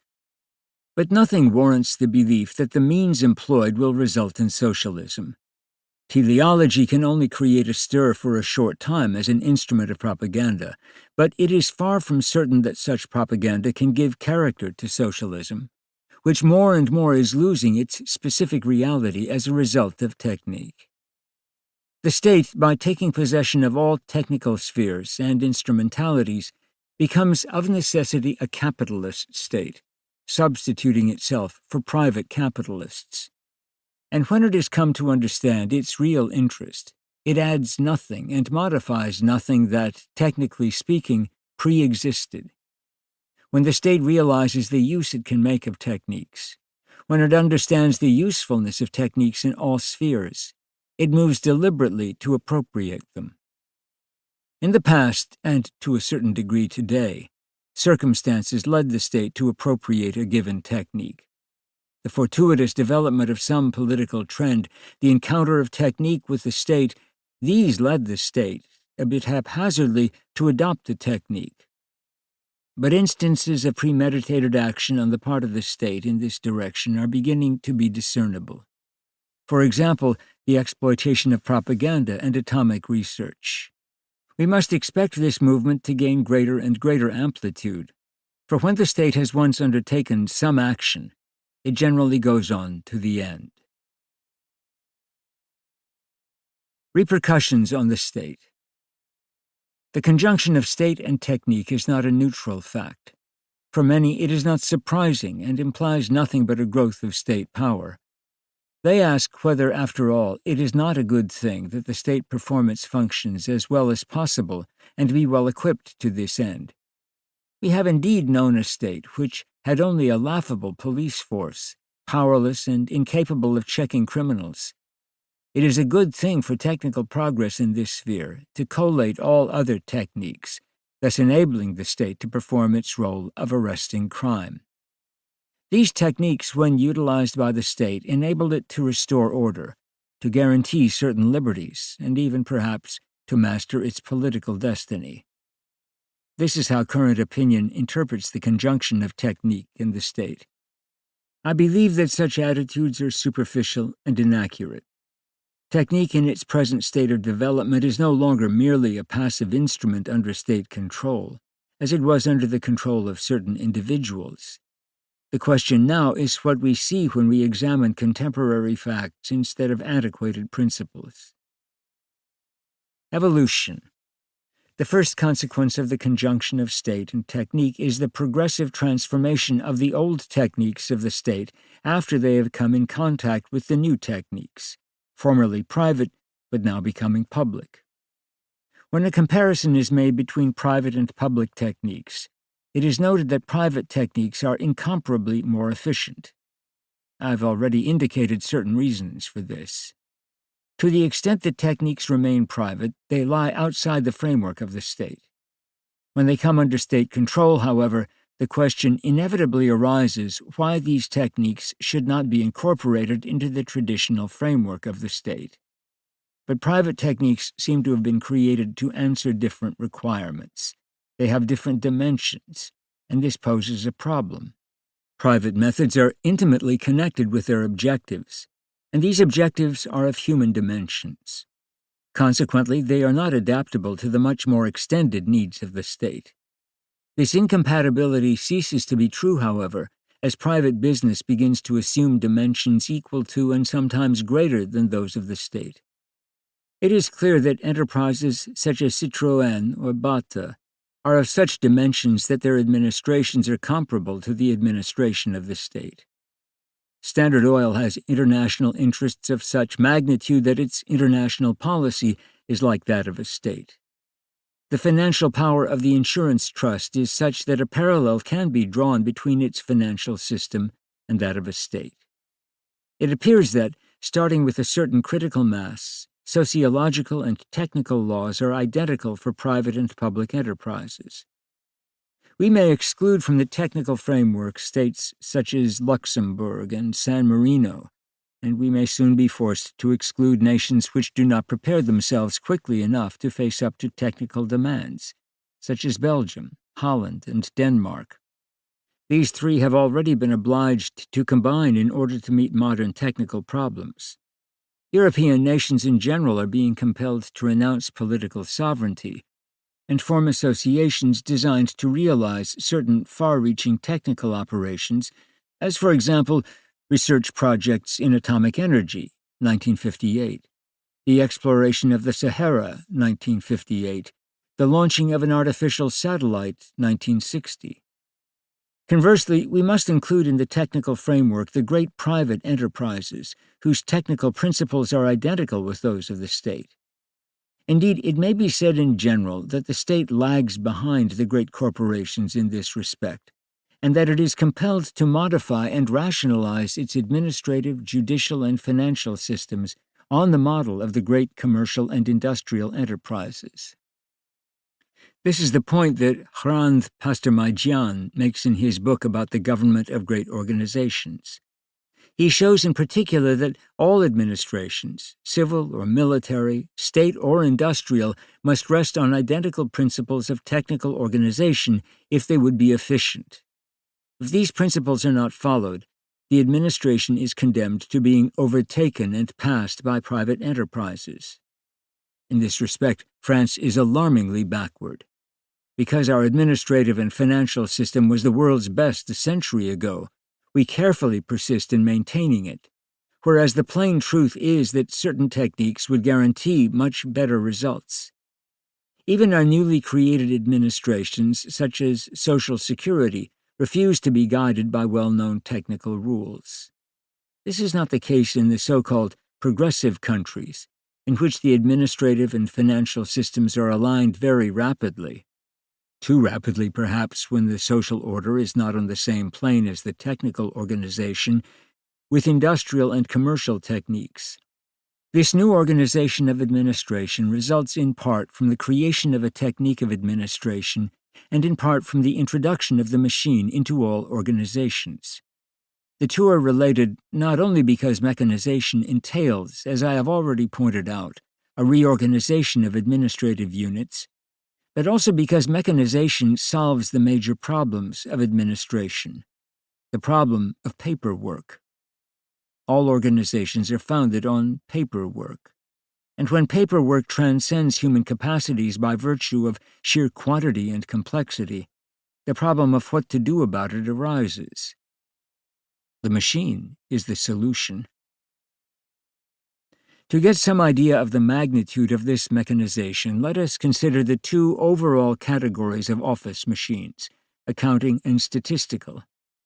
The first category is divided into 7 major types and their subdivisions. The second is divided into 4 types and 14 species. The operations affected by these machines involve a modification of the administrative structure. Administrative tasks must comply with mechanical requirements. Maas says that the operations cannot be carried out except by breaking them down into homogeneous tasks and functions so that they can be committed to mechanical organs. The operations may be grouped by cycles as a function of the end sought, or they may be brought together into a single task combining all operations of the same technical nature. This last is the so-called functional grouping, which results in an administration divided into performance function, arrangement function, interpretation function, and control function. It is easily seen how far removed all this is from the traditional type of office and from the customary division of administrative tasks. What is true in administration is also true in finances. The traditional principles of public accounting, such as the separation of the functions of controller and accountant, the control of monies paid out, etc., have clearly been affected. A tremendous leap was necessary for the Cour des Comptes, 20 years in arrears with its inspection of finances, to deliver in 1948 the results for 1944 and 1945. The guiding principle of finance today is that security is sacrificed to speed. Finance no longer represents, as it did in the 19th century, the rule, the criterion, and the check. It has become the instrument of an efficient general policy. It must never act as an obstacle to a decision which is technically valid. Its traditional role as a check and constraint has been rendered questionable through the adoption of new techniques in imitation of private enterprise. The financial regime of a modern state is highly reminiscent of commercial affairs. The rules of accounting are modified by the application of business machines, for example, punched card machines. Here, machine intervention directly voids an older administrative technique.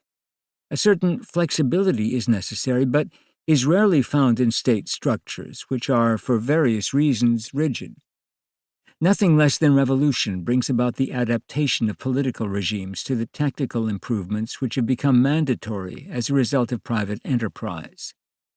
This is only a corollary of what I have been saying, namely that political motivations do not dominate technical phenomena, but rather the reverse. The state is usually unable for doctrinal reasons to revolutionize the techniques of public finance.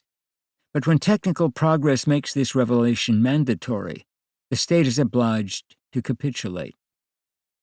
This is clear enough with respect to army, police, administration, and finance, but it is perhaps less clear with respect to law. Here is one of the major problems contemporary jurists ought to be considering, but all too often they waste their time in textual subtleties. The judicial regime is simply not adapted to technical civilization, and this is one of the causes of its inefficiency and of the ever greater contempt felt toward it. Law is conceived as a function of a traditional society. It has not registered the essential transformation of the times. Its content is exactly what it was 3 centuries ago. It has experienced only a few fragmentary transformations, such as the corporation. No other attempts at modernization have been made. Nor have form and methods varied any more than content. Judicial technique has been little affected by the techniques that surround us today. Had it been, it might have gained much in speed and flexibility. Faced with this importance of the law, society passes to the opposite extreme and burdens administration with everything that is the product of the times in the judicial sphere.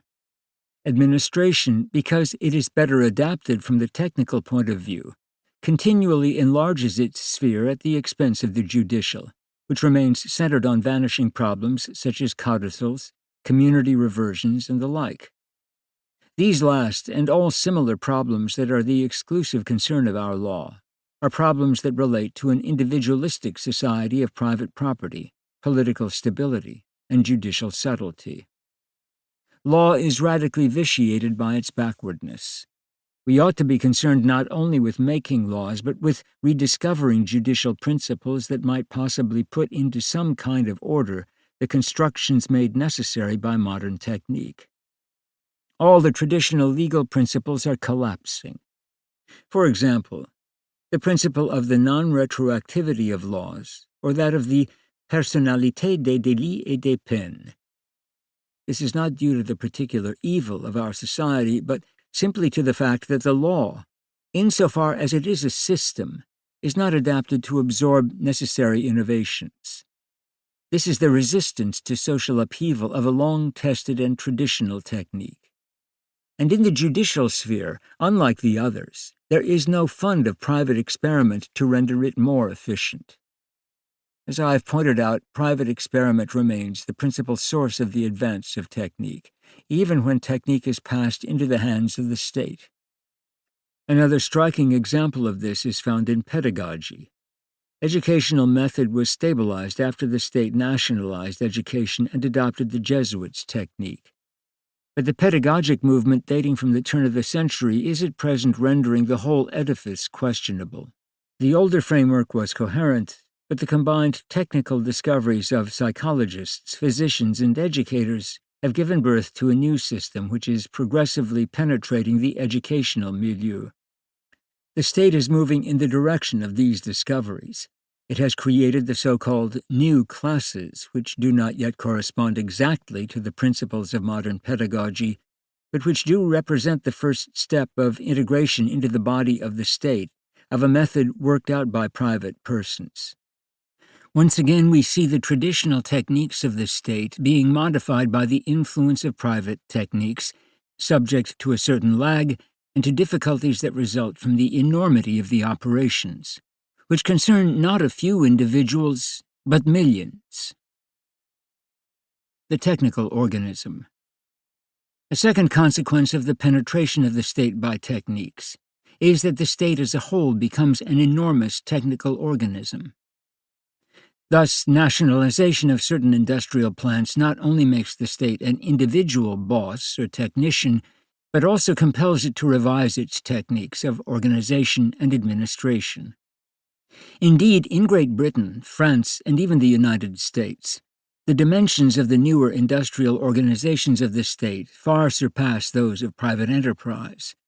We are witnessing the creation of technical bureaus of a new character, and the creation of hitherto unknown types of organizations designed to redistribute power internally on the different levels. All this, unbeknown to the public, doubtless produces repercussions on the structure of the state, the effects of which are decisive but will only make themselves felt some years hence. It may be added that these changes are much more widespread in Great Britain than in France. In order to gain some conception of the full range of techniques applied by the modern state, consider the following enumeration of techniques which lie outside the traditional domains already examined. Industrial and commercial techniques of all orders, the state becoming state boss to an ever greater degree. Insurance and banking techniques, including Social Security, family allotments, and nationalized banks.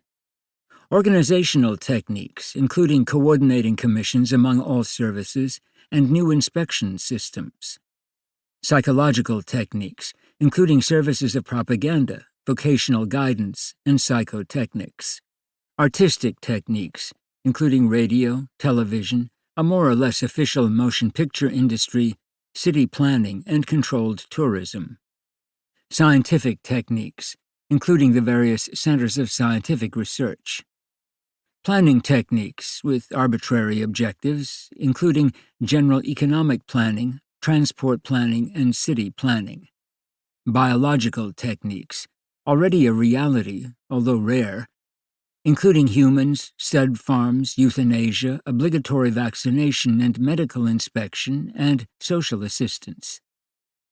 Sociological techniques, for the management of the masses and the study of public opinion.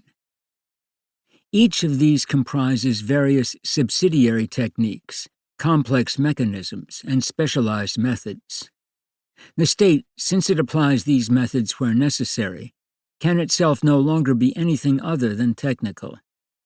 Persons who become panic-stricken before such administrative proliferation and aggrandizement of state activities, who criticize Social Security, for example, because it employs too many civil servants, who hold that a return to liberalism would suppress this proliferation, show thereby that they have not understood the development of modern times.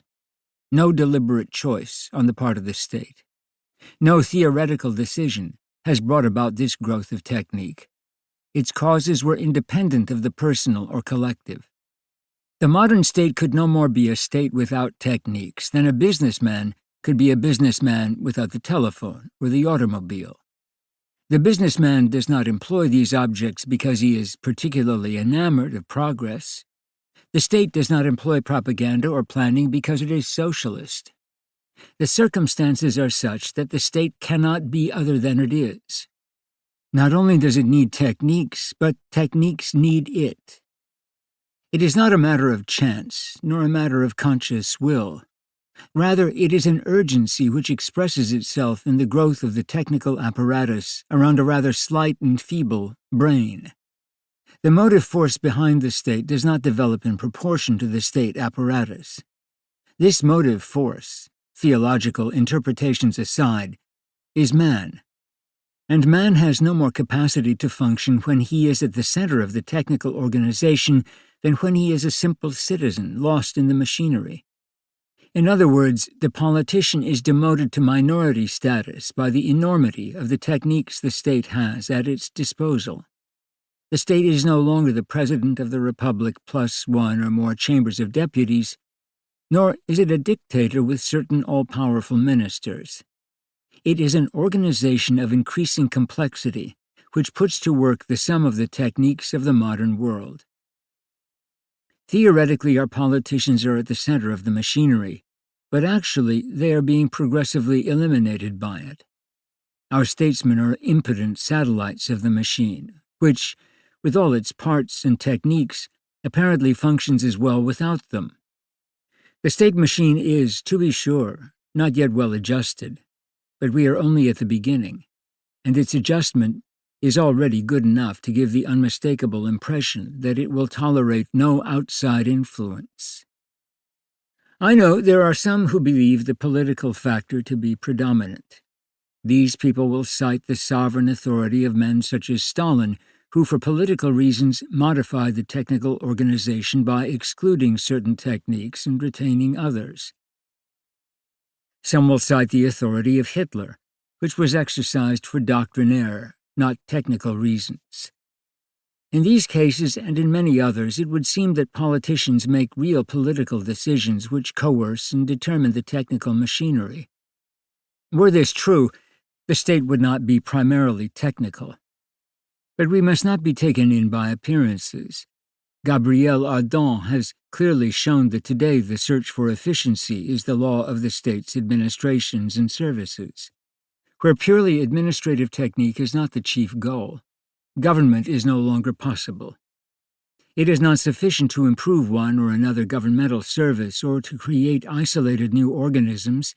The whole structure and methodology must be considered. In this process, the politician does not count for much. The conflict between the politicians and the technicians. The intrusion of techniques into the machinery of the state involves the conflict of politicians and technicians. Let the technicians speak is a leitmotif of all the journals of the opposition. Dardenne, in his Trois mois chez les paysans noirs, concludes his African inquiry by noting the necessity of allowing the era of the technicians to succeed the era of authoritarian administrators.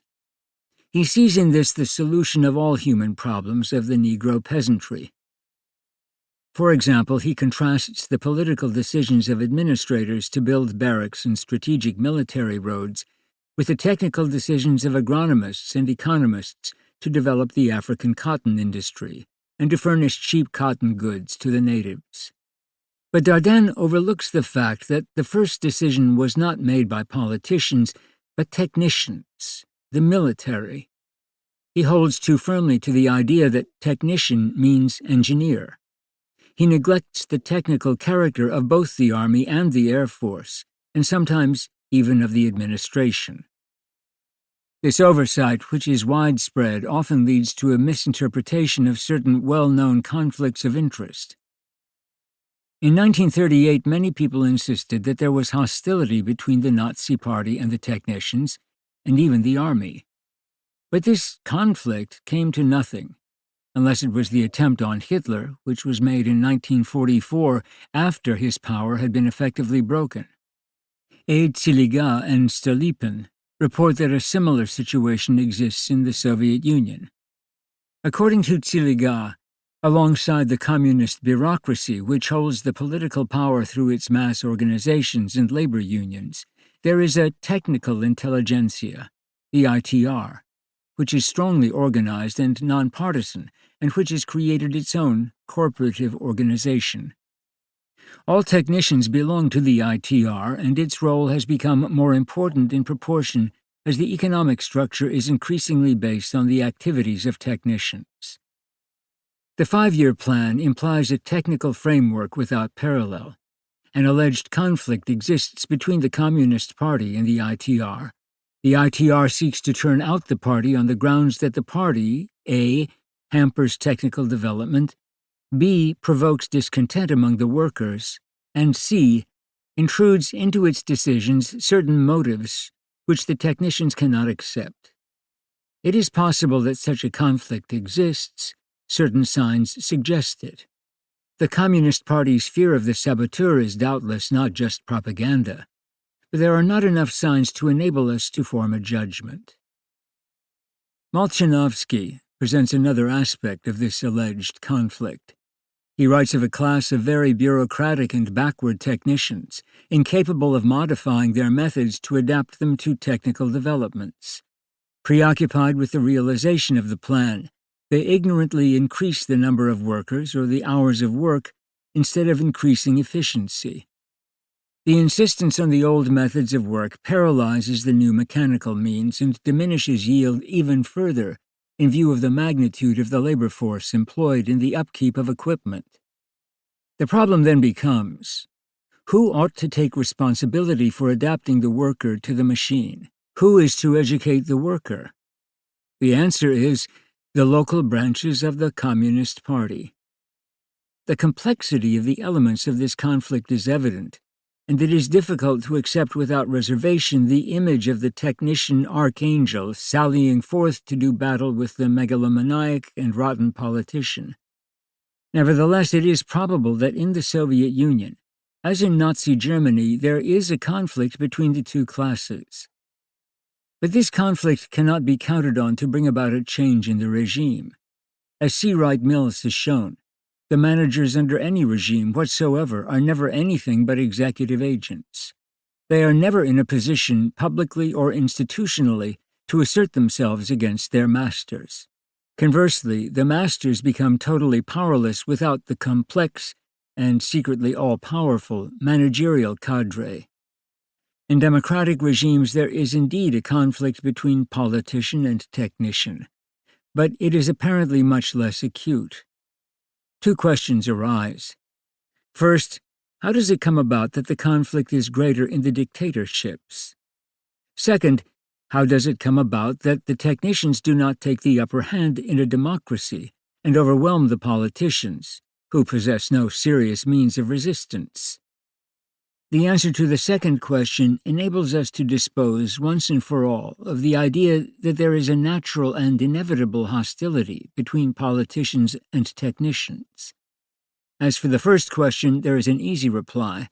In a dictatorship, the politician is more demanding and makes his weight felt more heavily, so that the technicians find his decisions rather difficult to tolerate. But then, how to explain the fact that dictatorships make the most of the technician, submitting everything to his judgment and integrating everything into the technical system? How to explain the fact that the ITR takes its meaning from the 5-year plan, the plan itself being a product of politicians?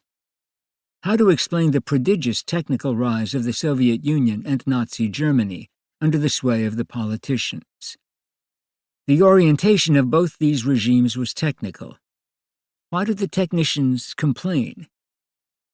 The answer is that the conflict is not between politicians and technicians, but among technicians of different categories.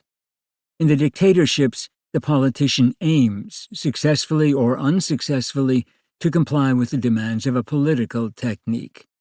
In democratic systems, the politician complies only with the requirements of a technique for getting himself elected. He has an altogether inadequate grasp of the various technical services. He has no direct relation to any of the innumerable technical activities.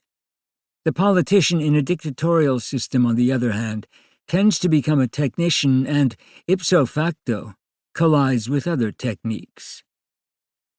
The new political technique claims to be concerned with all techniques, indeed to effect a synthesis among them. Synthesis is very likely its real function, but synthesis cannot be achieved at the first attempt, and the claim is not easily accepted by the other technicians. We are witnessing a crisis of adaptation. Political technique is far from realization, it is only in its first stammering stages. Yet it claims to be the science of synthesis, as did theology in the Middle Ages, or philosophy in the 18th century. When the engineer protests against the politician's decisions, he may be justified on the grounds that the politician is deceiving himself, and in reality is quite ignorant. But the engineer may also be ignorant of the technical motives behind the politician's decision. The engineer has no conception of the elements necessary to judge political technique on the plane of synthesis. This is indeed a crisis of adaptation, but precisely because adaptation is involved, the conflict does not lead to the overthrow of the regime. A similar crisis, practically speaking, does not exist in democratic systems where the attempt to form a political technique has just begun. The English, however, have wanted for a long time to introduce technique into governmental operations, and thus to resolve conflicts between politicians and technicians before they become acute. Since the 18th century, the English have been preoccupied with the technique of lawmaking. In the 19th century, with Arthur Symons and Belladin Ken, their express goal was the rationalization and systematization of legislative operations. Their motto was codification, consolidation, purification. Their technical reforms resulted in the creation of offices for the technical editing of legal projects, in uniformity of method, in the use of marginal notes, and in the editing of resumes and tables. This effort has been resumed in the last few years in Great Britain on the ministerial level. To be able to compete with the technicians, the politicians have undertaken governmental reorganization on the cabinet level, with a view to greater efficiency. They have divided up their work systematically by developing numerous so-called standing committees, each of which has its rigorously defined specialty. The coordination of these committees is assured by the Cabinet Office, an organ of great originality. The Cabinet Office consists of a small group of highly trained civil servants under the direction of a permanent secretary. Its function is to prepare the agenda of the Cabinet and its committees, and to take minutes of the meetings. It is interesting to note that the importance of this office is growing. The technical function which it assumes gives it a kind of supremacy over the whole political complex. Similarly, the United States has shown a desire to establish a truly independent corps of political technicians, as opposed to politicians, and to separate completely the political organ of decision from the technical organ of preparation. The task of the expert is to furnish the politician with information and estimates on which he can base the decision. A clearly defined division of responsibility corresponds to this functional division. That is, the expert has no responsibility. The problem is, above all else, to maintain the independence of the technician. He must avoid pressures, involvement in contests of influence, and the personal quarrels of the members of the administration. When the technician has completed his task, he indicates to the politicians the possible solutions and the probable consequences, and retires. Unfortunately, the Americans do not consider the inverse problem, which is, objectively speaking, becoming more important. When the expert has effectively performed his task of pointing out the necessary ways and means, there is generally only one logical and admissible solution. The politician will then find himself obliged to choose between the technician's solution, which is the only reasonable one, and other solutions which he can indeed try out at his own peril, but which are not reasonable. At such a moment the politician is gambling with his responsibility, since there are such great chances of miscarriage if he adopts technically deviant solutions. In fact, the politician no longer has any real choice. Decision follows automatically from the preparatory technical labors. Jung even claims that in the United States, on very advanced technical levels, unchallengeable decisions have already been made by electronic brains in the service of the National Bureau of Standards. For example, by the EAC, surnamed the Washington Oracle. The EAC is said to have been the machine which made the decision to recall General MacArthur after it had solved equations containing all the strategic and economic variables of his plan. This example, which must be given with all possible reservations, is confirmed by the fact that the American government has submitted to such computing devices a large number of economic problems that border on the political. Even admitting that we are not yet at this stage, we must recognize that every advance made in the techniques of inquiry, administration, and organization in itself reduces the power and the role of politics. Consequently, the opposition between technicians and politicians places the politicians squarely before a truly decisive dilemma. Either the politician will remain what he is in a democracy, in which case his role is fated to become less and less important in comparison to the role of technicians of all sorts, a state of affairs already evident in the financial sphere, or the politician will take the road of political technique, in which case the crisis of adaptation will inevitably arise. If the politician really wishes to continue to exist, he must choose the second solution as the only possible one. The existence of techniques in all other spheres forces him to this choice.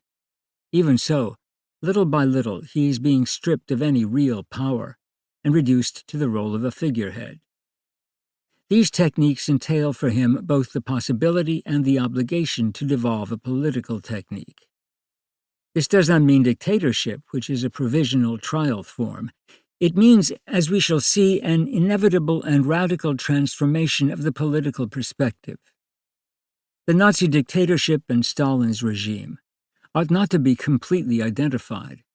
I've already stated that Lenin was the first man to create a political technique.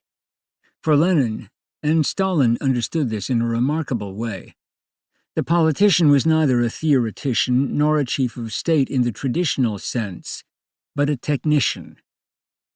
Lenin's concept makes politics a technique like the others, but actually superior to them, since it is basically charged with coordinating the other spheres of activity. Political decisions are taken by virtue of technical motives, and it is this fact which differentiates this kind of politics both from the purely doctrinaire communism of the left and from the older opportunism that makes its decisions on the basis of subjective motives, impressions, and reasonings bearing on the immediate situation and varying with circumstance. When Stalin modified a given organization or changed the content of a plan, he did so not under pressure of facts, but as a function of facts, by applying a precise technique. Of course, it is possible to apply the technique badly. Certain errors may persist because the technique has not yet been fully developed. But the important thing is that the politician is forced to follow the line laid down by the technician. This is the tendency which has become classical in communism. According to this tendency, Marxism is not a doctrine but a method of thought as well as of action. This political technique is not well understood and may not even be recognized, above all because its ends are not clear. Is it directed toward communism as a whole? Or must the distinction be made, with Lenin, between strategy, which is indeed directed toward communism, and tactics, representing the more specifically technical part, in which immediate political problems are resolved in relation to strategy? Tactical decisions are all made rationally to satisfy all possible technical data, arising from all co-coordinative bureaus and organisms. The distinction between strategy and tactics enables us to understand the most sensational zigzags of the party line. For example, the 1937 stand against the older communism, the 1940 pact with Nazism, the admission in 1943 of the Church into the communist framework, the 1947 stand against formalism, that of 1949 against the authors of the plan.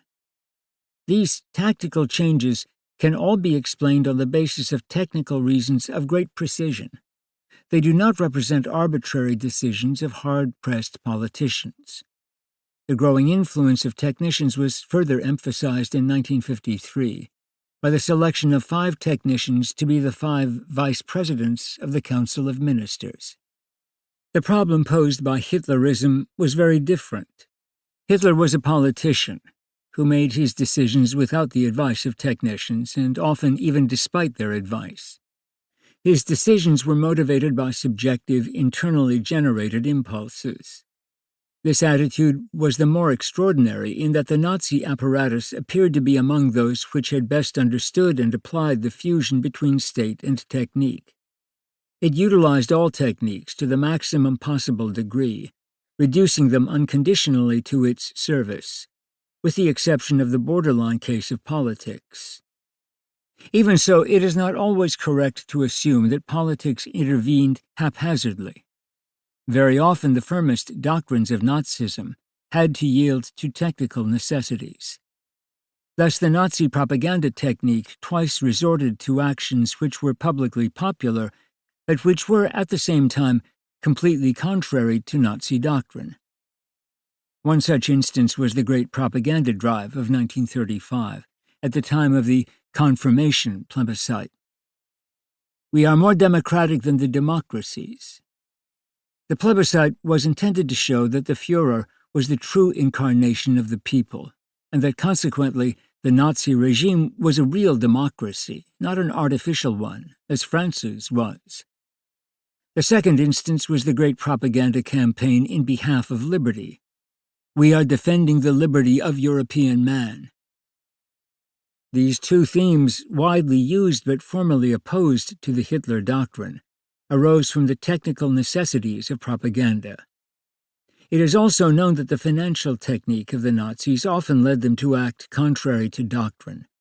For example, in the case of Jews who were made honorary Aryans, or in the case of certain capitalists who became mainstays of the regime and were integrated into the financial organism of the Third Reich. However, the personal political decisions of Hitler frequently did upset the techniques of the state. The conflict was particularly keen between Hitler and the General Staff, but it also existed with the Geheimpolizei and with the organs of foreign trade. Hitler ordered the adoption of certain measures the technicians disapproved, and after the fall of Nazism they blamed every difficulty and misfortune on these arbitrary decisions. In any case, it can certainly be said that the majority of Hitler's personal decisions were unfortunate, notably from the military point of view. It is clear that the future belongs not to Hitler's kind of political action, but to Stalin's. Some important political chieftains may still bypass these techniques, but their situation appears more and more precarious. In the conflict between politician and technician, corruption is a much more serious matter. Political milieus are very generally corrupt. The fact is indisputable, both in democratic regimes such as France and the United States, and in authoritarian regimes such as fascism, Francoism, and Nazism. We cannot really speak about the Soviet Union. The vertigo of power and the opportunity to become rich corrupt politicians very quickly. To the degree that the state becomes more and more technical, there is increasing contact between politicians and technicians, though technique tends more and more to have primacy over politics, and technical decisions seem unassailable by parliaments. The takeover of technique can be arrested by corruption. The technician is a man, and in contact with corrupt men, he may well allow himself to be corrupted. He can sidetrack his technique, annul the decisions demanded by its strict application, and grant some favor or special privilege which perverts technical action. In such an instance, general interests, the only true objects of politics, no longer control technique. Particular interests, which are much more efficient in checking technical action, do. Pure technique represents the general interests, the true politics, and is opposed to the politician who represents the corrupting element for private, and hence politically non-existent reasons.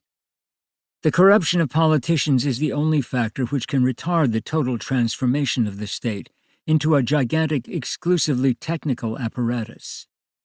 Even so, the impetus of this movement of transformation is being intensified, and public opinion is oriented towards its success. Public opinion, which counts for a great deal even in authoritarian regimes, is almost unanimously favorable to technical decisions as opposed to political ones, which are usually described as either partisan or idealistic. One of the current reproaches made against politics is that it fetters the normal activity of techniques, which the public generally considers good in themselves. Citizens become angry, for example, when they see the state holding back the development of aviation. In case of a conflict between politician and technician, the technician has public opinion behind him. A characteristic instance was furnished by Spain. Spanish fascism ought clearly to have been censured by the democracies in 1945, as was Italian fascism. There were political, sentimental, and doctrinal reasons for doing so, but the military technicians proclaimed that this would be a disaster, and the economic technicians agreed. The United States and Great Britain let Franco survive, and France was ridiculed for closing the frontier. Public opinion, which particularly after 1944 was sharply anti-fascist, ought to have reacted favorably to this action of the French government. Indeed, the first impulse was to condemn Spain. But after the technicians had shown that such a move would be harmful economically and financially, on the plane of foreign commerce, public opinion began to shift. A callous comparison was made between an ideological action, a noble gesture which yielded nothing, and the judgment of the technicians, who were demonstrating the stupidity of such an ideology. Public opinion wavered for a time, only to turn, after about 6 months, in the direction of the technicians. Can it be said that this was a matter of personal interest? The overwhelming majority of Frenchmen had no direct interest in the matter. Yet it ought not to be forgotten that adherence to a technical decision is always a matter of personal interest. As for the technicians, it may be asked why they made the judgment they did. Clearly because they were applying their technical instrument, in which generous or sentimental motives had no place. The technicians, as technicians, told us that the closing of the frontier was disastrous. As men, they might have approved of the action for ideological reasons. It is not at all certain that technicians are still capable of making humane judgments. That, however, is another question. The transformation of the state and the consequent predominance of technicians involves two elements. First, the technician considers the nation very differently from the politician. For the technician, the nation is essentially an affair to be managed, for, rightly, he remains imbued with the private origin of technique. As a consequence, the private and the public spheres are poorly delimited. All that the technician can take into account is the application of his instruments, whether in the service of the state or of something else, is of small importance. For him, the state is not the expression of popular will, or a creation of God, or the essence of humanity, or a modality of the class war. It is an enterprise with certain services which ought to function properly. It is an enterprise which ought to be profitable, yield a maximum of efficiency, and have the nation for its working capital. The influence of the technician on the state does not reside solely in the conditions he imposes through his administrative decisions or in the schema of good organization he draws up. It resides also in the judgments he makes concerning governmental and administrative efficiency. I have discussed the transformation of the system of public accounting. A new and remarkable example of this is furnished by the Netherlands. The problem there is to evaluate the efficiency of governmental services as a function of their cost prices. Every organization, we are told, must in principle establish a valid relation among men, ends, and means in respect to their productive efficiency. Productivity, which seemed heretofore to be a purely economic concept, has made its appearance in the last few years in the political framework. It is necessary to evaluate the cost of every administrative operation and to apply the law of marginal yield. Funds are assigned to each department on the basis of a standing cost established through service.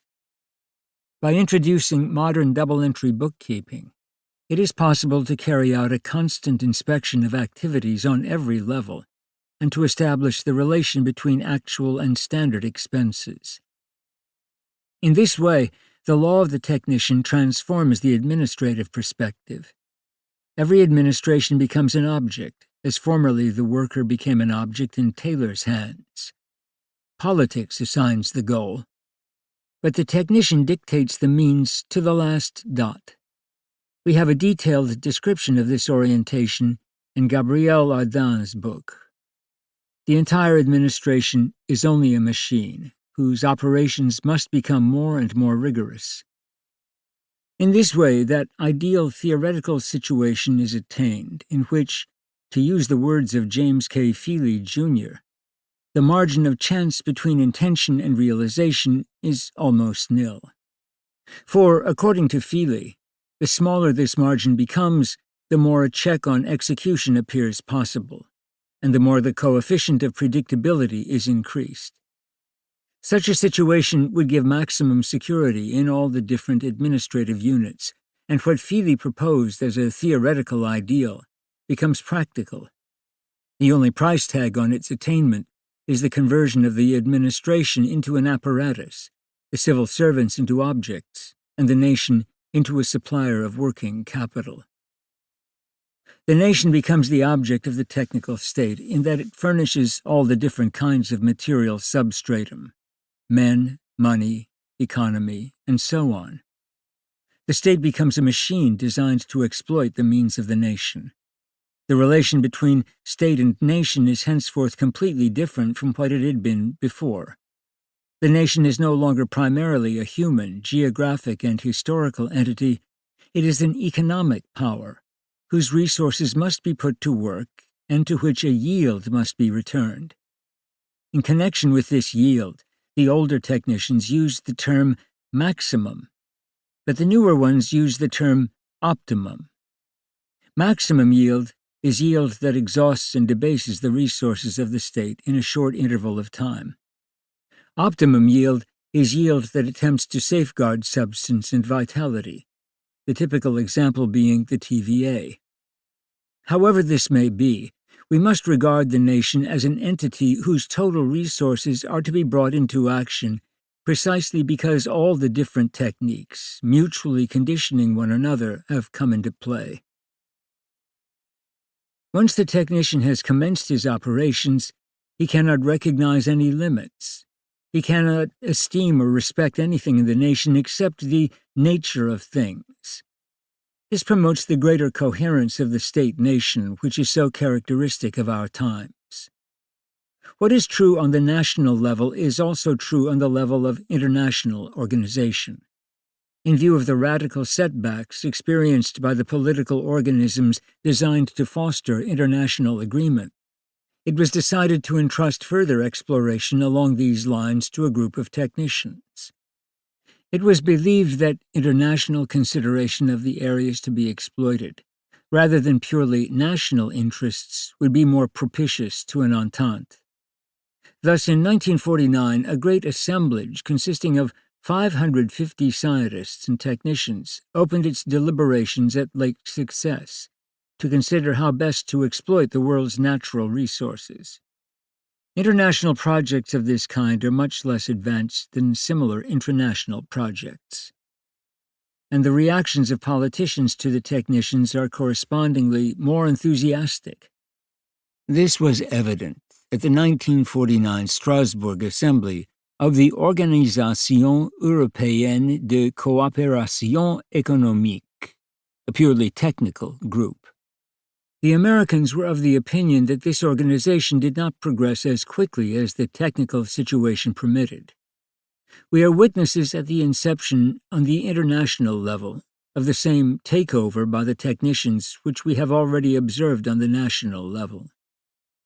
The second element implied in the transformation of the state and the predominance of the technician is the progressive suppression of ideological and moral barriers to technical progress.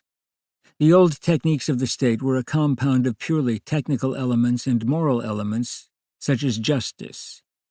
The moral elements are not completely negligible even today, although they by no means occupy the place of honor accorded them in official discourse. The techniques employed by private persons are usually techniques in a pure state, and contain no admixture of moral elements. We shall see later on that this is no random fact, but the result of the very nature of technique. The state is charged not only with maintaining respect for law and order, but also with establishing just relations among its citizens. It therefore imposes limits on the pure technique of private persons. Thus, from the beginning, the liberal state forbade the free manufacture of explosives and substances pernicious to health.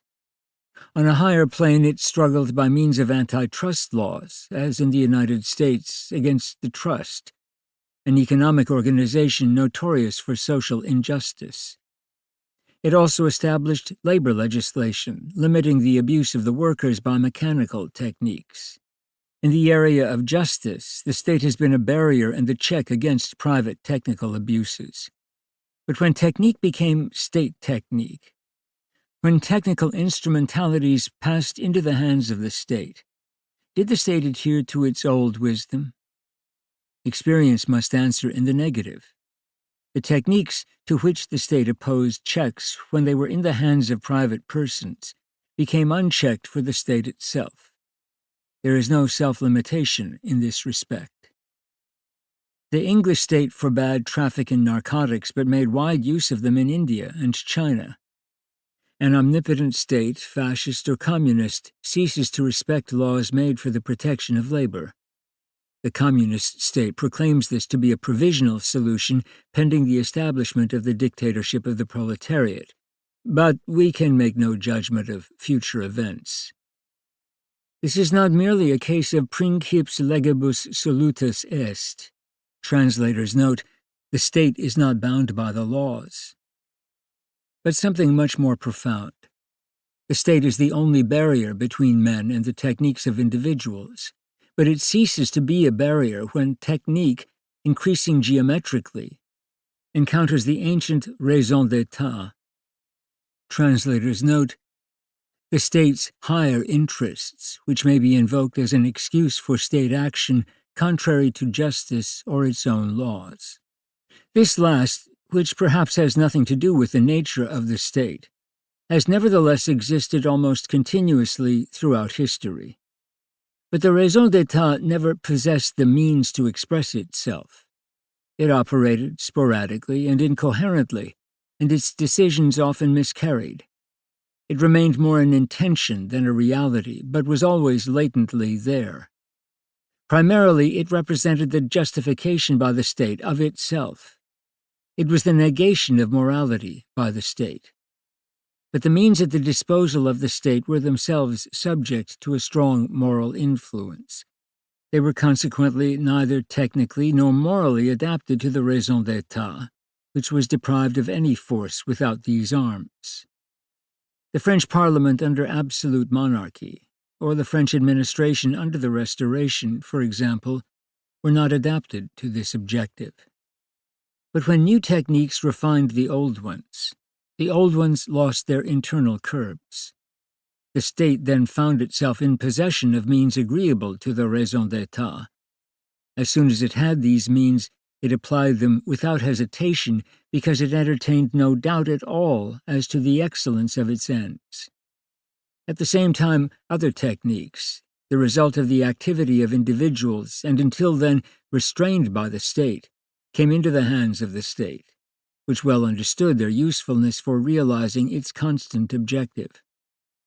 How could the state be expected not to exploit a judiciary without independence and a police without any faculty of judgment?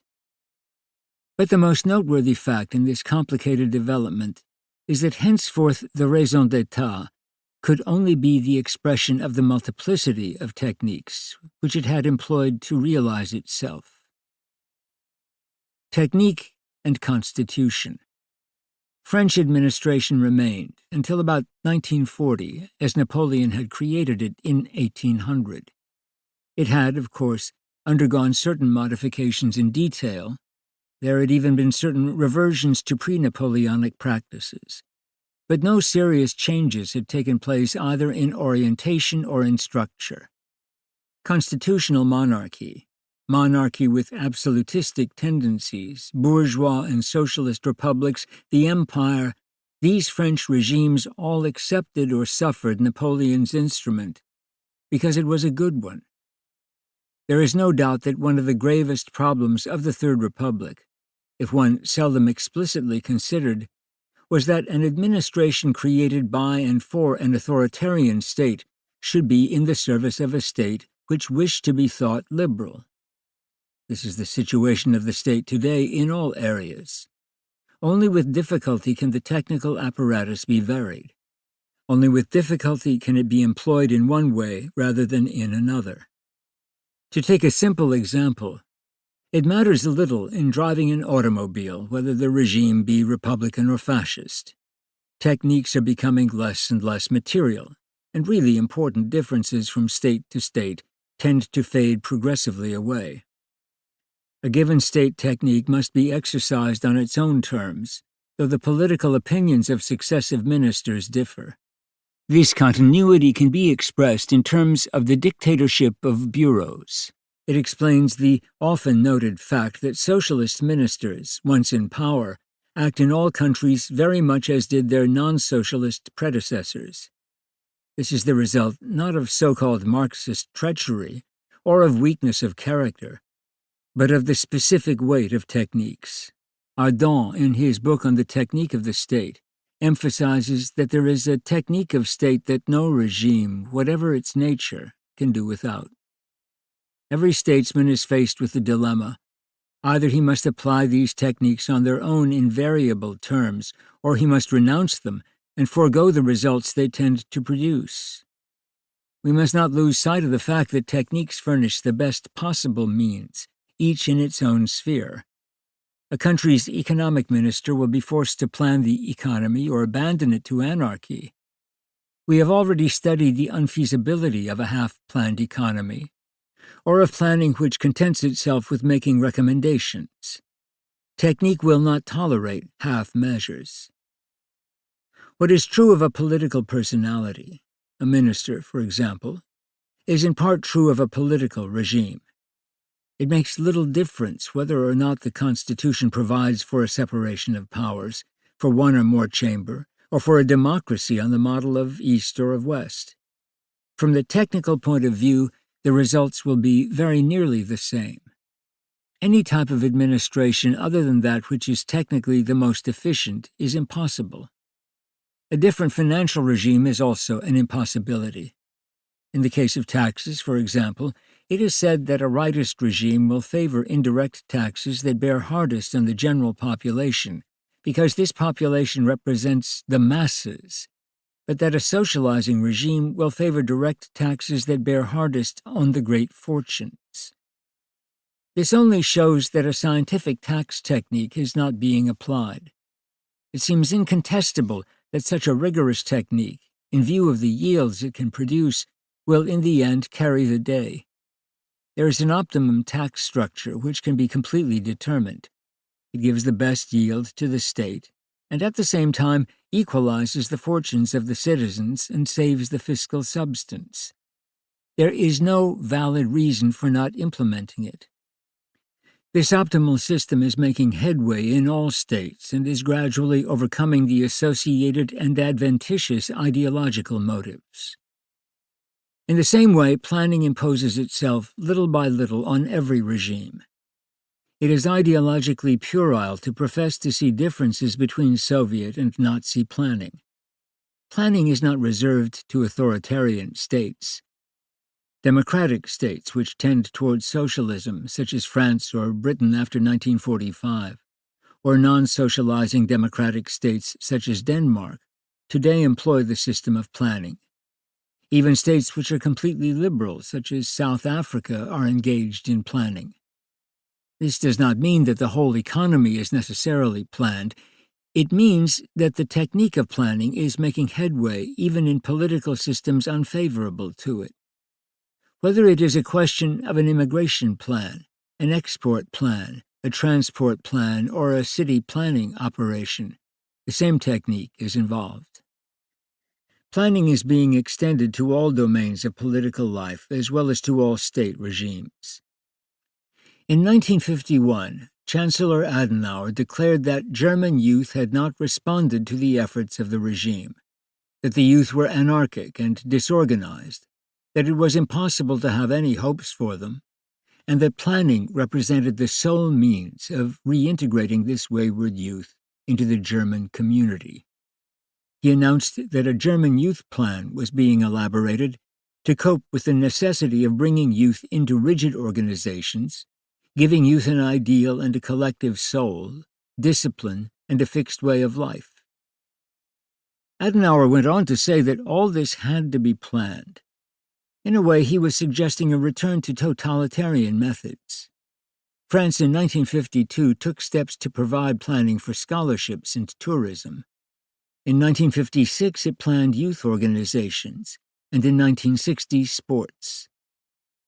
It is to be noted that planning is becoming more and more widespread in the United States, where there is a tendency to apply it not only to economic problems, but also to social, for example, city planning, and political questions. Indeed, American planning is becoming a basic element. It is no longer an accidental fact or a mere adjunct. In the United States, there are nearly 2,000 planning organisms in the service of the various states, not to mention national organisms, some of which are public, the Council of Economic Advisors, and some private, the National Planning Association. We must not lose sight of the fact that nations are more and more closely connected. Moreover, when one nation engages in planning, there is an inevitable repercussion on the others. They are more or less obliged to engage in planning too. And the planning of one element implies first the understanding, then the mastery of many others, and little by little the planning of these others. It is not possible to establish a plan for a small corner of the economy and permit all the rest of the economy to remain free. Gaston Baudet has shown that good city planning requires the mobilization of the entire economy.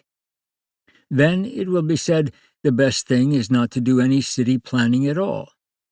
But planning cannot possibly be avoided. The explosive increase in the population means that no one will have any living space unless the area at our disposal is organized rationally. Moreover, certain inconveniences of urban life are daily becoming more serious. For example, traffic density, air pollution, and excessive noise. None of these problems can be effectively resolved except by means of a truly regulative plan. In the last few years, numerous medical and administrative congresses have, of necessity, been concerned with this cluster of problems. Similar problems are raised by immigration. No country is today in a position to allow free movement in or out. Free movement would result in excessive population displacement in the direction of countries with high wages or political stability. Conversely, countries with dictatorial regimes would see their populations dwindle, a state of affairs they would not welcome since it means diminution of power. Democratic countries would see an exaggerated rise in their populations, which they certainly do not desire because of the danger to their economic equilibrium and the risk of a fifth column. What is to be done? Put a complete stop to population displacement? Such a solution is neither possible nor desirable for reasons of manpower and colonization. But this presupposes a plan for immigration, subject moreover to international agreement. Immigration planning will be identical whether we have to do it with a dictatorship or a democracy. It will require identical police, economic, and administrative mechanisms. Present-day democracies cannot escape these technical necessities. These examples help us grasp the fact that the structures of the modern state and its organs of government are subordinate to the techniques dependent on the state. If we were to consider in turn each of the indispensable services of the modern state, we would find that they are becoming more and more alike, regardless of the theories of government under which they operate. We must insist on the more and more. The final identity has not yet been achieved. There is no greater similarity among the techniques of the state than among mechanical techniques. There are backward countries with respect to both, but the direction of the evolution is plain, and there is, practically speaking, no way of arresting it. We shall see why. The supremacy of technical instruments is a result of their exact correspondence to social necessities. When society did not have constantly to appeal to the state, when problems of all kinds were not as numerous or acute as they are today, the state was relatively free with respect to its instruments.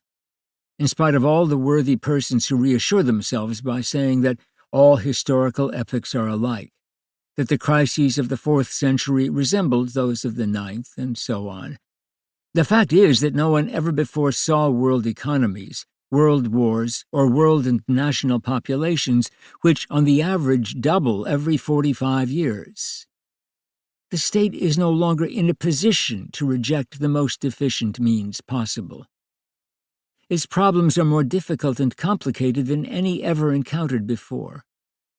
If the state desires to have an effect on society, and it has no alternative, there is only one way to have this effect: parliamentary discussions, the hesitance of theoreticians, the protestations of humanists, democratic elections. All of these signify very little. The state has no more real choice than the worker on the assembly line. It is led to the technical society by the very terms of the problem. Let us consider 2 examples. The concentration camp is generally taken as characteristic of dictatorial and fascistic regimes. Such institutions undeniably exist in the Soviet Union, Poland, and Bulgaria. But they existed in France under the Third Republic and in England during the Boer War. We must not be misled by differences in name. Work camps, re-education camps, refugee camps all represent the same fact. And we are only too aware of how important the use of concentration camps was in Algeria. We are speaking here of the concentration camp in its pure form, which has nothing to do with crematoria or hanging up the inmates by the thumbs. Such tortures are imputable to men, not to technique. The camp as an institution is making its appearance everywhere, under the most varied political regimes, as a result of the conjunction of social problems and police technique. The terms of the problem can be enumerated in this way. Given the nationalistic organization and, conversely, the existence of fifth columns, given the administrative character of the supervision of territory and the population expansion, it is absolutely necessary to establish a police power based not on individuals, but on categories of individuals. There is no way of escaping the establishment of police power by categories, which implies, for example, preventive arrest, concentration of masses of innocent persons, not for judging but for sorting, and so forth. To effect sorting and checking operations, highly perfected systems have been developed, as, for example, the MVD in the Soviet Union, the FBI in the United States, and the CIC in occupied Germany. Such systems, obviously, often require a considerable length of time for their operations. Suspects may be detained for years before the system finishes its investigations. Its precision and rigor cause it to move slowly. The technical system of concentration camps has proved so efficient and satisfactory to the state that it is increasingly being incorporated into our society. It no longer represents the activity of aberrant dictators, but rather the activity of every good administrator. The concentration camp system of today is closely linked to the nationalistic state, but it fits so well into administrative systems in general that there is no chance of its disappearing, even if the nationalistic structure of the modern world were to change.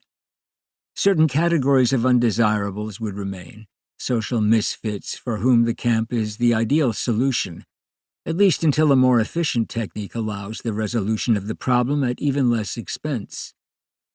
But it is highly improbable that this will happen in the near future.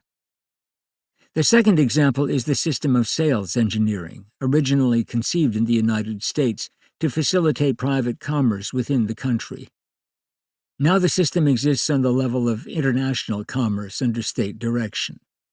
There are firms which specialize in psychological and sociological prospecting of markets. The products of one nation cannot be sold on the markets of others unless they meet certain conditions, not only of manufacture but of design and usefulness. It would be clearly inefficient to ship products abroad which one knew in advance would not sell. It is said that there is not a single American firm which would dare launch a new product, even a hairpin, and itself assume responsibility for design, color, etc. The firm takes its problem to one of the 3 or 4 large industrial design consultants whose job it is to give to the object in question its optimum external appearance, that is, the appearance which best suits the public taste. This approach to consumer research is recognized by American producers as the only correct one. It is nevertheless freely chosen. As soon as commerce becomes international, however, it enters more or less into the province of the state.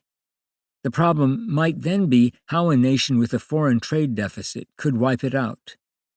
To accomplish this, it must comply with the law of the creditor's market. One of the organizations described would have to be consulted, and what was hitherto choice based on interest then becomes obligatory. Once more, we see that a technically backward nation is forced to model itself after the most advanced nation as soon as organic relations are established between the two. The situation is not due to American desire to dominate or to American pride. It is a technical situation. There is one and only one efficient method for establishing a system of international commerce, and it is necessary to comply with this method, no matter what the view of the state. Of course, the state could conceivably choose to go bankrupt. I have taken 2 examples as different as possible in order to emphasize the degree to which technical facts act upon the state in all areas. But the facts lead us further. State constitutions do not alter the use of techniques, but techniques do act rather rapidly on state structures. They subvert democracy and tend to create a new aristocracy. Almost all sociologists are in agreement here. It is sufficient to refer to the writings of George Friedman to be convinced of the unanimity which exists on this point, even among sociologists with the most pronouncedly democratic and socialist leanings. Political equality becomes a myth, unattainable through the agency of technique. On the contrary, technique to an ever greater degree produces on the technical level a majority of servants and a minority of governors. Friedman has studied the matter scientifically and has shown in a completely nonpartisan way that the worker-slaves are reduced to the lowest possible human value when their functions are specialized to completely particular tasks. We see in this phenomenon of specialization what technique makes of man in the aggregate. For example, the precision of police mechanisms makes it possible to train a good policeman in a few weeks. But the man so trained has no knowledge at all of the techniques within which he works. Men are shifted unceasingly from job to job, never attaining a true calling. They are vocationally downgraded by technique. But a vocation is a major part of life and culture. Under these circumstances, even a pervasive culture rapidly disappears. We must also consider the influence of agricultural techniques, which result in the exhaustion of certain types of soils, while medical techniques lead to overpopulation. The interaction of these 2 factors brings about the creation of masses of underdeveloped human beings who are considered by some as unfit for democracy because they are incapable of reacting with the necessary speed to the problems of life. In contrast to this mob, there is a limited elite that understands the secrets of their own techniques, but not necessarily of all techniques. These men are close to the seat of modern governmental power. The state is no longer founded on the average citizen, but on the ability and knowledge of this elite. The average man is altogether unable to penetrate technical secrets or governmental organization and consequently can exert no influence at all on the state. Friedman, in order to do something constructive about this downgraded and overspecialized manpower, has put his hopes in the evolution of socialism, which, by giving man the feeling of socialist brotherhood and the consciousness of working for the common good, would give him pleasure in his work. But this psychological remedy, whose value I am not trying to deny, could do nothing at all to bridge the gap between the intellectual incapacity of the mob of specialized workers on the one hand and the monopoly of technical means by a technical elite on the other. The new elite is an elite, even when it is popular with the people. This split is obvious in all domains. For example, in the administrative domain, the intervention of a technique of organization and mechanization results in the creation, as Maas puts it, of two classes very far removed from one another. The first, numerically small, understands the means to conceive, organize, direct, and control. The second, infinitely more numerous, is composed of mere executants. The latter are hacks who understand nothing of the complicated techniques they are carrying out. It is not conceivable that the normal operation of democracy would be acceptable to those who exercise this technical monopoly, which, moreover, is a hidden monopoly in the sense that its practitioners are unknown to the masses. Technique shapes an aristocratic society, which in turn implies aristocratic government. Democracy in such a society can only be a mere appearance. Even now, we see in propaganda the premises of such a state of affairs. When it comes to state propaganda, there is no longer any question of democracy. Let us consider ordinary propaganda as it occurs in republican countries. It is innocently said that since there is a plurality of parties and propaganda machines, they counterbalance one another. The elector is therefore free to make a real choice between rival candidates. However, certain persons, perhaps no less innocently, claim to be able to mathematize everything. Specifically, the propaganda which is most technical, the most skillful and urgent, gets the greatest number of votes. As far as I am concerned, neither of these positions in itself perverts democracy. What does is the very accumulation of propaganda techniques, the very deployment of technical means for exerting pleasure. It is not true that two opposed propaganda apparatuses cancel each other out, or rather, it may be true politically, but it is false psychologically. The real problem lies in the psychological situation of the individual assailed by a number of equally skillful propagandas acting upon his nervous system, and now, with the discovery of new methods, probing and disturbing his unconscious, working over his intelligence, and exacerbating his reactions. The individual can no longer live except in a climate of tension and overexcitement. He can no longer be a smiling and skeptical spectator. He is indeed engaged, but involuntarily so, since he has ceased to dominate his own thoughts and actions. Techniques have taught the organizers how to force him into the game. He has been stripped of his power of judgment. If he has not been fixed in advance, he oscillates at random, in obedience not to his own power of judgment, but to the law of large numbers. The intensive use of propaganda destroys the citizen's faculty of discernment. In a truly democratic regime, everything rests on judicious choice and free will. But it is precisely in democracies that propaganda machines proliferate. Where only a single propaganda machine exists, that of the state, it conditions individuals directly and could not be really intensive since there is no competition. In the so-called democracies, propaganda must become more and more intense in order to dominate its rivals. It becomes thereby more and more insidious. Thus, technique disturbs immediately the operation of a democracy. It leads public opinion in one direction only, because the means at the disposal of a state directed by a technical aristocracy are generally more powerful than those at the disposal of parties. The very presence of technique, therefore, poses a grave problem.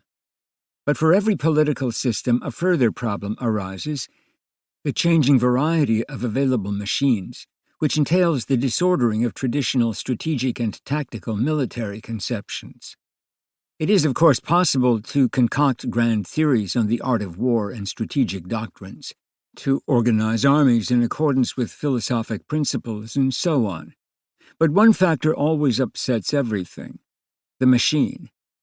The machine has, in fact, conditioned modern strategy. Hitler, because he understood this, achieved certain successes. The technical problem can be simply stated. Given a certain machine, how can it be used most efficiently? What actions concerning logistics, liaison, and coordination of weapons must be taken? What plan must be created to make optimal use of the machine? and so on. For example, the tank-conditioned combat between 1939 and 1943. Today, aircraft, guided missiles, and intercontinental rockets are of major importance. But beyond the effect of technique on strategy, the changing machinery of war forces political choice. The United States, in a congressional report, 1949, recognized that because of the rapid advance of technique, it was no longer in a position to pay for complete armament, for a land army with an unlimited number of vehicles of every type, plus a navy and an air force. The military aircraft of 1946 were already out of date by 1949. It seemed impossible to continue the construction of machines by the thousands which would never see service and would so soon be outmoded. A political choice had to be made. Similarly, Britain abandoned most of its prototypes in order to devote itself to constructing a unique kind of army, judged to be decisive. The fact of forced political choice was confirmed by the distribution of military tasks among continental Europe, the United States, and Great Britain as a consequence of the Atlantic Pact. With further developments, it became necessary to seek new modes of financing to support the burden of a military technique distributed as described. This reminds us of the interdependence of techniques in general, and in particular of the influence of technique on military concepts and through this on political choice. In this connection, recall Bevan's biting remark in one of his last lectures, "The techniques of modern war have destroyed democracy." This is precisely our point. Let us reason by analogy. In the same way that military machines condition strategy, organizational and other techniques condition the structure of the modern state. Wiener was not speaking idly when he said that the different systems of broadcasting and air transport networks make the world state inevitable. Technique puts the question, not whether a given state form is more just, but whether it permits more efficient utilization of techniques. The state is no longer caught between political reality and moral theories and imperatives. It is caught between political reality and technical means. The problem is to find the state form most adequate to the application of the techniques the state has at its disposal. Doubtless it is free to prefer a certain doctrine and to look with disfavor on a given technique. It is free to dream of the realization of a certain kind of justice, rather than to make use of technical means. But then it must expect almost inevitable retribution, such as the French army suffered in 1940. Our generals had their doctrine and their military conceptions, but they neglected the influence of the machine. A heroic example, it was said, of getting yourself killed at the outposts of progress. Face to face with technical efficiency, the state owes it to itself to give this efficiency free rein. Ardent has written, "Good methods bring about good structures." These factors doom parliamentary government, which is burdened with considerable excess baggage, which hinders technical progress. The numerous persons involved in decision-making, the ponderousness and slowness of democratic mechanisms, the complete inability of a representative assembly to apply political technique, the frequent turnover in parliamentary personnel in contrast to the stability of the technicians in the service of the administration, etc. As a result of these factors, technical advance gradually invades the state, which in turn is compelled to assume forms and adopt institutions favorable to this advance. The importance of commissions in French parliamentary life is already recognized, and, it might be added, these commissions have clearly got out of hand. In the United States, the system of lobbyists, a group of individuals who hang about the corridors of Congress, assures liaison between the legislative organ and the technical organ. All the great American corporations and technical groups have representatives accredited to Washington who are charged with looking after the interests, not necessarily in the capitalist sense, of the groups they represent in the legislative branch. The system is perfectly legal in the United States and allows the retention of some connection between politicians, who are more and more detached from reality and the technical conditions of life. Such institutions represent very weak modes of adaptation. It is certain that the modern state will eventually be compelled to total adaptation. Total adaptation may come about through a revolution, such as the one which created the Hitler state. It may be, however, that the Constitution will not undergo even the slightest of alterations, and that the whole problem will be reduced to the elimination of political powers, which will have become purely formal, a mere matter of show. The conclusion seems unavoidable, that this is the road upon which our democracies have already entered. But if the state adapts itself completely to technical necessities and becomes nothing but a huge machine, will it still be recognizably a state? Let us first of all remark that the question in no sense presupposes the theory of a technological state. Things happen today in the political sphere without the benefit of the minutest theory. There is no longer any question of a state in the classic sense. To think otherwise is a laughable error on the part of the majority of those who talk about the state, be they philosophers, theologians, publicists, politicians, or professors of constitutional law. They are speaking of the state in terms and forms appropriate to the state of the 19th century, or to that of Napoleon. The situation today is radically different. The political power is no longer precisely a classical state, and it will be less and less so. It is an amalgam of organizations with a greatly reduced organism for making decisions. Reduced because in the interplay of techniques, decision-making has less and less place. The situation is comparable to the elimination by an automatic machine of the individual, who retains no function except that of inspecting the machine and seeing that it remains in working order. The political power is like any well-adjusted organization which functions with a minimum of decision-making. Such an organization is not too rigid and knows of itself how to adapt to current problems. We are admittedly not yet in this situation, but we are rapidly approaching it. Footnote: we shall not consider here machines for evaluating military situations and determining the best action. These machines are no mere fantasy. Wiener, Shannon, and Morgenstern, among the elite of American mathematicians, are working on such a machine and speak of it as imminent. Wiener even thinks that this will lead to a machine to evaluate political situations. Cybernetic devices will make the state conduct politics as one plays a game of chess. If this apocalyptic possibility is realized, we clearly cannot foresee the consequences for the state. We therefore shall not consider the hypothesis. This is the state form which Lenin forecast for the socialist world. The state, he said, will be reduced to census-taking and statistics. Lenin of necessity described the future role of the state in a very summary fashion. The techniques of organization were not yet developed in 1920.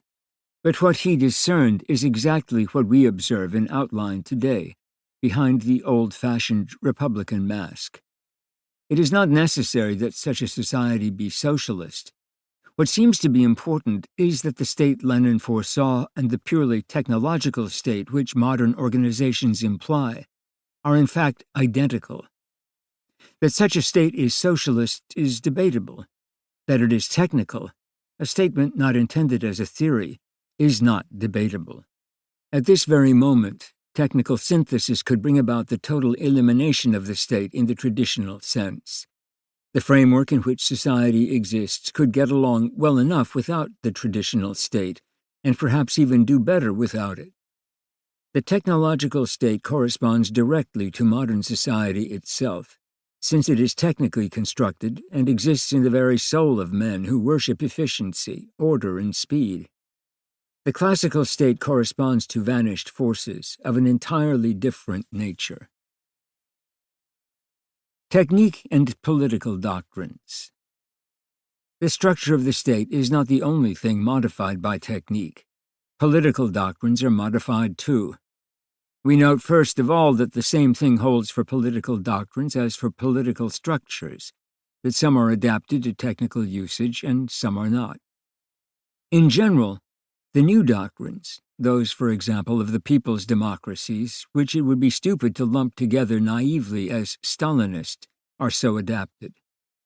No freedom for the enemies of freedom. Only the worker is a citizen. The state guarantees freedom. The stronger the state, the more freedom is guaranteed. These slogans are representative of an idea which is becoming prevalent. Doctrinal elements coincide exactly with the development of state techniques. Doctrine expresses the social situation exactly, and is therefore vital. It is believed in by a large number of citizens, it tends toward effective application, and possesses a contagious force. On the other hand, the doctrines of traditional democracy, the rights of man, the abstract conception of the citizen, equality in voting, the clash between power and liberty, are not adapted to modern social reality. For this reason, we are witnessing the rapid sclerosis and obsolescence of these doctrines, and it is becoming harder and harder to defend them. Public opinion no longer holds with them, except possibly among the Americans who seem still to believe in individual freedom, a somewhat theoretic concept.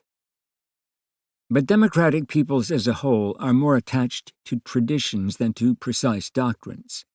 Democratic doctrine is, in any case, unadapted to technical progress, a fact which robs it of any compelling force or power to make new conquests.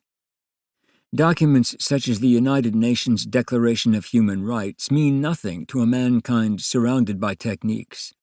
It is our responsibility to study man's situation vis-à-vis techniques, and not vis-à-vis some no longer existent force.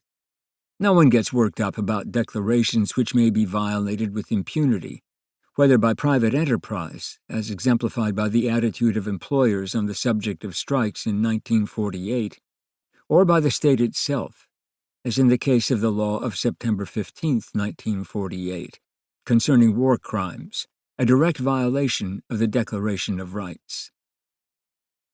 Technique has rendered traditional democratic doctrines obsolete.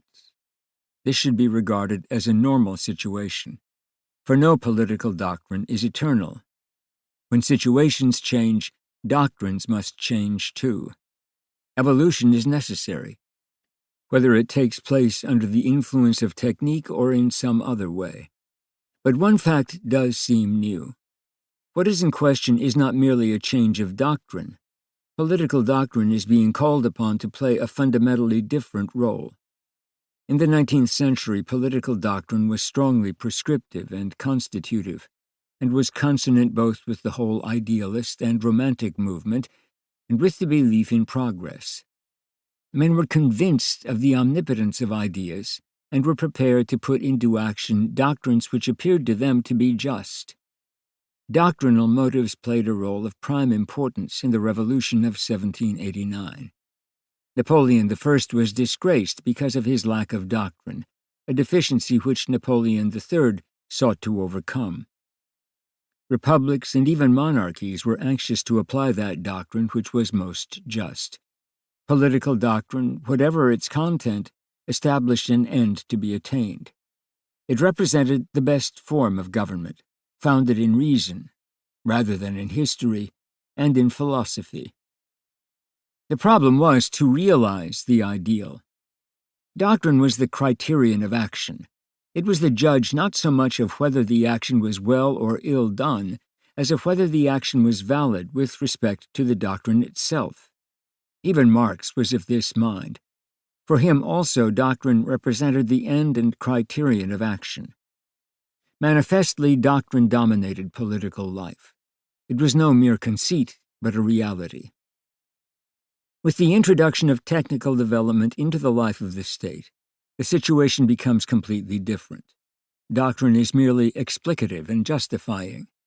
It no longer represents the end. The end is defined by the autonomous operation of techniques. It is no longer the criterion of action. The sole criterion of action consists in knowing whether or not technique has been correctly used, and no political theory can tell us that. Political doctrine, since about 1914, works in this way. The state is forced by the operation of its own proper techniques to form its doctrine of government on the basis of technical necessities. These necessities compel action in the same way that techniques permit it. Political theory comes along to explain action in its ideological aspect and in its practical aspect, frequently without indicating its purely technical motives. Finally, political doctrine intervenes to justify action and to show that it corresponds to ideals and to moral principles. The man of the present feels a great need for justification. He needs the conviction that his government is not only efficient but just. Unfortunately, efficiency is a fact, and justice is a slogan. We conclude that the political doctrine of today is a rationalizing mechanism for justifying the state and its actions, and is the source of the dangerous intellectual acrobatics indulged in by official journalists and statesmen. Sometimes the preoccupation of these gentlemen is to square some totally unjust action with democratic principles. A good example of this was the British intervention of 1944 in Greece as a function of the Yalta Agreements. This intervention resulted in the crushing of a popular movement, represented by Hellas and Eam, under the pretext of organizing a Western-style democracy. Sometimes the aim of these men is to create a judicial doctrine in order to justify purely pragmatic action. The masterpiece of this species of rationalization was the theory of trusteeship. Judicially, the theory was extremely well constructed, but its application led the United States inevitably to occupy the Japanese islands, while forbidding the Soviet Union to occupy any enemy colony whatever. The direction of this theory is clearly visible. All the theories concerning crimes against humanity are of this order. The charge of genocide is, in fact, the judicial justification of the need to condemn the vanquished as war criminals. The French Constitution of 1958 is another example of this tendency. It was devised to justify a de facto situation. The communists, however, are the real virtuosi of this genre. They have removed all the bones from Marxist doctrine and reduced it to a method. Once this is achieved, no contradiction between doctrine and action is possible. Take, for instance, the Soviet doctrine of the necessity of the national stage in the development of all peoples, a doctrine intended to justify Soviet intervention in Africa. All Soviet actions are a consequence of their method, which, being at the same time a doctrine, serves to justify action. The only real problem, then, is to know whether action has been effective by virtue of the correct application of method.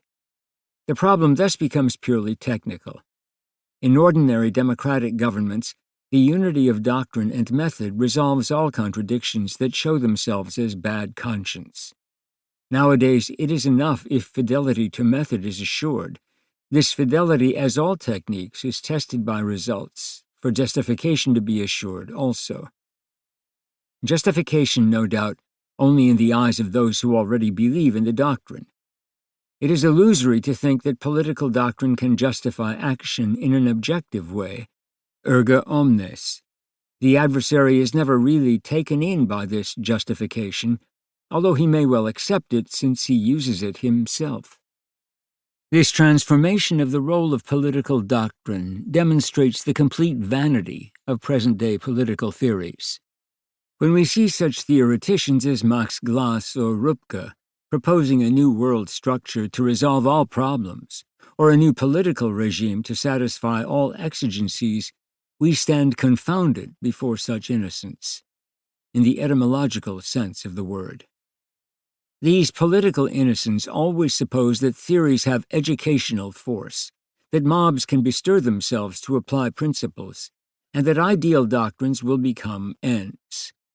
The plain truth is that such opinions have been overtaken and left behind. The role of doctrines is fixed with precision by political technique, and since nothing else can stem the tide of history or of techniques, there is no room for the supposition that political doctrines will change roles in the near future. Because of the vanity of their pretensions, our political theoreticians cannot be taken seriously. How could we possibly take seriously, on the political level, anyone who does not even know how to view fundamental events, or who takes as fundamental what he reads in the newspaper? In many ways, this profound transformation of political doctrines is perhaps not very new. What was new was the attention paid to doctrine in the 18th and 19th centuries. Before that time, political theories incontestably played the role of justifiers, as they do today. Thus, the counselors of Philip IV, armed with the whole apparatus of Roman law, used it for the sole purpose of lending an appearance of legitimacy to the acts of their king. The same applies to Richelieu and to the theory of the divine right of kings. I purposely do not cite Machiavelli because his theories were never applied. In reality, the brutal reversal we are witnessing at present is essentially a return to a long tradition. Power is power, but it cannot be exercised without at least the appearance of justice. Doctrine is charged, therefore, with the task of furnishing power with this semblance of justice. We repeat, it has not always been so. But since at present power is technique, these intellectual constructs no longer have any usefulness beyond supplying justification. The totalitarian state. Finally, technique causes the state to become totalitarian, to absorb the citizen's life completely. We have noted that this occurs as a result of the accumulation of techniques in the hands of the state. Techniques are mutually engendered and hence interconnected, forming a system that tightly encloses all our activities. When the state takes hold of a single thread of this network of techniques, little by little, it draws to itself all the matter and the method, whether or not it consciously wills to do so. Even when the state is resolutely liberal and democratic, it cannot do otherwise than become totalitarian. It becomes so either directly, or, as in the United States, through intermediate persons. But despite differences, all such systems come ultimately to the same result. I shall not repeat these facts, since I believe that I have sufficiently emphasized them. Technique engenders totalitarianism by another expedient, its mode of action. Let us take a simple example, that of total war. There has been a theory of total war, and consequently, it would seem, some will and choice in the matter. But the action of techniques nowadays makes war of necessity total. The use of guided missiles, such as the V-2 weapons and rockets, which had an error of about 9 miles in 300, presupposed that the great majority of them would fall among the civilian population. The same holds for the intercontinental ballistic missile. One ICBM is capable of destroying all life over very considerable areas. Automatic steering mechanisms can give great precision to the flight of anti-aircraft missiles, but precision of aim has no meaning when targets are terrestrial objects closely grouped together. A formation of bombers is isolated in the sky, and a missile fired at them necessarily hits a military target. But this is not so on the ground. The situation is even more acute with an H-bomb, which can destroy everything within a radius of 30 miles. Despite any and all possible precautions, the H-bomb would destroy civilians and non-military structures. There is no need here to decide whether or not to make total war. Even if one wished to limit it, war is total because the means are totalitarian. The same applies to civilian techniques. It is no longer possible to limit their effects, even if there is a desire to do so. Censoring films may sometimes limit their subject matter, give them a conformist tone or a moral content, but it does not touch the essential, that is, the psychic modification of the individual by means of the violent impression films make upon him. The emotion he inevitably feels modifies the psychological tonus of the individual and tends to make him a component of a mob. Such effects lie outside the range of possible means of rectification. Or, put more precisely, new means of rectification will be invented. One might, for example, try psychoanalysis, or one might limit the number of performances each week. But such measures only represent a new attack on the human soul, or a new limitation of freedom. It would be possible to consider in turn every element of state technique and to show that each one, pushed to the limit, leads to totalitarianism. Jacques Drioncourt has unwittingly done this for propaganda, and Ernst Cohn-Bramstedt for police techniques. Drioncourt attempts to show that propaganda is consistent with democracy, but he recognizes parenthetically that democratic government is obliged to integrate propaganda into its institutions for reasons outside its own principles. He recognizes that democracy is obliged to exploit the same practices, the same violation of human conscience, and the same encouragement of conformism as does totalitarianism. He has, in fact, shown that propaganda is in itself totalitarian. And when he asserts that propaganda is democratic if it is not a monopoly, he forgets what he proved at the beginning of his book, that propaganda always tends to monopoly. The fact is that when the state employs a complete and technical propaganda system, it inevitably becomes totalitarian. Drioncourt notes with surprise that the country which boasts of being most liberal, that is, the United States, is the country in which the technique of thought direction is, by its perfection, the closest to totalitarian practices, and is the country in which people, accustomed to living in groups, are most inclined to leave it to the experts to fix lines of spiritual conduct. As for the police power, it is to be noted that when it becomes technical, it assumes the leading position in the state and becomes a fundamental institution, not merely a supplementary one. It affirms itself as the essence of the state. It appears as a mysterious entity which evades all laws and assumes complete autonomy. As Amal says, it is the irrational nucleus which escapes all definition and limitation by the sovereignty of the state. In fact, we might as well have an undisguised totalitarianism which controls everything, since the simple use of techniques produces a totalitarian structure of the state, as does the economy. Why is this so? The answer is that technique is a mass instrument. One can think of technique only in terms of categories. Technique has no place for the individual. The personal means nothing to it.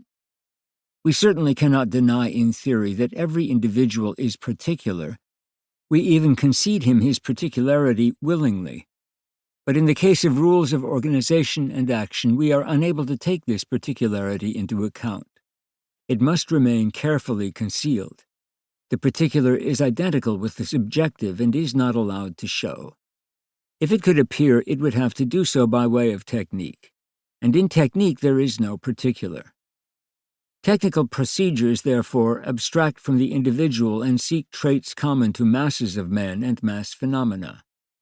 Without these common traits, neither statistics nor the use of law of great numbers, nor the Gaussian curve, indeed, no organization would be possible. Abstraction from the individual is doubtless intended only as a formal procedure for the convenience of reasoning. But the formal has become terribly real. It has produced the world which constrains man on every side, which leaves him no outlet to that realm which was ostensibly excluded merely for the convenience of reasoning. There no longer exists any form in which the particular can be concretely incarnated, because form has become the domain of technique. Technique in the form of psychotechnique aspires to take over the individual, that is, to transform the qualitative into the quantitative. It knows only two possible solutions, the transformation or the annihilation of the qualitative. It is precisely by way of the former that technique is totalitarianism, and when the state becomes technical, it too becomes totalitarian. It has no alternative. The words "the totalitarian state" inevitably evoke clichés and passionate opinions. But these no longer represent anything but historical reminiscences. The totalitarian state we are discussing here is not the brutal, immoderate thing which tortured, deformed, and broke everything in its path, the battleground of armed bullies and factions, a place of dungeons and the reign of the arbitrary. These things did certainly exist, but they represented transient traits, not real characteristics of the totalitarian state. It might even be said that they were the human aspects of the state in its inhumanity. Torture and excess are the acts of persons who use them as a means of releasing a suppressed need for power. This does not interest us here. It does not represent the true face of the completely technical totalitarian state. In such a state, nothing useless exists. There is no torture. Torture is a wasteful expenditure of psychic energy which destroys salvageable resources without producing useful results. There is no systematically organized famine, but rather a recognition of the pressing necessity of maintaining the labor force in good condition.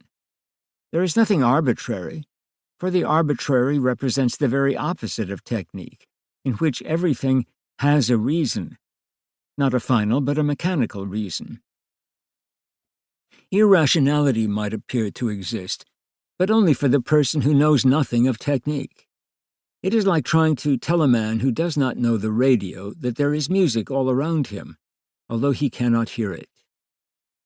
The totalitarian state does not necessarily have totalitarian theories, nor does it necessarily even desire them.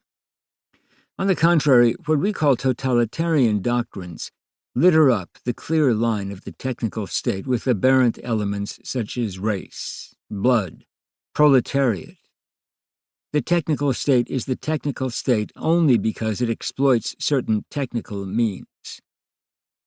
There is, however, a great difference between the democracies and the so-called totalitarian states. All are following the same road, but dictatorial states have become conscious of the possibilities of exploiting technique. They know and consciously desire whatever advantage can be drawn from it. The rule for them is to use means without limitation of any sort. The democratic states, on the other hand, have not attained to this consciousness and are consequently inhibited in their development. Scruples concerning tradition, principles, judicial affirmations, the maintenance of a facade of public and private morality, all these still exist in the democratic state. It may be going too far to say that scruples concerning human beings also exist in democratic states. The democratic state is preoccupied most of all with a very special type of man, the voter. All these scruples in any case are without force or reality. They are merely verbal smoke screens, and the democracies disregard them every time it is necessary to do so. This facade no longer corresponds in any way to a real community. It represents only vestiges of a community. Nevertheless, however without substance such talk may be, it still has great importance in democratic life, especially as it acts to prevent democratic governments from launching themselves along the road of technique without some other justification. Here, more than anywhere else, justification is necessary. Even so, democracies have a bad governmental conscience which no one has succeeded in dispelling. The state has not taken the decisive step of affirming that only technical necessity counts. It has therefore failed to do two things: to become conscious of what the state can accomplish by exploiting techniques, and to sow its wild oats by deciding that there are no compelling moral reasons to get in its way. Thus, at present, every time the democratic state exploits a given technique, it must begin all over again to justify itself, to debate the necessity of the proposed measure, and to question everything. In the long run, it will have to capitulate. But in the meantime, its scruples act as a drag on it, if not in the actual application of techniques, which would in any case be impossible, at least in its enterprise. In order to force the democratic state to come to any decision, there must always be a present danger, some direct competition with the dictatorial state in which action becomes a matter of life or death. The superiority of dictatorship stems wholly from its massive exploitation of techniques. Democracy has no choice in the matter. Either it utilizes techniques in the same way as the enemy, or it will perish. It is clear enough that the first term of this proposition will prevail, For this reason, wars always bring about a prodigious advance in the use of certain techniques in democratic societies. The democracies are, of course, careful to assert that they are using these techniques only because of the state of war. But there are always wars of one kind or another: war preparations, Cold War, hot war, new Cold War, and so on, ad infinitum. Indeed, Cold War is as productive as hot war in forcing the democracies to imitate the dictatorships in the use of technique. The officers of the French army, for example, have been obliged to engage in psychological activity and subversive war to counter the enemy's use of these. Here is a good example of technical imitation of a dictatorship by democracy. Up to this point, we have contrasted the democratic state with the dictatorial state, but we have not distinguished among the different forms assumed by the dictatorships. There are two major lines followed by these states, represented respectively by communism and fascism. The question might be put whether or not these two are identical. A superficial bourgeois survey will immediately come up with an affirmative answer on the basis of certain massive facts of the present day. It might be noted, for example, that both sides have concentration camps, enormous police apparatuses, torture, ration cards, economic and other kinds of planning, plebiscites in place of elections, a single party, Nazi or communist, dominating the state, a single individual exercising plenary powers, and so on. This adds up to a complex of identical forms. As a consequence, the regimes are alike. The intellectuals, however, will protest against such a hasty assimilation of the two, and in a deeper sense, the differences are real. In communism, despite its methods, there is an indubitable will to human liberation. It has the genuine support of millions of poverty-stricken persons, and consequently a humane aspect which fascism never possessed. It recruits its adherents from many different parties, on the one hand from the true proletariat, and on the other from the lumpen proletariat, that is to say, a sub-proletariat without positive value. Communism has the honesty not to affirm bogus spiritual values or make pacts with international capitalism. In addition, the fact that Nazism was anti-Semitic has a special significance for Christians, a point which Karl Barth has emphasized. Communism as such does not imply this, even though it may become anti-Semitic for short periods. Upon closer analysis, however, we find a similarity between the two, a comparable attitude toward techniques.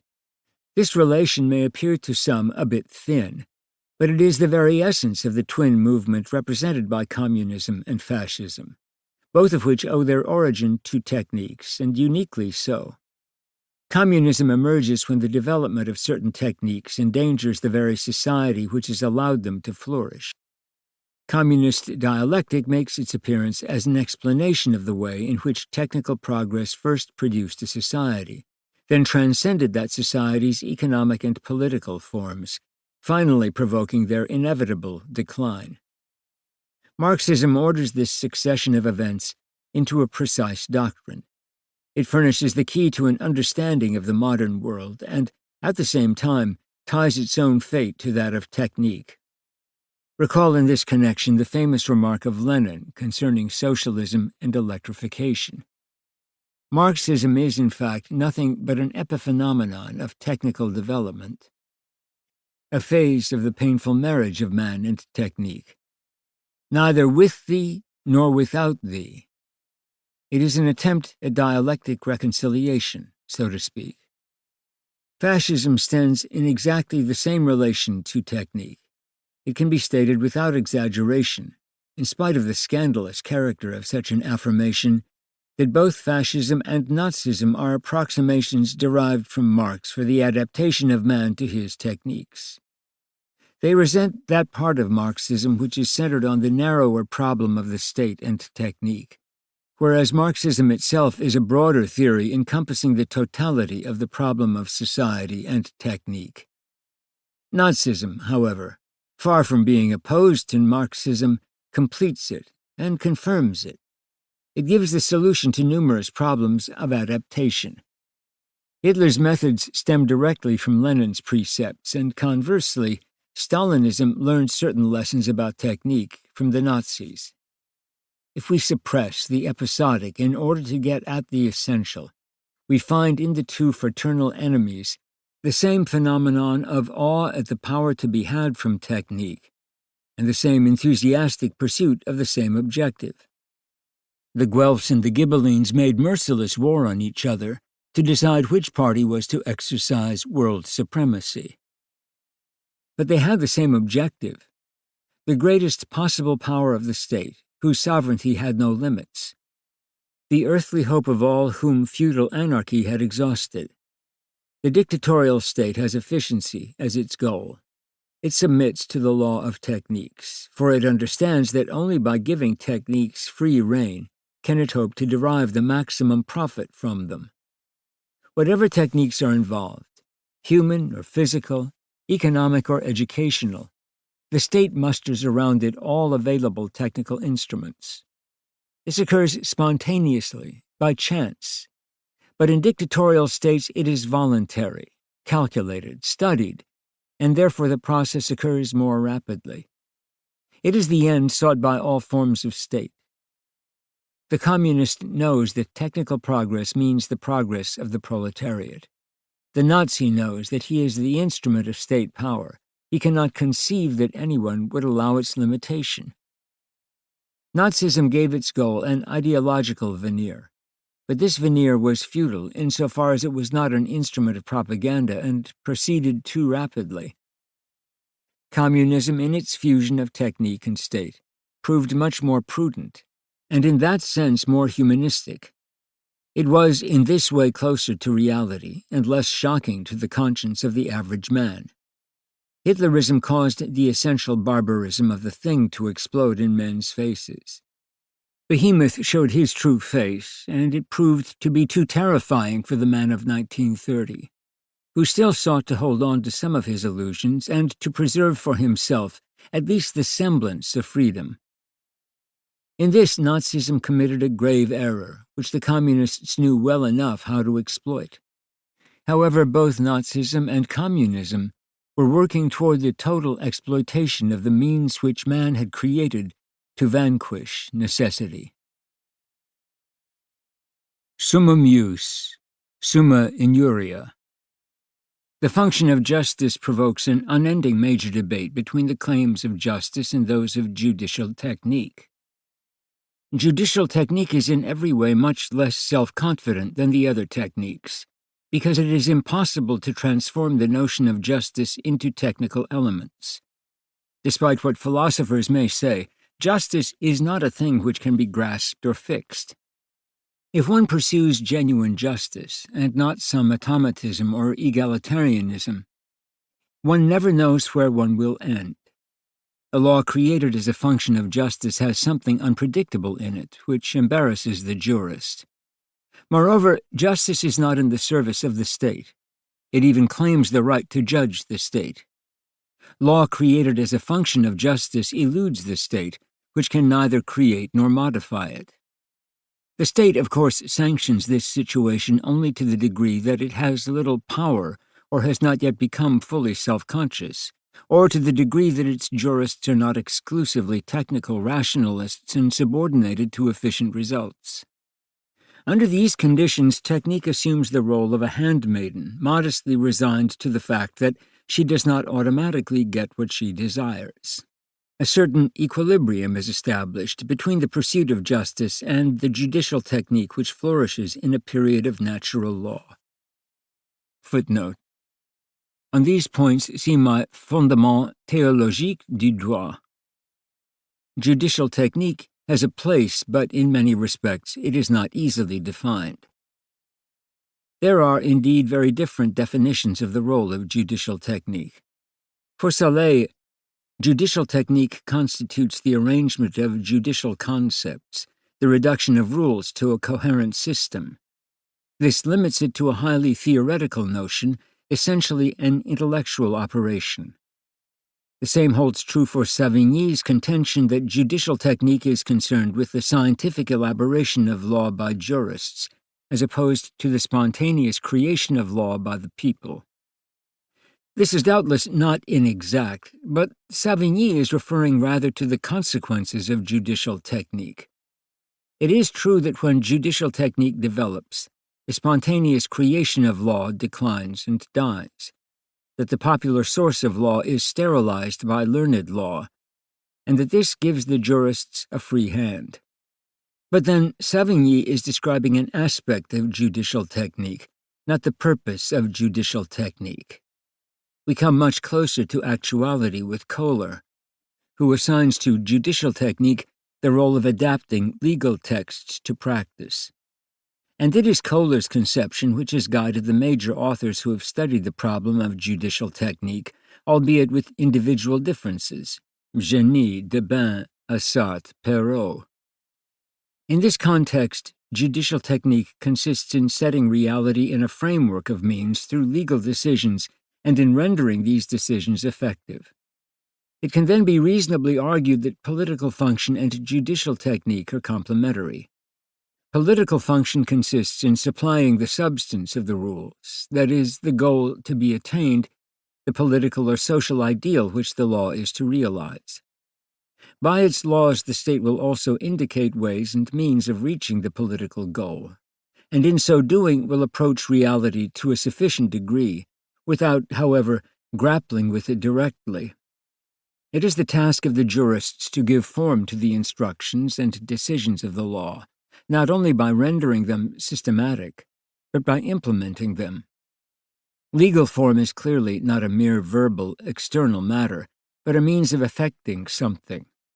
It has a broader scope than Perrault suggests when he defines legal technique as an operational procedure meant to secure the goal sought by the will by causing the will to enter into the legal plane. But this exclusive relation between technique and will, which leaves out the whole judicial expression of social and economic reality, is far too restricted. Judicial technique is not merely a technique of adaptation, but one of creation of law in its entirety. The great task of judicial technique, then, is to arrange the elements furnished it by the political function in order that the law not be merely a verbalism, a dead letter. And this takes a whole arsenal of proofs, civil and penal sanctions, guarantees, in short, the whole detailed mechanism created to secure the realization of the ends of the law.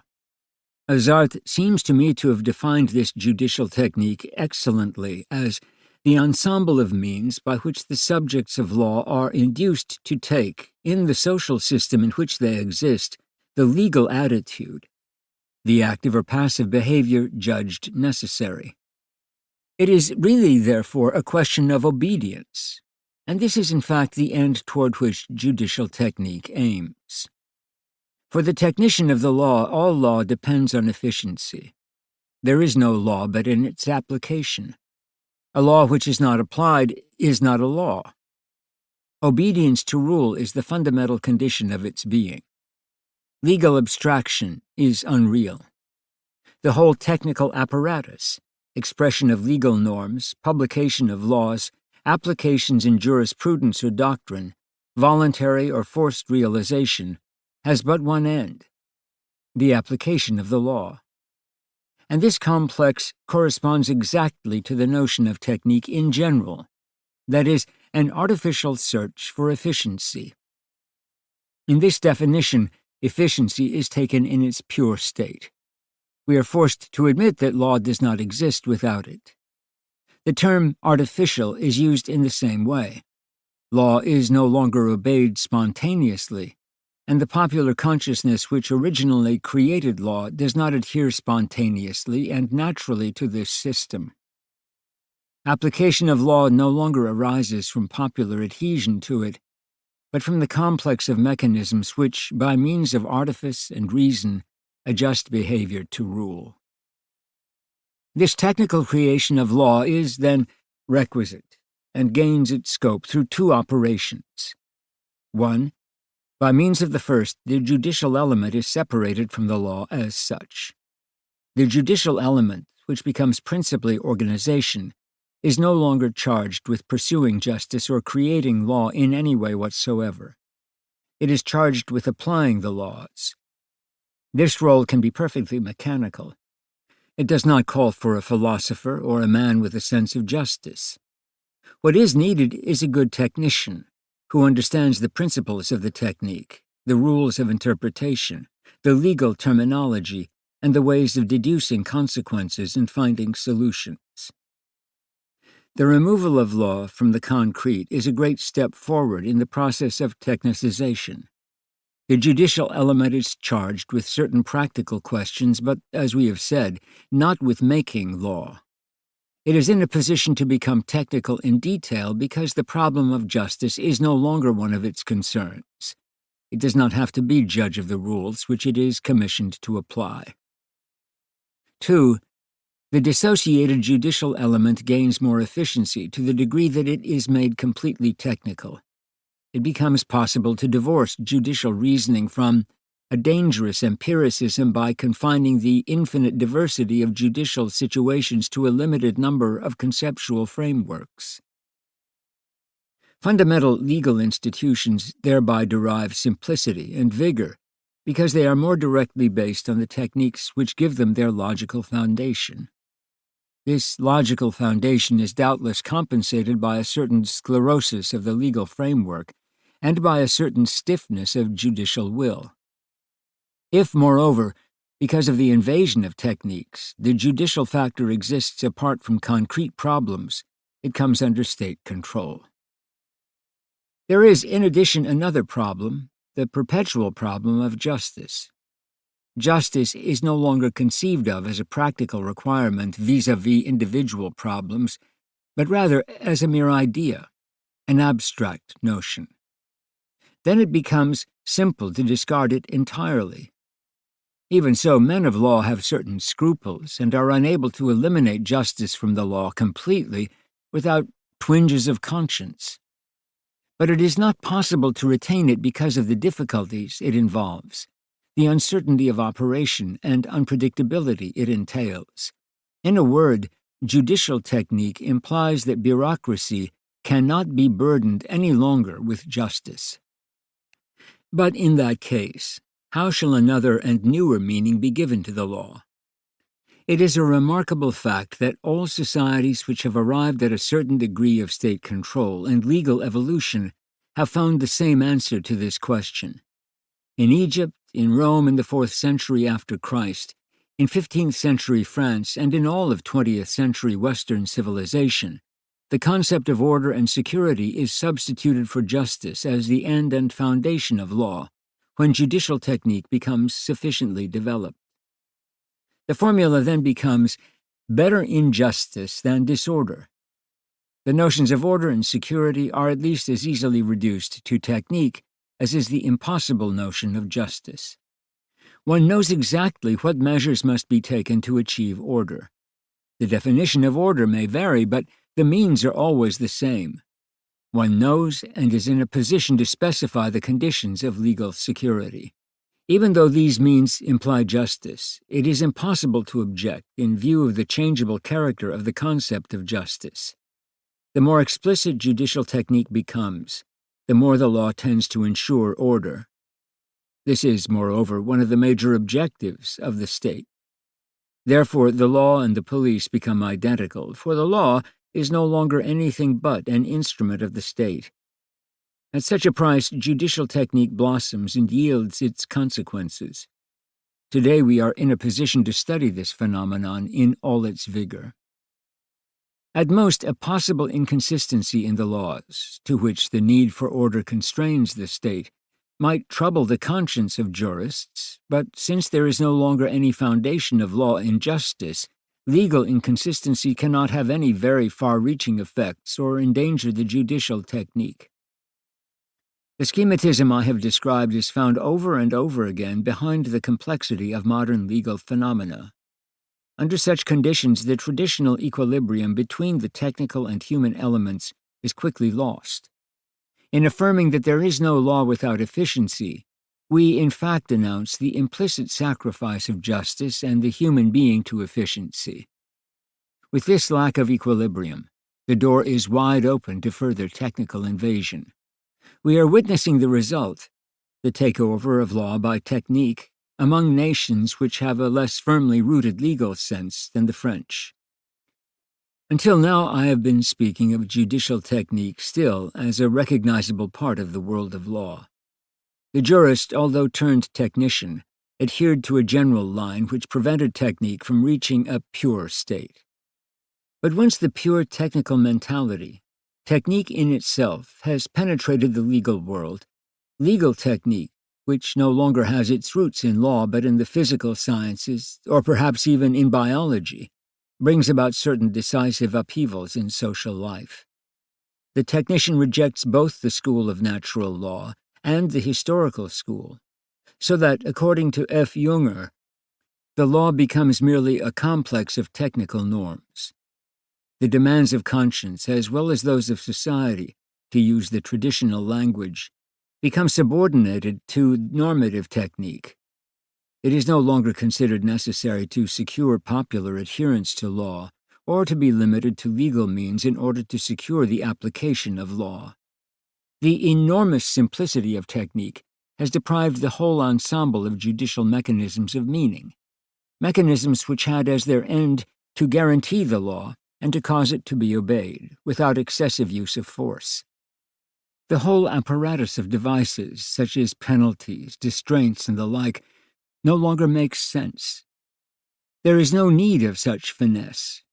Adherence and obedience are secured by extra-legal means, among which the police are very often the most innocuous. We are today in the process of transcending the traditional position. That is to say, law ensures order instead of justice. Hans Kelsen represents the culmination of this development, and it was expressed in certain of the legal forms of Nazism. The Nazis recognized that a science of human behavior would make it possible to dispense with many legal rules. If the people to be administered were persuaded, if they were made to understand by sufficiently powerful means that the observation of the rule was in their own interest, that rule would become more and more useless. If a sufficiently functional, realistic, and coherent pattern is established for the organized human milieu, and the technique of organization can furnish such a plan in short order, a great part of the administrative apparatus is rendered superfluous.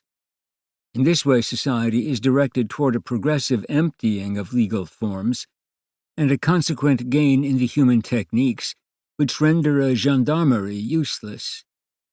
A further consequence of the technicization of the law is that the distinction between political technique and judicial technique disappears for all practical purposes. The subject and object of the law are no longer social, but rather technical exigencies. The technician approves of proceeding in this way. The very matter of law becomes his object. He has good reason to desire such a situation.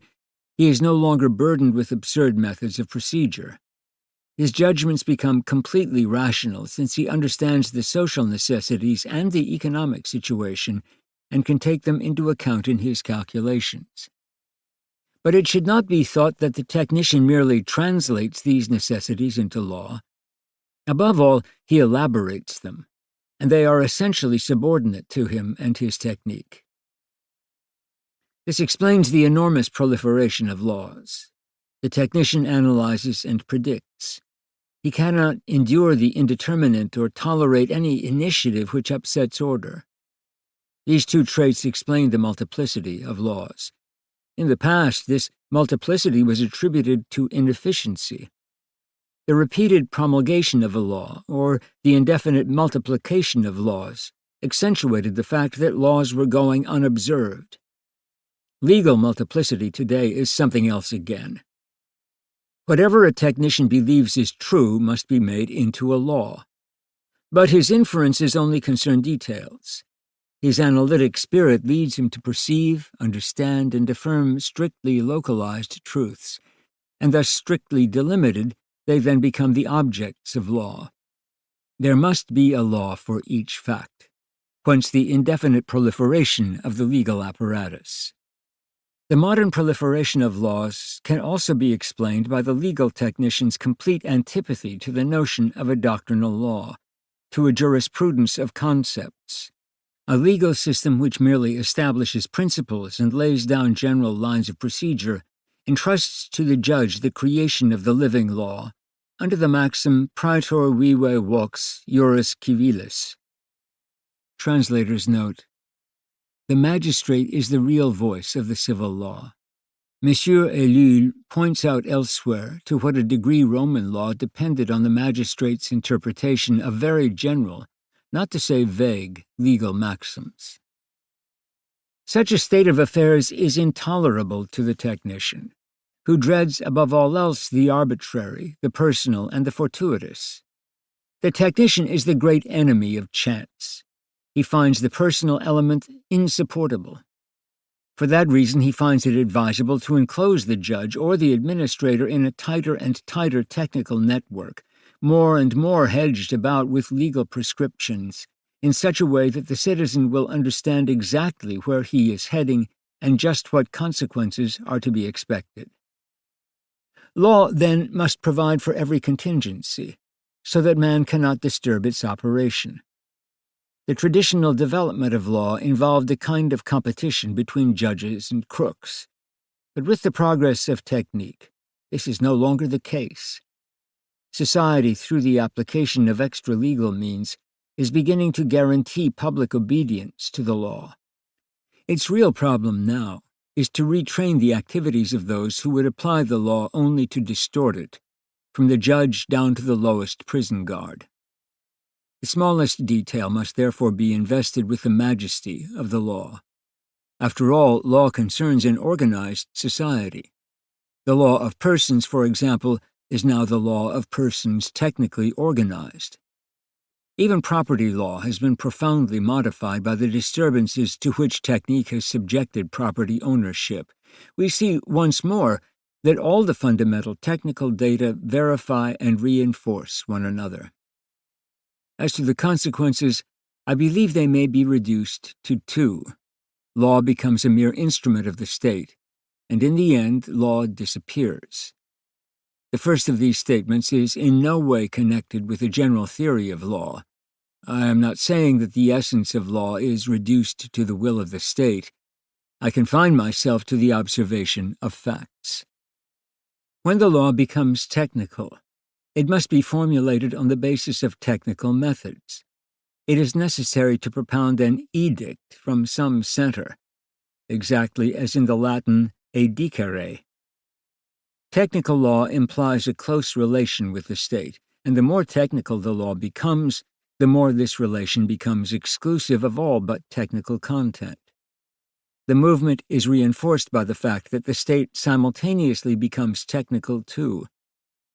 This concordant development results in an actual identification, apart from any doctrinal position, of the expression of the law with some purely administrative proceeding. It is always possible, of course, to affirm the supremacy of aspects of the law, other than its actual expression. They are completely detached from reality, being separated from it by a formidable arsenal of strictly administrative texts and the specific turn of the technical mentality. The law at present is an affair of the state. The state, whenever it expresses itself, makes law. There are no longer any norms to regulate the activity of the state. It has eliminated the moral rules that judged it and absorbed the legal rules that guided it. The state is a law unto itself and recognizes no rules but its own will.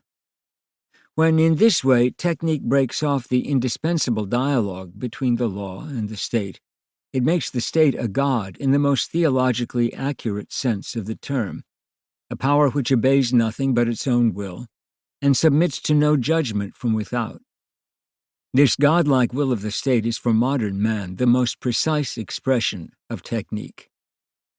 In the second place, we are witnessing the disappearance of the law in the legal proliferation described. This dissolution is notable in two things: the loss by the law of its end and of its domain. In connection with the first point, Law, whether we like it or not, is dependent on justice. This is no arbitrary affirmation. Further, I do not have in mind a justice which is subject to all manner of intellectual tortures. When law is detached from justice, it becomes a compass without a needle. The substitution of order for justice, useful though this may be for the purpose of making law technical, itself quickly becomes a contributory factor in the dissociation. For what does order signify? In effect, the same thing as efficiency. Law must assure order. Order is the application of the will of the state. Law must be efficient. Efficiency is itself order. Once more we witness a general transformation of means into ends. Law thus becomes an activity without any end and without any meaning. It is efficient for efficiency's sake, and individual laws are conceived solely with a view to being efficient. The whole functional theory of law is in accordance with this. The idea that every man has a function in society, that the law exists to give him the means of fulfilling this function, and to see to it that he does fulfill it, represents justice in abstracto. The idea is not new, it dominated the whole of medieval law. What is new, and is in process of completely changing the meaning of the idea of function, is the relation between function and technique. Law no longer poses the problem of the finality of man's functions. Law no longer coordinates man's functions in their relation to justice. As soon as that function is keyed to technique, it becomes valid in and of itself. Everyone's function, once it has become technical, finds in technique its meaning and validity. Its proper results and destiny are of little importance. The law has become a mere organizer of individual functions. It thus constitutes only a part of the larger science of social relations and connections. This development is clearly taking place today in property law, contract law, and so on. Similarly, it is contributing to the dissolution of the law. Traditionally, there was a specific domain of law which could easily be defined, for example, by comparing different legal systems, present and past. Legal domain always remained the same. Today, however, the frontiers have expanded. It is no longer possible to distinguish between what is law and what is not. Every application of technique to the social sphere becomes part of the domain of law. A clear example of this is the problem of planning. The true legal domain today is that of planning. Everything affected by planning must be transformed into law. The domain of law is therefore no longer defined by object or by end, but by method. This transition represents a triumph of technique. No longer is the preoccupation of the law and justice its measure. The law's concern is to apply new means to all accessible areas. The very being of the law is thus dissolved. In itself, the law has come to represent nothing but a terminology and a travesty on tradition which happens to be useful to the new lords and masters. People who today hold the law in contempt are at least not deceived by false impressions. Nevertheless, in consenting to be robbed in this way, man renounces one of his highest vocations. Repercussion on technique. It is not merely the state which is being transformed by the technical movement. For the past 30-odd years, when the encounter between the state and technique has become more explicit, technique has developed with greater rapidity than ever before, not only according to its own internal logic, but also with the aid of the power and support of the state. The advantages of private and public technique have complemented each other in such a way as virtually to cancel out the inconveniences of either. We have seen, for example, that the immobility to which the technique of the state tends is compensated for by the activities of private techniques, initiative remaining with the individual even when private technique has become state technique.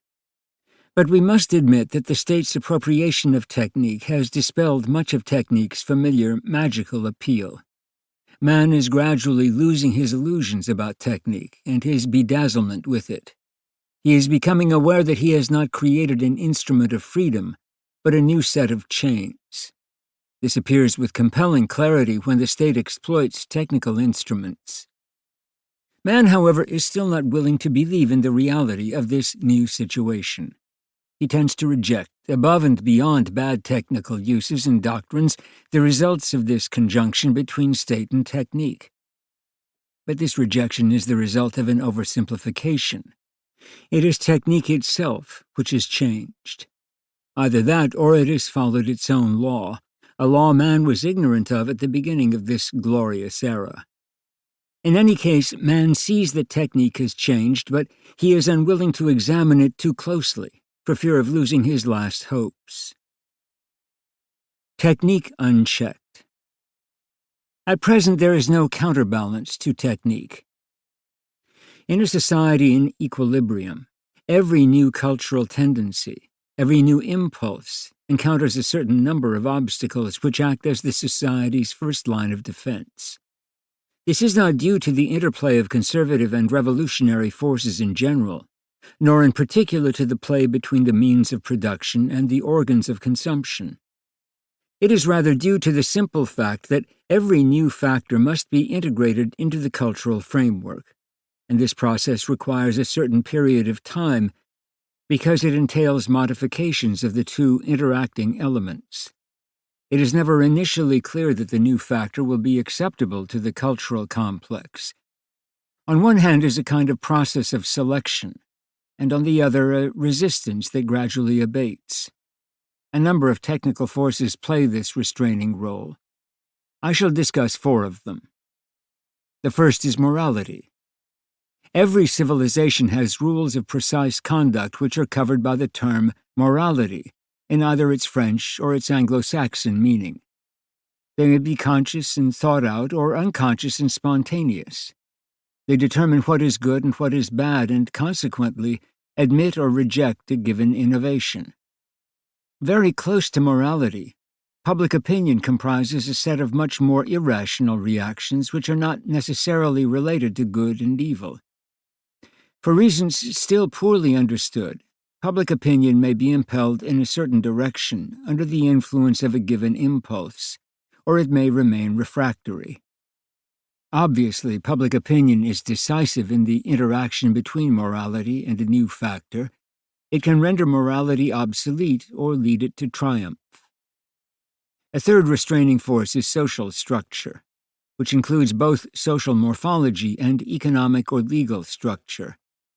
The social structure reacts strongly whenever new factors threaten to modify it. This, incidentally, is the only one of the 4 factors retained by Marxism.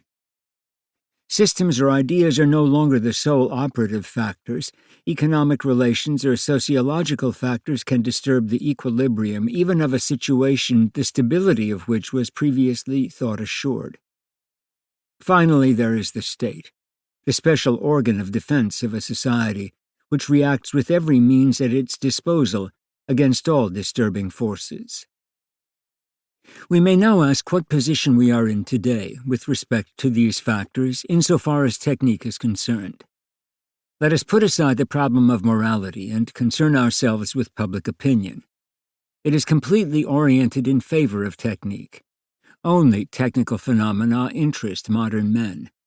The machine has made itself master of the heart and brain, both of the average man and of the mob. What excites the crowd? Performance, whether performance in sports, the result of a certain sporting technique, or economic performance, as in the Soviet Union. In reality, these are the same thing. Technique is the instrument of performance. What is important is to go higher and faster. The object of the performance means little. The act is sufficient unto itself. Modern man can think only in terms of figures, and the higher the figures, the greater his satisfaction. He looks for nothing beyond the marvelous escape mechanisms that technique has allowed him to offset the very repressions caused by the life technique forces him to lead. He is reduced in the process to a near nullity. Even if he is not a worker on the assembly line, his share of autonomy and individual initiative becomes smaller and smaller. He is constrained and repressed in thought and action by an omnivorous reality which is external to him and imposed upon him. He is no longer permitted to display any personal power. Then, suddenly, he learns that the airplane his factory manufactures has flown at 700 miles an hour. All his repressed power soars into flight in that figure. Into that record speed he sublimates everything that was repressed in himself. He has gone one step further toward fusion with the mob, for it is the mob as a whole that is moved by a performance that incarnates its will to power. Every modern man expresses his will to power in records he has not established himself. Public opinion is all the more important in that it is a two-pronged element. In the first place, there is modern man's collective worship of the power of fact, which is displayed in every technique and which is manifested in his total devotion to its overwhelming progress. This adoration is not passive but truly mystical. Men sacrifice themselves to it and lose themselves in the search for it. In this sense, Mussolini was right in speaking of men realizing themselves in and through the state, the collective instrument of power. The martyrs of science, or of the Air Force, or of the atomic pile, give us the most profound sense of this worship when we see the deference the crowd pays them. "I have faith in technique," declared Henry Wallace, the former Secretary of Commerce of the United States. His faith indeed dwells in men's hearts. Man is scandalized when he is told that technique causes evil. The scourges engendered by one technique will be made good by still other techniques. This is society's normal attitude.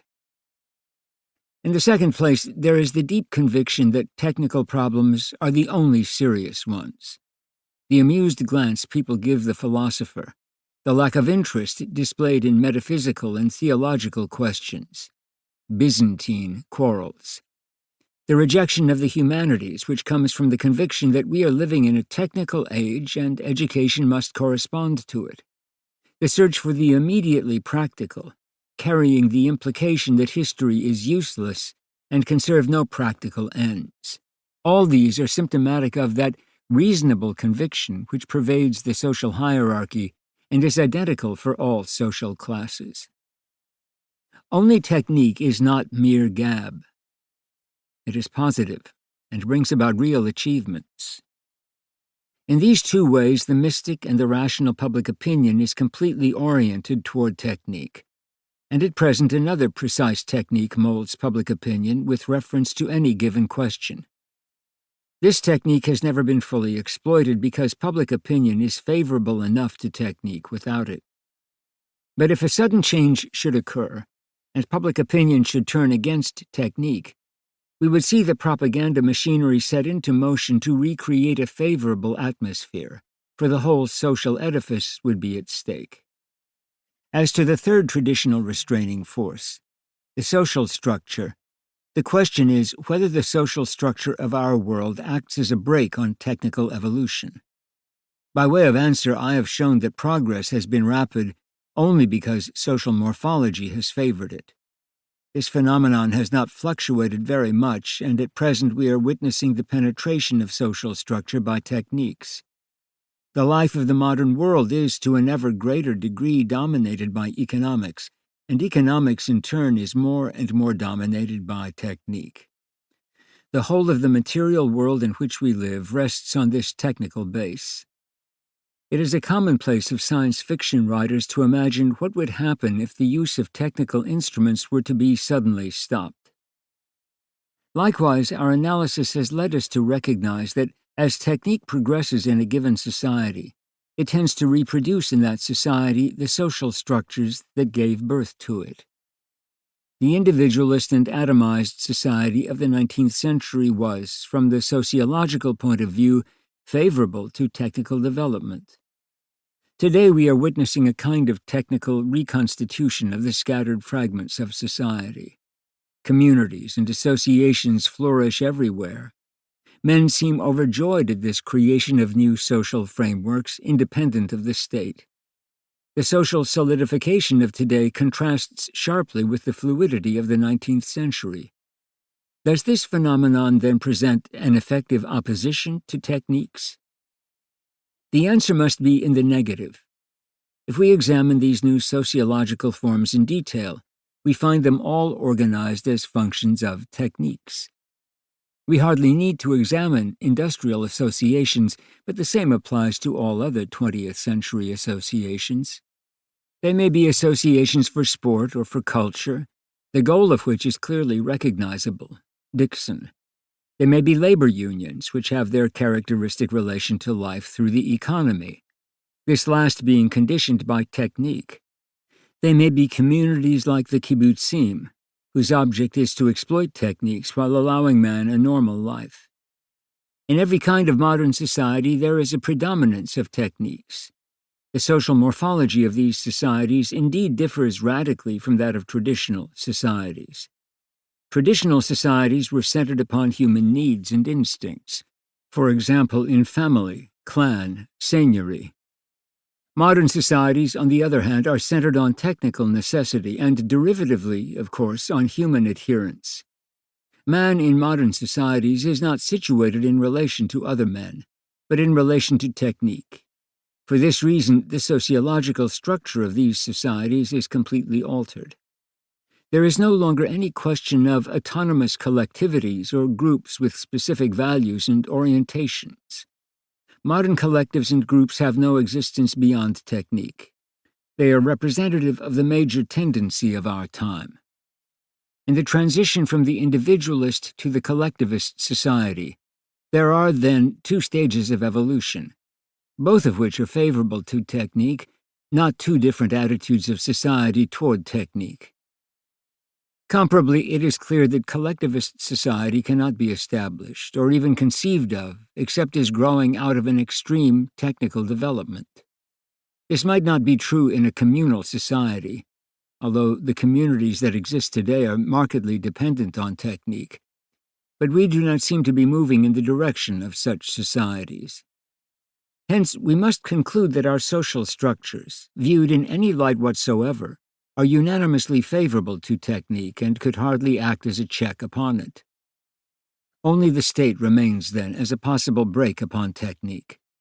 But we have already seen that the state has abdicated this function, renouncing its directive role in favor of technique. Indeed, since the 19th century, every social element which traditionally acted as a restraint on innovating forces has been overthrown as far as technique is concerned. Inverted might be a better term. The factors which formerly acted as hindrances have today become powerful auxiliaries to technique. We have only to reflect on public opinion and the expansion of the economy to realize this. Technique therefore encounters no possible obstacles or checks to its progress. It can advance as it will, since it encounters no limiting factors other than its own powers, which seem unlimited and inexhaustible. A technique without limits is not in itself disquieting. If we look at our technical society without our idealist spectacles, what seems most disquieting is that the character of technique renders it independent of man himself. We do not mean by this that the machine tends to replace the human being. That fact is already well known. The important thing is that man, practically speaking, no longer possesses any means of bringing action to bear upon technique.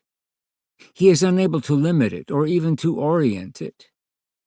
I am well acquainted with the claims of those who think that society has technique under firm control because man is always inventing it anew. I know too of the hopes of those who are always prescribing remedies for this sorcerer's apprentice whom they feel free to invoke without discernment. But these claims and hopes are mere words. The reality is that man no longer has any means with which to subjugate technique, which is not an intellectual or even, as some would have it, a spiritual phenomenon. It is above all a sociological phenomenon, and in order to cure or change it, one would have to oppose to it checks and barriers of a sociological character. By such means alone man might possibly bring action to bear upon it. But everything of a sociological character has had its character changed by technique. There is, therefore, nothing of a sociological character available to restrain technique, because everything in society is its servant.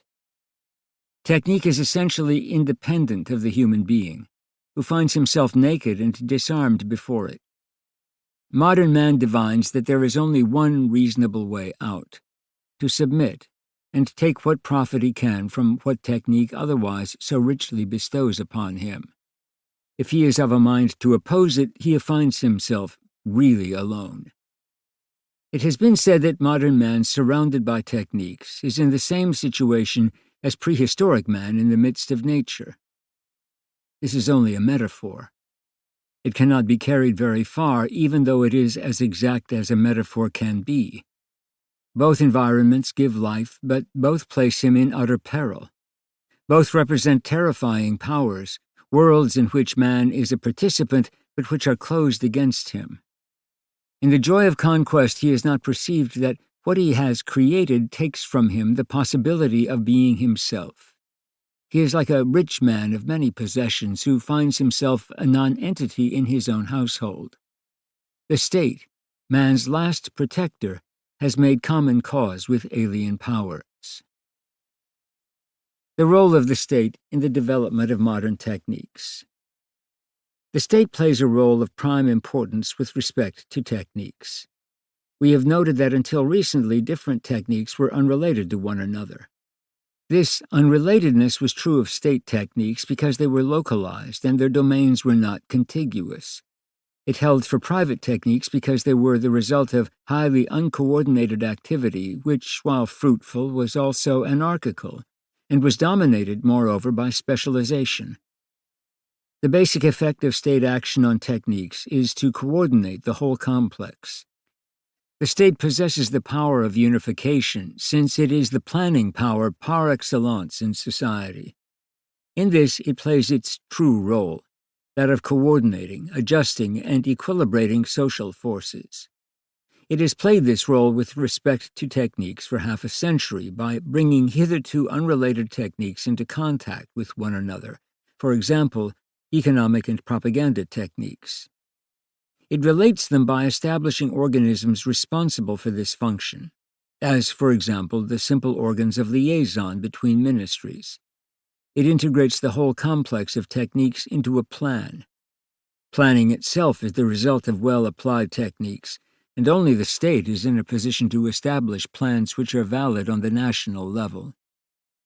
We are at present beginning to see plans on a continental scale, not only the so-called 5-year plans, but the Marshall Plan, and plans for assisting underdeveloped countries. It is only in the framework of planning that such operations are arranged and find their exact place. The state appears less as the brain, which orders them organically, and more as the relational apparatus, which enables the separate techniques to confront one another and to coordinate their movements. We find concrete evidence of this again and again in the coordination of rail and automobile traffic, the coordination of the production of steel and motor vehicles and aircraft, in the coordination of the medical profession and social security, the coordination of foreign and colonial commerce, and of all commerce with finance, and so forth.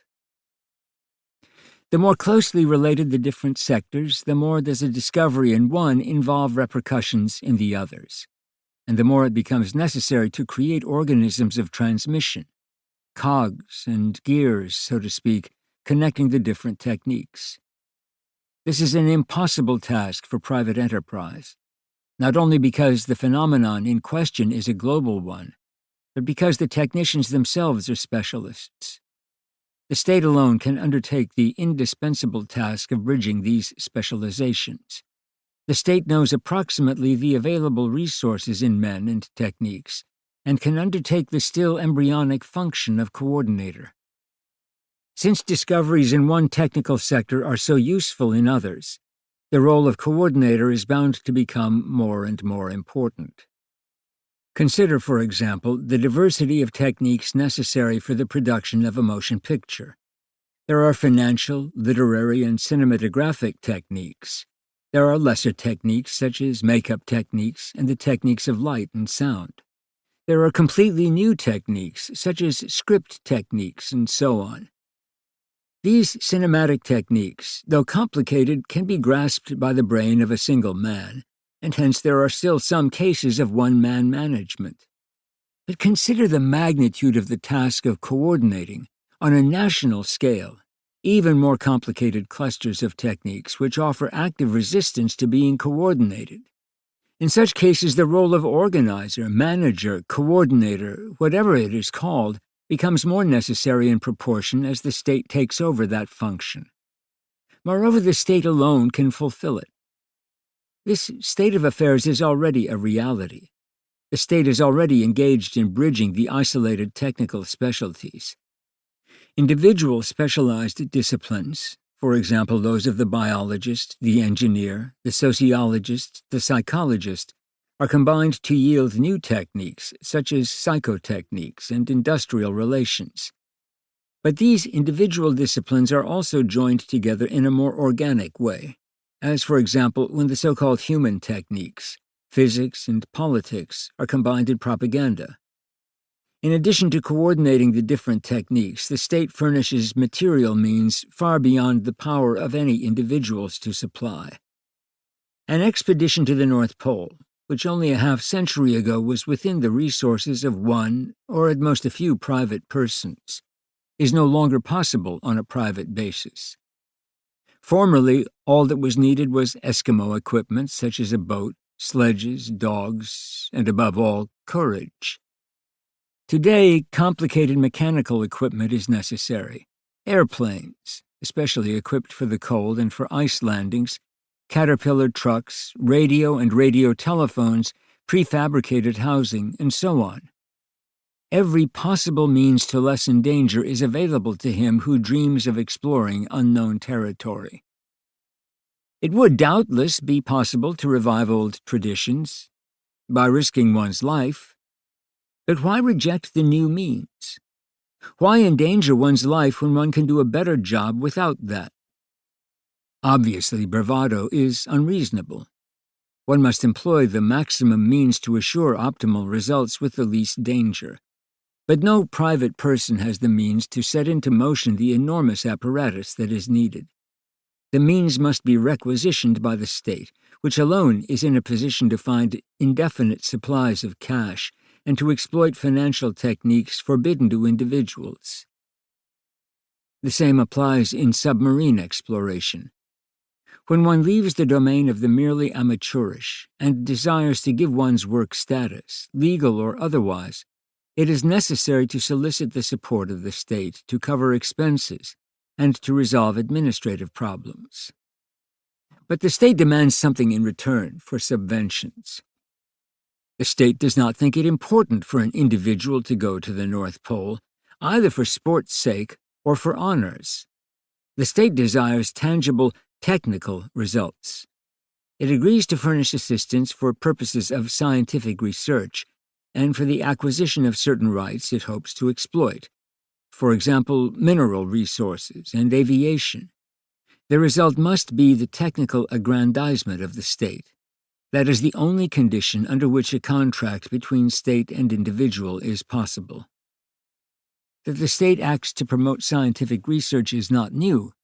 In the 18th century, the state offered recompenses to inventors, and these recompenses had much to do with the discovery of certain navigational methods, compensating chronometer, mathematical tables, and so on. The state thereafter seemed to lose interest. But for the last 30 years, it has resumed the policy of recompensing technologists and inventors.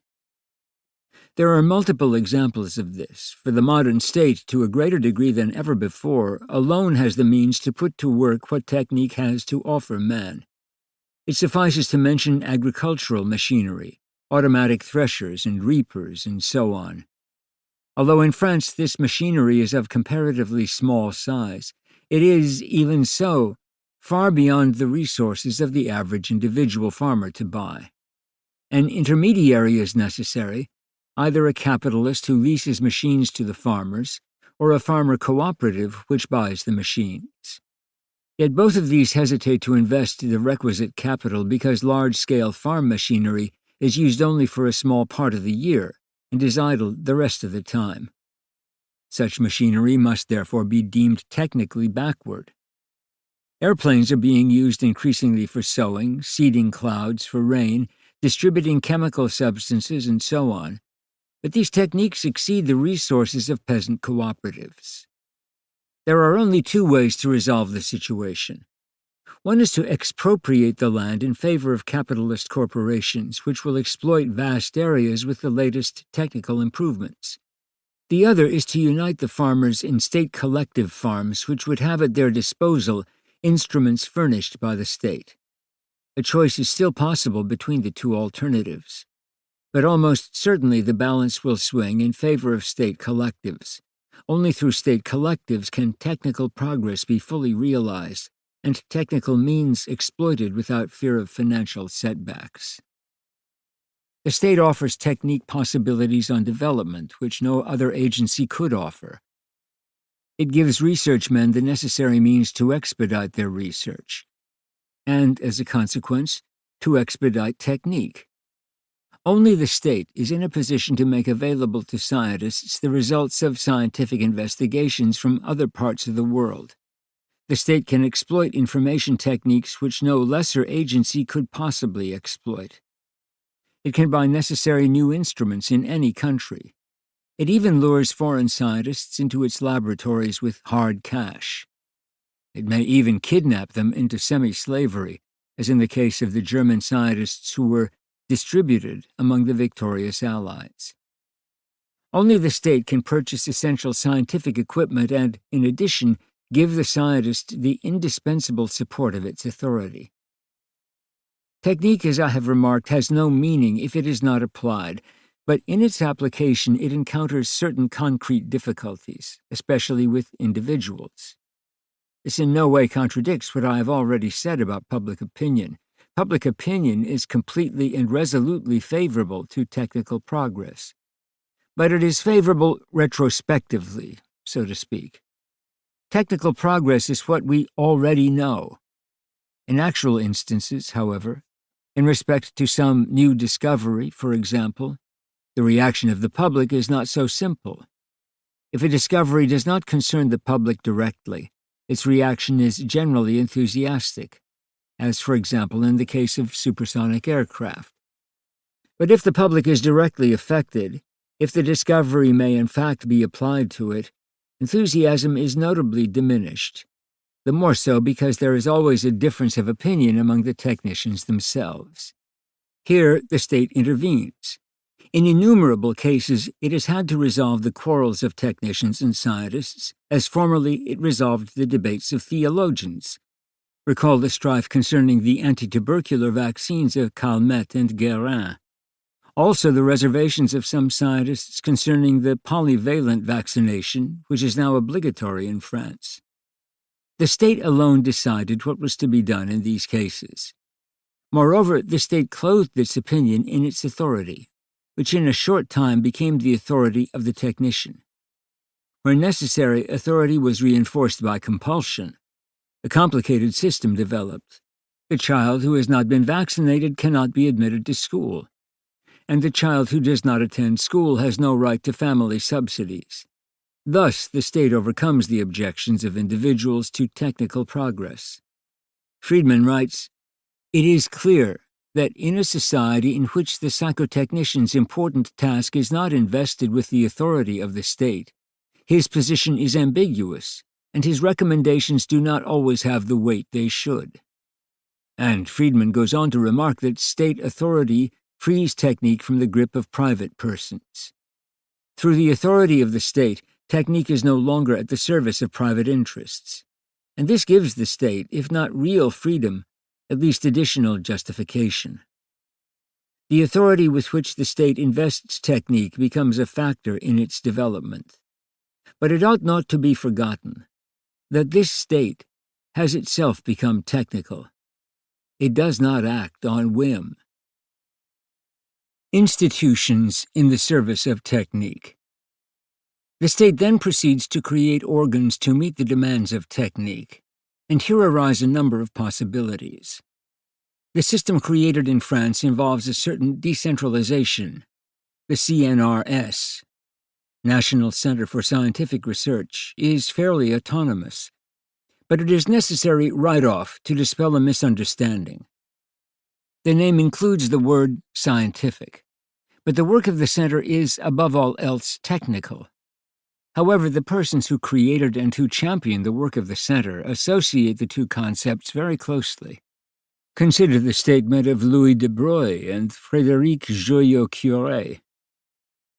For France, it is not a question of maintaining scientific and technical research in spite of the fact that the nation is poor. It is a question of developing it, precisely because the nation is poor. This statement incidentally confirms my conclusion about the exploitation of the nation by the technicians. Scientific research is justified in a poor country because it produces certain techniques which permit more complete use of the country's resources. This sheds light on the real meaning of scientific work. Science is becoming more and more subordinate to the search for technical application. Numerous scientists who are attached to the laboratories of the CNRS, and with whom I am personally acquainted, have confirmed to me its preoccupation with results and its emphasis on technical investigations. The CNRS is not an institution for disinterested and objective research, nor is it a purely cultural entity. It represents a further step toward the union between the scientific and the technical.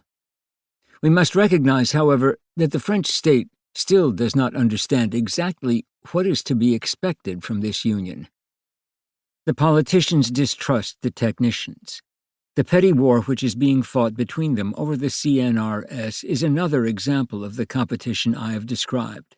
Bicard, chef de cabinet of the Undersecretary of State for Scientific Research, has written that the reason for which the CNRS ought to remain independent of the National Ministry of Education is that the tasks of the CNRS, recruitment, training, equipment, coordination, organization, and management, are sufficiently heavy to justify the existence of an administration appropriate to scientific research, an administration in which scientists ought to play the most important role. This quotation discloses two things. First, that this state organ performs with respect to technique precisely the functions we have already indicated: coordination, organization, and management. Second, that in it technicians must play the principal role, to the exclusion of politicians represented by the National Ministry of Education. But the creation of the CNRS is clearly only a first step. It represents a commitment, and it is impossible to stop there. The democratic state has proved to be clearly unequal to the task of developing techniques, and the CNRS does not have the prestige or the means it would possess in an authoritarian state. In comparison with the authoritarian state, of course, the CNRS is still relatively free in its activities and its research. Although its general orientation is toward the technical application of discoveries, certain possibilities, incidentally more and more restricted, are still left men for pure research, which cannot in principle terminate in immediate application. The well-known margin of unpredictability in research is thus protected. Which discoveries are susceptible of applicability is never known in advance. Research is blind. It advances gropingly and by means of 1,000 experiments which miscarry. One experiment will make a breach and allow an explosive technical advance. But the 1,000 fruitless experiments were nevertheless necessary. We recognize this. But, and this is the important thing, technical exigence is dead set against science in this respect, because technique cannot tolerate the gropings and slow tempo of science. We have already examined the requirement of immediate applicability. Here we meet it again on the state level. The state is not disinterested any more than private capitalists, but it is concerned in a different way. The state claims to represent the public interest, and hence to have the duty of being a good manager, dispensing the public revenues only on condition that they mean something, that they pay off. Disinterested activity on the part of the state is inconceivable. Some may say that such activity should not be impossible, but in fact it is impossible. Neither individuals nor public opinion nor the structure of the state is oriented toward the acceptance of the kind of culture pure scientific research would represent. The state demands that anything scientific enter into the line of normal development, not only for the sake of the public interest, but also because of its will to power. We have previously noted that this will to power has found in technique an extraordinary means of expression. The state quickly comes to demand that technique keep its promises and be an effective servant of state power. Everything not of direct interest to this drive for power appears valueless. Just as financiers seek their interest in money profit, the state seeks it in power. In neither case is the motivation disinterested. Technical discovery must pay off. Capitalists and state alike become impatient at delays in research, at experiments which a priori lead to nothing, and at the uncertainty of the scientist when he indulges in pure research without knowing in advance which research will pay off and which will not. Moreover, the tendency is to eliminate from the legitimate concerns of the state all sciences that have no immediate practical application: history, philosophy, grammar, and so on. In the case of sciences susceptible of practical application, there is an immediate demand for this application. This is, of course, unfavorable to science, but it must not be imagined that it is the work of imbeciles. The state begins by assigning a precise task to scientific research, issuing directives to the effect that it must find solutions for certain pressing problems. For example, a more rapid method to produce a part of a machine, a jet engine for aircraft, and so on. These directives are veritable commands to scientific research to summon all its resources to solve the problems as soon as possible. In a democratic system, there are no sanctions against scientists who fail to fulfill the state's demands, except suppression of financial support. A dictatorial regime, however, goes very much further to secure the compliance of the scientists. Even though it still leaves a rather broad area to personal initiative, it nevertheless tends more and more to become specific on this score. This is evident in different ways both in the Soviet Union and in the United States. In the Soviet Union, the Academy of Sciences appears to be the state organism which directs research and determines the framework in which scientific activities will be carried out. The Academy constitutes the General Staff of the Army of Technicians. Article 2 of the statutes, definitively fixed in 1935, charged it with providing for the progress of the theoretical and applied sciences. But the technical sciences administered by the Soviet Academy have ceaselessly outstripped the theoretical sciences. The Academy plans the course of research and assigns objectives to the institutes. On the initiative of the Academy, the education of higher technicians has been accelerated. In 1960, the Soviet Union claimed to have 7,500,000 technicians of all classes. The Academy directs more than 20 institutes for research in applied science, employing altogether 2,000 researchers. One of its institutes, the Institute for Information, is charged with collating the technical publications of the entire world. For this task alone, it employs 2,000 people full-time. All this makes it clear that the Academy plays an important role in technical activities. The system, however, is on the whole poorly understood. It would appear to be less authoritarian than the Nazi system, but one should not forget the decision of the state on the initiative of the Communist Party in the Lysenko affair.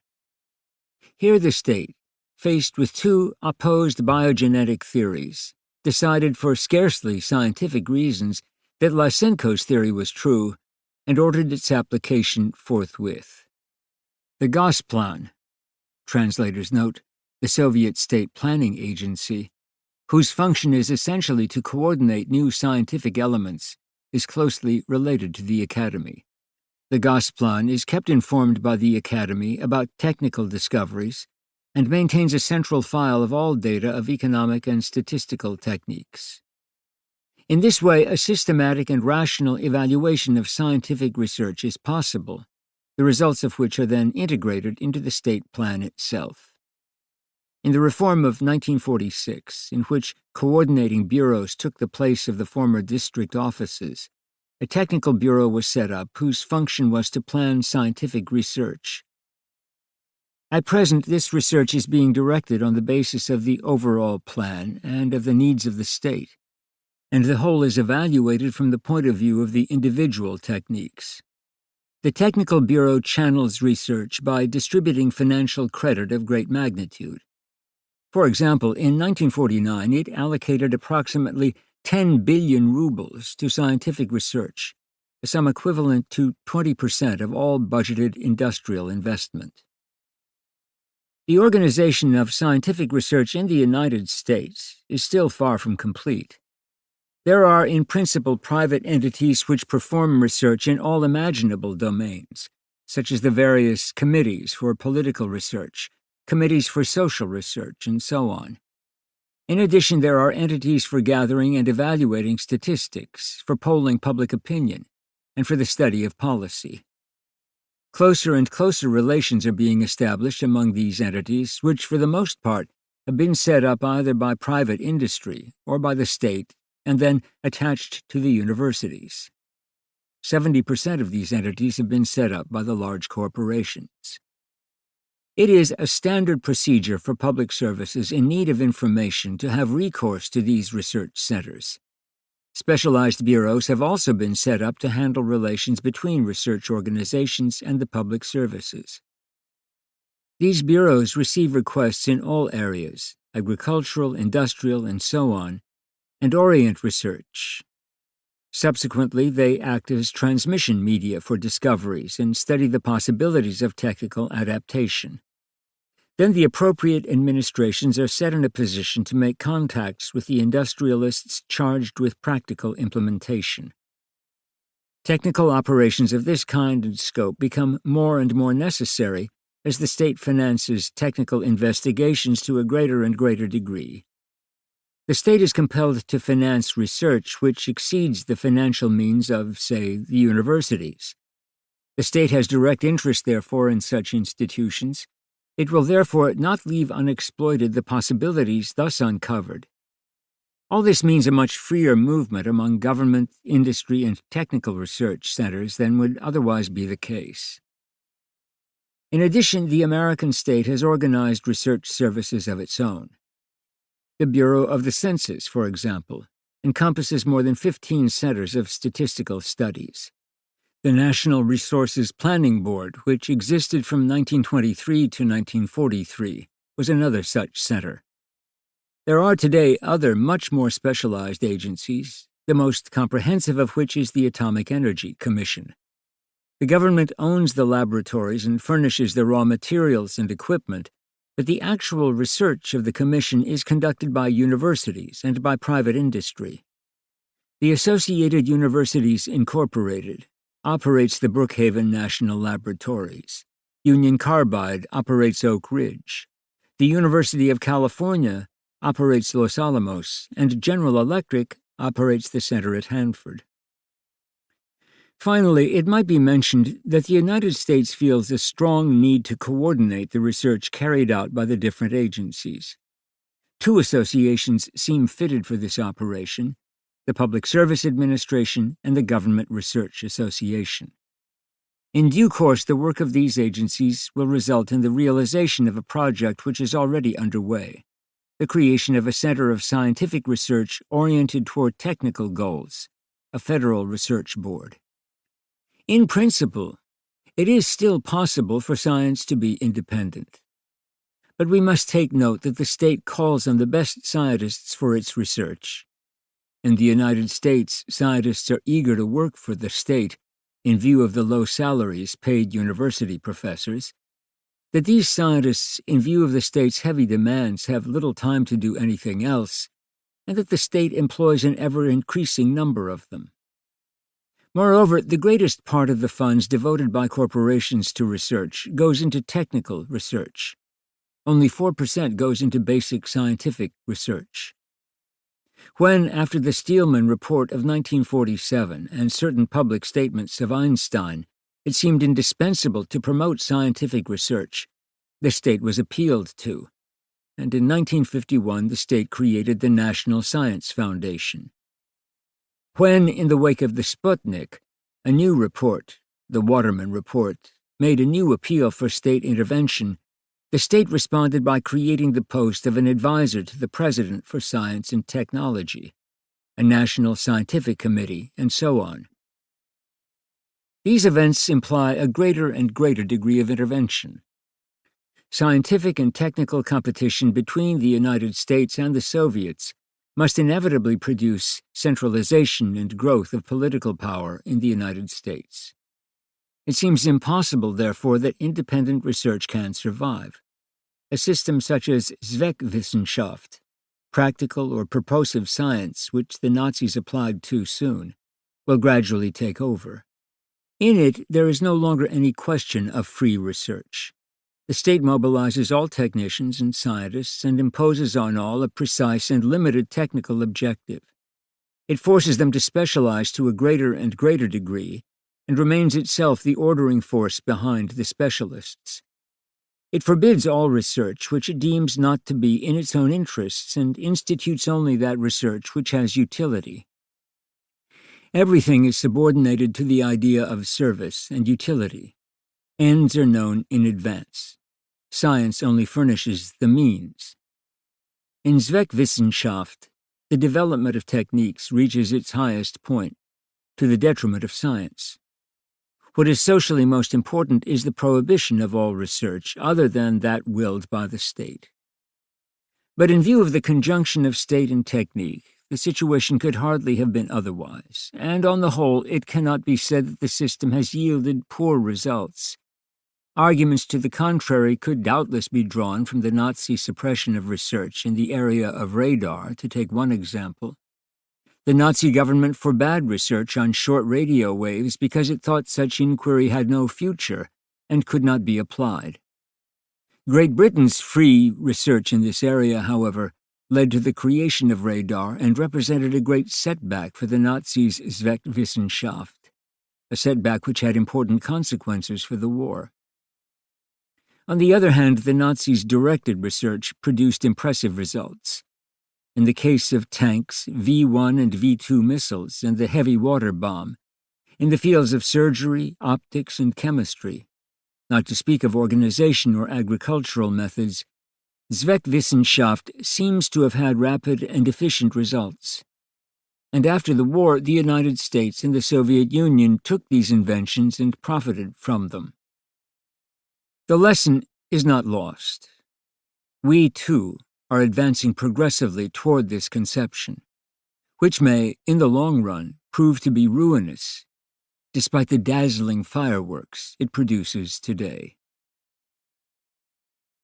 In view of what has been said, it may be affirmed with confidence that in the decades to come, technique will become stronger and its pace will be accelerated through the agency of the state. The state and technique, increasingly interrelated, are becoming the most important forces in the modern world. They buttress and reinforce each other in their aim to produce an apparently indestructible, total civilization.